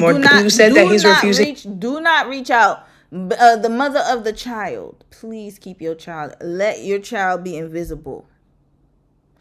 Do not let him have contact with your child. To take medication as well. When you're dealing with someone that is a complete stranger to you with the history that they have, you need to have a little bit more discernment. This girl does not have discernment. She doesn't even know how to spell discernment. She wouldn't know what discernment was if it punched her in the face. At the end of the day, this man also has a child who's not in his life, and that isn't a red flag to you either. But at the same time, this girl also said that there are people that have protective orders out against her, and that she has borderline personality disorder as well. So they may just be a match made in heaven. I don't know. But this is giving danger. Wait. More discernment. This girl does not have discernment. She doesn't even know how to spell discernment. She wouldn't know what discernment was if it punched her in the face. At the end of the day, this man also has a child who's not in his life, and that isn't a red flag to you either. But at the same time, this girl also said that there are people that have protective orders out against her, and that she has borderline personality disorder as well. So they may just be a match made in heaven. I don't know. But this is giving dangerous. To minimize what he did by saying that no one was hurt, thank God nobody was hurt, but someone was going to get hurt if no one would have stopped him. That's the person that you have living in your house. That's the person that you're sleeping next to. Once again, someone that is a complete stranger to you that you've only known for 7 weeks. You got to have a little bit more self-love than this. Like, you have to. Like, if you want to deal with someone that ain't ish, you don't got to deal with a felon that just got out of prison for that. Like, you have a lot of other options. What I'm saying is... No, but that's what she wants. I love it for her, but please do not have other kids. Do not have children. I would hate to see that. Let me show y'all who they about to be, because she got a personality disorder, and then she's attracted to him. They about to be like this foolish couple right here. What them two? They about to be like them. Carla Homolka and what's his damn name again? Paul Bernardo. They're about to be like them. The Barbie killers. They're about to be just like them. Bonnie and Clyde. TikTok needs to demonetize these kind of people. I don't understand why other creators are getting, they're getting censored. And then you got this foolish ass, dumbass woman. And it's rare that I call people stupid, but man, it's like, it's ridiculously, like, it's just so dangerous and foolish. I'll call her foolish. So you got that foolish ass woman that is literally on TikTok getting views and not getting censored. This is interesting. This is the time we're in, y'all. They want the recklessness. All right, one more video, y'all. Let's watch Jessica Dime. Who else I had on my thumbnail? Oh, did I have Savannah on there? I'll probably do that update after. Yeah, I gotta get going because it's getting late. Let's do Jessica Dime, and then we wrapping this right up. Everything else will have to wait until next week. I think I've covered everybody on the thumbnail. Oh, Lord, this was a crazy stream. Last story, y'all. Jessica Dime. So, remember a few years ago when Cardi, I think, was it? No, K. Michelle. Remember K. Michelle came out and she had to get her butt implants removed because some of it had, like, I guess it hardened and it became like rock or cement. It became solid anyways. She had illegal butt injections and she had to get them removed and she almost passed away. Well, Jessica Dime, come to find out, she's also having issues with her butt injections. So let's watch it. Hold up. Oh, she went to those doctors. What them doctors are from again? I forgot. The surgery show. Okay, anyways, let's watch it. Oh, he's not a doctor. Okay, so it sounds like illegal butt Illegal shots. butt shots, yeah. He told me hydrogel, though. Hydrogel. That's a little bit of a disaster. Hydrogel is a synthetic material. It's not FDA approved and is illegal in this country. The reason it's illegal is because science hasn't shown that it's safe over the long term. This changes everything. In order to remove hydrogel, patients sometimes need very significant surgical excision surgery with a lot of risks and very thick scar. If it's a BBL, if it's fat, you can suction it out. Right. If it's foreign material, you absolutely can't suction it out. And in fact, if you do, it can subject you to inflammatory reactions and massive complications like infection or cell death. You could lose your whole body. At the end of the day, there may be zero Why he said death like that? Death! we can do for this. Okay, that was it, y'all. So, oh, Botched. That's what it was called. Damn. That was short. Okay, shorter than I thought. I could probably do one more story. This just goes to show you that, you know, hold on. Let's see her butt because she had a very, I remember when her and Jocelyn got into it. And I can't show Love and Hip Hop because, hell, they gonna copyright strike me too, but Jessica Dime is very sad. Imagine she has 2 children, I believe, and now it's like it catches up to you. Here we go. This is like a minute. I think they showed us this trailer. So here, I'm gonna watch this clip. We'll just watch it for educational purposes.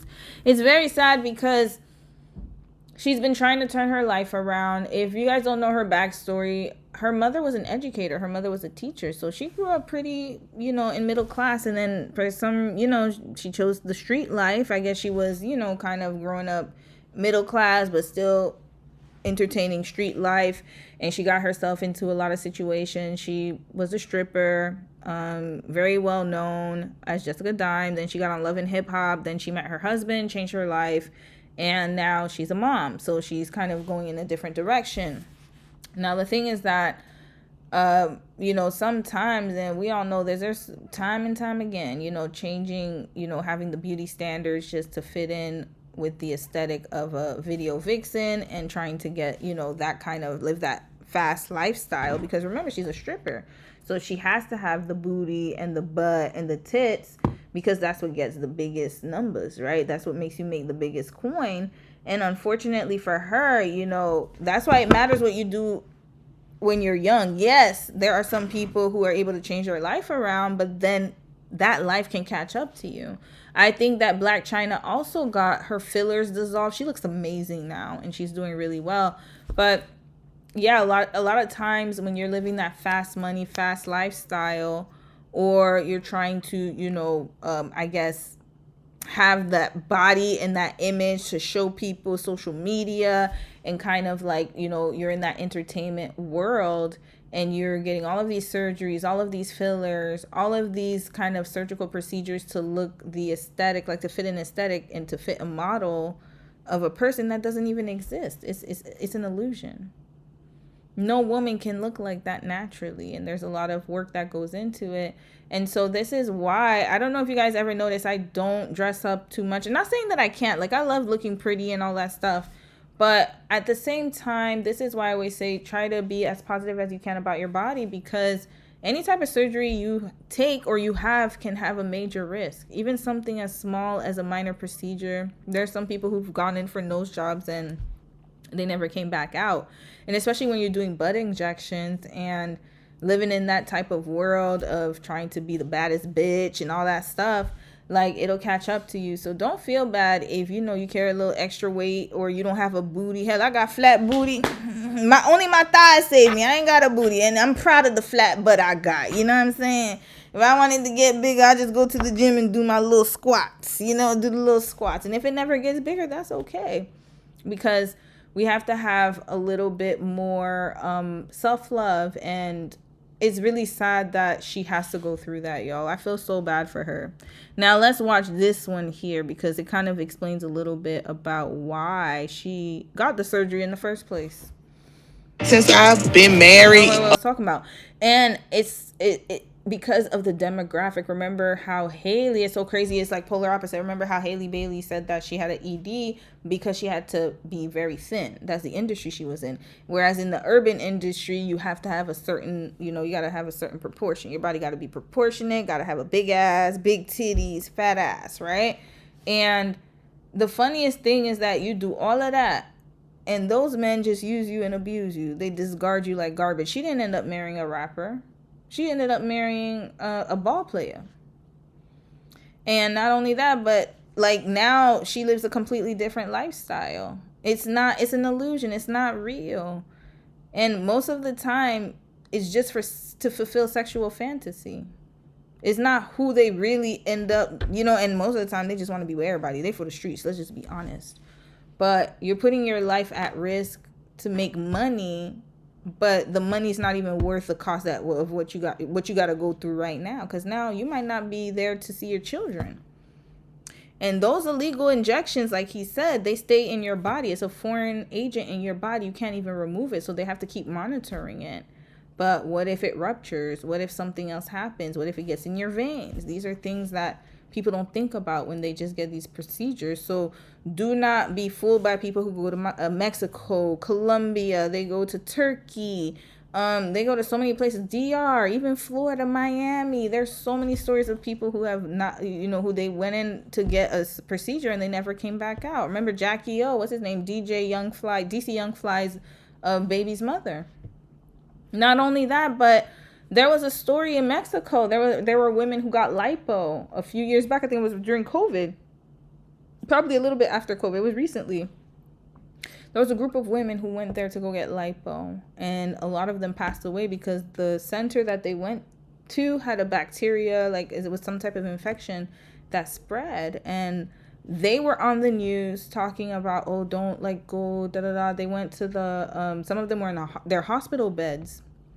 And then the newscaster, I remember one of them was on their hospital bed and she was saying how she doesn't feel good, all these things. And then she warned people not to go get the surgery. And then literally like a few days later, she passed away. They did another segment. They say, sadly, she passed away. She left like 3 kids to get lipo. To get lipo, to go on social media, to take pictures. We gotta talk about that, y'all. It's crazy, y'all. She's having her awakening. Shout out to Jessica Dimes. The way we looked. Yeah, and I love the fact that she's speaking out about it, because K. Michelle spoke about it a few years ago, and now Jessica is talking about it. And I think this is very refreshing to see. So we discussed not removing the hydrogel, but instead trying to liposuction your fat around the hydrogel. However, imagine that I'm a very, very good pilot. And you're going to be a passenger in a plane that's not mechanically sound. Got you. And so as good as the pilot may be, the plane may not respond It's like flying Boeing, the Dreamliner. appropriately, and we could have a flight problem. Right. So even though you trust me as the pilot, how much trust can you put in the plane and the outcome of the flight? I'm not scared. I'm very confident in you. I'm very confident in what you do. I wouldn't want anybody. Look at him. He was like, damn, I was hoping you would say no. Why is he looking like that? Like, damn, I was hoping you would say no. I'm not scared. I'm very confident in you. I'm very confident in what you do. I wouldn't want anybody else to try and do this on me but you. I feel good about it. I feel like it's going to turn out great. I appreciate that. But there's foreign material injected. Yeah, you see? There is a limit to my ability to control the outcome. I don't know why they wasted her time. He should have just said, look, I can't do it. I don't feel confident doing it. It's way too much for me. It's not part of my, it's not in my forte. So I'm not going to do that. Why didn't you say that, sir, instead of giving her false hope? Look at her. She said no, and then look, but then I don't feel comfortable because then just say you can't do it, doctor, whatever his damn name is, Boudreaux, whatever his name is. I don't want to write a check that your body can't cash. Are you serious? I'm just so disappointed and devastated at this point. I don't even know what to do. All right, Jessica, is your butt injection hurting you? Is that what's going on? Because she's pushing it really hard. So we discussed not... Yeah, I don't know if it's just for TV, but we'll see. I don't think I could play any more clips. I know they definitely gonna copyright strike my ass, but that's okay. This is very extremely informational. Very sad. Hold on, did he talk about it? Might not be reversible. I think we saw that one. Yeah. Okay, so yeah, these are all the women that got botched. I wonder what ended up happening. Hold on, Jessica Dime. Let's put plastic surgery. All right, after this, we're going to just watch a palate cleanser, and then we're out of here. I got a good story, y'all. I forgot about it yesterday. Let me put butt injections. BBL. Oh, here. This is another clip. Okay, we're going to watch this one. Oh, God, that booty. Look at that butt. Look at that butt. Was it worth it? Just look at that booty. It flows, but look at that. It waves like water, but then look at all the health issues and the complications. You have to fitness models or influencers. They act like, they didn't get surgery, and then they act like they built it in the gym. But no, like, you have to keep up. You have to maintain it. You can't just keep eating what you were eating and then expect your stomach to stay flat. You have to just maintain it. Now, in my butt. I don't think you should do that because it's too dangerous. That surgery is not, those surgeries are too dangerous. One wrong artery nipped and it's lights out for you forever. And do you want to risk that? I don't think it's worth the risk just for a man to look at your ass. And I know some people say, well, it's for me, it's for my body image and stuff, but why would you put your life at risk for that? If it's a surgery you must do and it's life-threatening, then yes, I would say go ahead and do it. But this is all just for the aesthetic of the male gaze. It doesn't make sense to me for you to put your body through that risk. For what? Just for a man to say, oh, she got a fat ass, and to smack it a few times and to picture himself penetrating you from the back? That's what I'm saying. Like, it's not worth it. You know what I'm saying? All right. So I wish Jessica well. I hope that she ends up getting the surgery she needs. I don't see the result, the end result. I don't know if they clipped it. But, yeah, I don't see it. So hopefully she had a great ending. And I hope that she was able to remove her butt injections and she was able to do that. Oh, wait, she got one more. Okay, wait. Let's watch this clip. I wish I didn't do nothing before I had kids, because that gave me naturally everything. Just growing up and becoming a woman gonna naturally give you what you're looking for. That's what I say. I mean, to each his own. Do what you want to do. I did what I wanted to do, so I can't knock nobody. That's just my advice. I wish I would have waited as far as a little while long. As far as getting your body done or adding to or whatever, because now I can't get it down. I got to take some shit away because I done had 2 kids, and it's naturally there now along with what I added. So it's like now I'm like, what okay. What did you have done prior? I had shots done. That's it. Lipo shots. I had my breast done.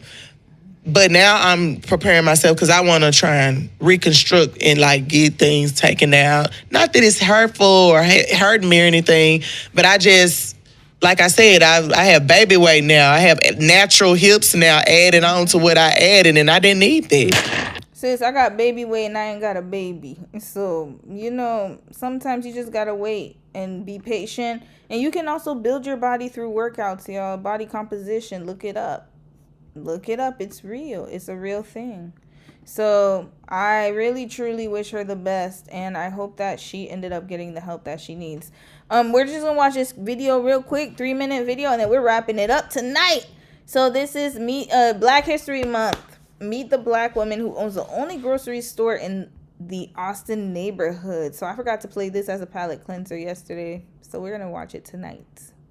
An eye on Chicago. 40 acres and a mule was a post-Civil War promise made by the U.S. government to formerly enslaved African Americans. The idea was to provide parcels of land and a way to make a solid living. But that promise was never fulfilled. Now, as we celebrate Black History Month, Sade Gray introduces us to a woman who responded to that broken promise with success. Liz Abuno is the owner of 40 Acres Fresh Market in Chicago's Austin neighborhood. She's sassy, she's smart, and she pulls no punches. What would it look like if we actually got our 40 acres? In Liz Abuno's eyes, I wanted an open space. It would look just like this. A black, woman-owned grocery store. I wanted to harken back to an era in time, but also make it timeless with like an elevated modern. I know that's right. 40 acres. Shout out to you, sis. I know that's right. Get your money's worth and your reparations. You deserve it, sis. 40 Acres Fresh Market is at the corner of Chicago and Waller, and it stands out. The metal exterior is bold with 45-degree angle panels. Let me tell y'all something. Black women are so creative. Look at this. 40 Acres Fresh Market is at the corner of Chicago and Waller, and that does not look like a grocery store I have ever seen before. She thought of a lot of things. Like, imagine if we could own grocery stores. Well, we did back in the day, and then, but look at this. Look how beautiful it looks. She thought of a lot of things, y'all. I would love to visit this grocery store if I'm ever in the Chicago area. It stands out. The metal exterior is bold with 45-degree angle panels and trapezoidal windows. This place used to look like a prison. It was a Salvation Army thrift store, and it had like a small little entrance. There was no windows. It was just all CMU block. And so one of the things that I had in my mind when it came to design was that you have to open it up. This is our beautiful produce department. Hello. When you walk in, Abuno wants you to step back in time with modern general store vibes. For the decor in this place, I wanted it to feel like a 1950s ice cream shop.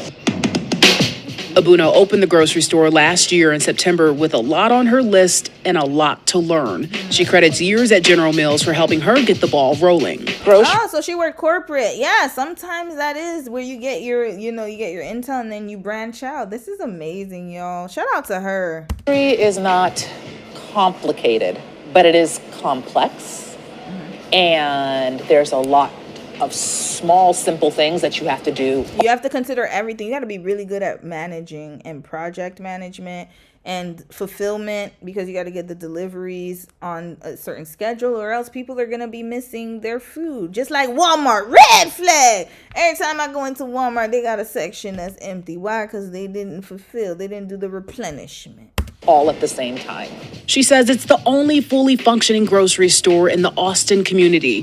For years, people living here had to drive to faraway neighborhoods, even the suburbs, to shop. Imagine you got a food desert in a neighborhood where people need food, and then you wonder why people are having all these health issues. And imagine sometimes you can't drive, and so you're going to resort to eating convenience store food. It's all designed, y'all. We got to talk about that in one case. I have so many live streams I could think of. I have a lot of topics we could talk about, but this is amazing. Look around us. The mayor lives on the next block. The man can afford food. But until we got here, he had to go into Oak Park to get food. While she doesn't like the term food desert, she acknowledges that when it comes to food, a food oasis? It's a desert, sis. I'm sorry. Food options, there's vast inequality among communities. It's something she felt the need to address. You know the saying, like, when the only tool you have is a hammer, everything looks like a nail? So for me, the only tool I have is grocery. So any problem I see, I'm like, grocery will solve that. For those who live in the Austin neighborhood, like Samuel Cora, it's a sigh of relief to have a grocery store in walking distance. Rather than me having to drive 20 minutes away to go find a potato, I can just come here. I was here the other day because I needed some cilantro, and my daughter wanted juice. So I was like, I'll be right back. The symbolism of 40 acres means a lot to Hanaya King. Not only are we getting our 40 acres, but we definitely are getting a mule when we got our meats up in here, and it looks healthy. All of our food looks like it isn't just a look, but it's a real taste. Abunu's 40 acres is small but mighty, competing against much bigger retailers and succeeding. Doesn't matter, sis, if it's small, because the grocery store across the street from me is small. It's a small grocery store, but guess what? They get my money. Matter of fact, when Dom gets here, I'm about to go over there and get me some steakums. So it's like, even if it's a small grocery store, it means a lot. It means a lot to the community, and I actually frequent this grocery store way more than other ones. So I only buy big items at like Costco, sometimes at Walmart if I want to get something more like in bulk, but I go to this grocery store. They get most of my money because it's within walking distance. It's just more convenient, and it's a healthier option instead of getting takeout. If we're charging the same prices as other grocery stores, that means we're doing it right. That means we're competitive. That means we're in line. Abuno says 40 Acres is not the first Black-owned grocery store, but she says she's proud to walk in the footsteps of those who came before her. Sade Gray, CBS News, Chicago. It's not the first Black-owned, but it's a good step in the right direction. Shout out to her, man. I want to see, you know what, for Black History Month, we're going to show more positive stories like these because we definitely need that. All right, y'all. I'm going to read a few comments and then we're out. Star Sky, you said Black people need to stop this lip filler stuff. Most of us have full lips. Yeah, I never understood it. I really don't get it. Like, is it because of the plumpness? Because sometimes I understand, like, because there are some people with, like, maybe your bottom lip. Like, for me, my bottom lip is fuller than my top lip. But, hell, I love my lips. I ain't got no problem with my lips. Like, I think it comes down to self-love, to be quite honest with you. It's like, you know, even with my gut, even with my, chubby cheeks, I got a hot dog neck. Yeah, I don't see it because I got a hot dog neck, right? Actually, it got smaller. What? Maybe the locks are making it smaller. My hot dog roll went away, y'all. Either that or I've been taking care of myself. But it's like, I have turkey arms. I could talk about so much about different things I would love to get rid of. But it's like, I know that I have to put in the work. And having a quick fix surgery is just a shortcut, but you got to work internally. You have to be confident in who you are now because them turkey arms still going to be there because, you could get rid of them, but it's still going to be there until you get rid of them. So you might as well embrace the flyness. I always do this. I fly with my arms, and you just have to embrace your flaws, is it? And I wish that she had a lot of self-love, but I get it. She was younger. She didn't know any better, but I think what is resonating with her is that she is watching her daughter grow up, and she, something about having a baby girl does that to some moms, and I think that she's watching her daughter grow up. She has a beautiful children, by the way, and she's seeing probably things through her daughter's eyes, and it's making her realize that she wants to go in a different direction, and I could do nothing but respect that. Let me see. Yep, male gaze and walking around looking like Queen Ant. Nope, not for me. Right? If they said, oh, you gotta get lipo or look a certain way to get a husband, well, I guess I'm just gonna stay like this. I'm good wherever. I'm gonna be just like the auntie in China, putting my posters and just meeting a shown here and there, getting my little thing in, and then I'm out. Yeah, sometimes you gotta do what you gotta do, or maybe you don't even need to do that.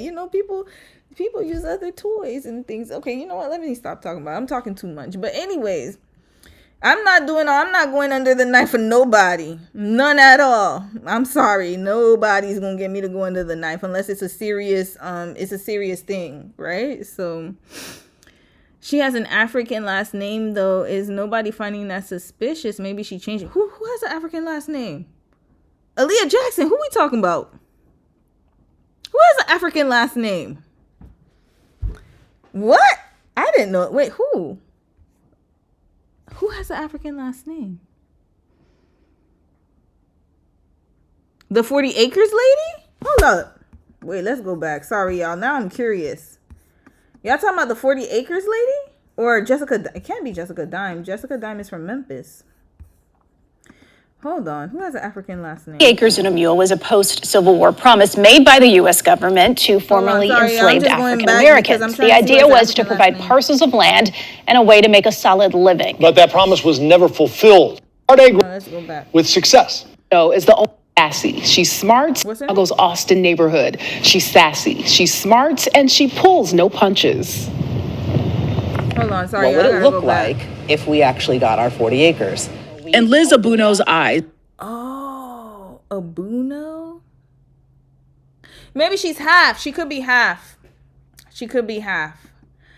Oh, you're right. That is the African. And Liz Abuno. I didn't even catch that. I was just mesmerized by it. I was still, let me tell you, this is how ADHD mind works. I was still, mind you, here they're walking down through the grocery store. I'm not even paying attention to none of that. I'm still thinking about this. Red flag to my brain. My brain is still in the prior picture. That's why I didn't pay attention. I was like, I didn't even peek that. And Liz Abuno's eyes. Yes, she could be half. So it's possible that one parent is African, so it's probably her father's African, and then her mom is American. That is quite common. It's very common. So I wouldn't be surprised. Yeah, so I'm assuming that that's the situation. That's the case. Because I know growing up, there's a lot of people with different, like Haitians with Jamaicans, or half American, half Haitian. I have a lot of friends who are half Haitian, half American, half Haitian, half Latino, or, well, the Haitians are Latino kind of, but whatever, Latin American. But like Haitians and Puerto Ricans, whatever, and different mixtures, or Haitians and Africans too. I got a cousin who's married to an African man, and Congolese, so Haitian and Congolese, there's different mixes. Okay. Yeah, I'm just learning to love my bloated belly. Yup, love it, gut and all. All right, y'all, I'm gonna let y'all go. Have a good evening. It was great streaming with you tonight. I shall see you guys on Saturday. I think I'm gonna start posting when I will go live, and look out for the case studies that will be dropping this week. Love you guys, and I shall see you this weekend. Please have a good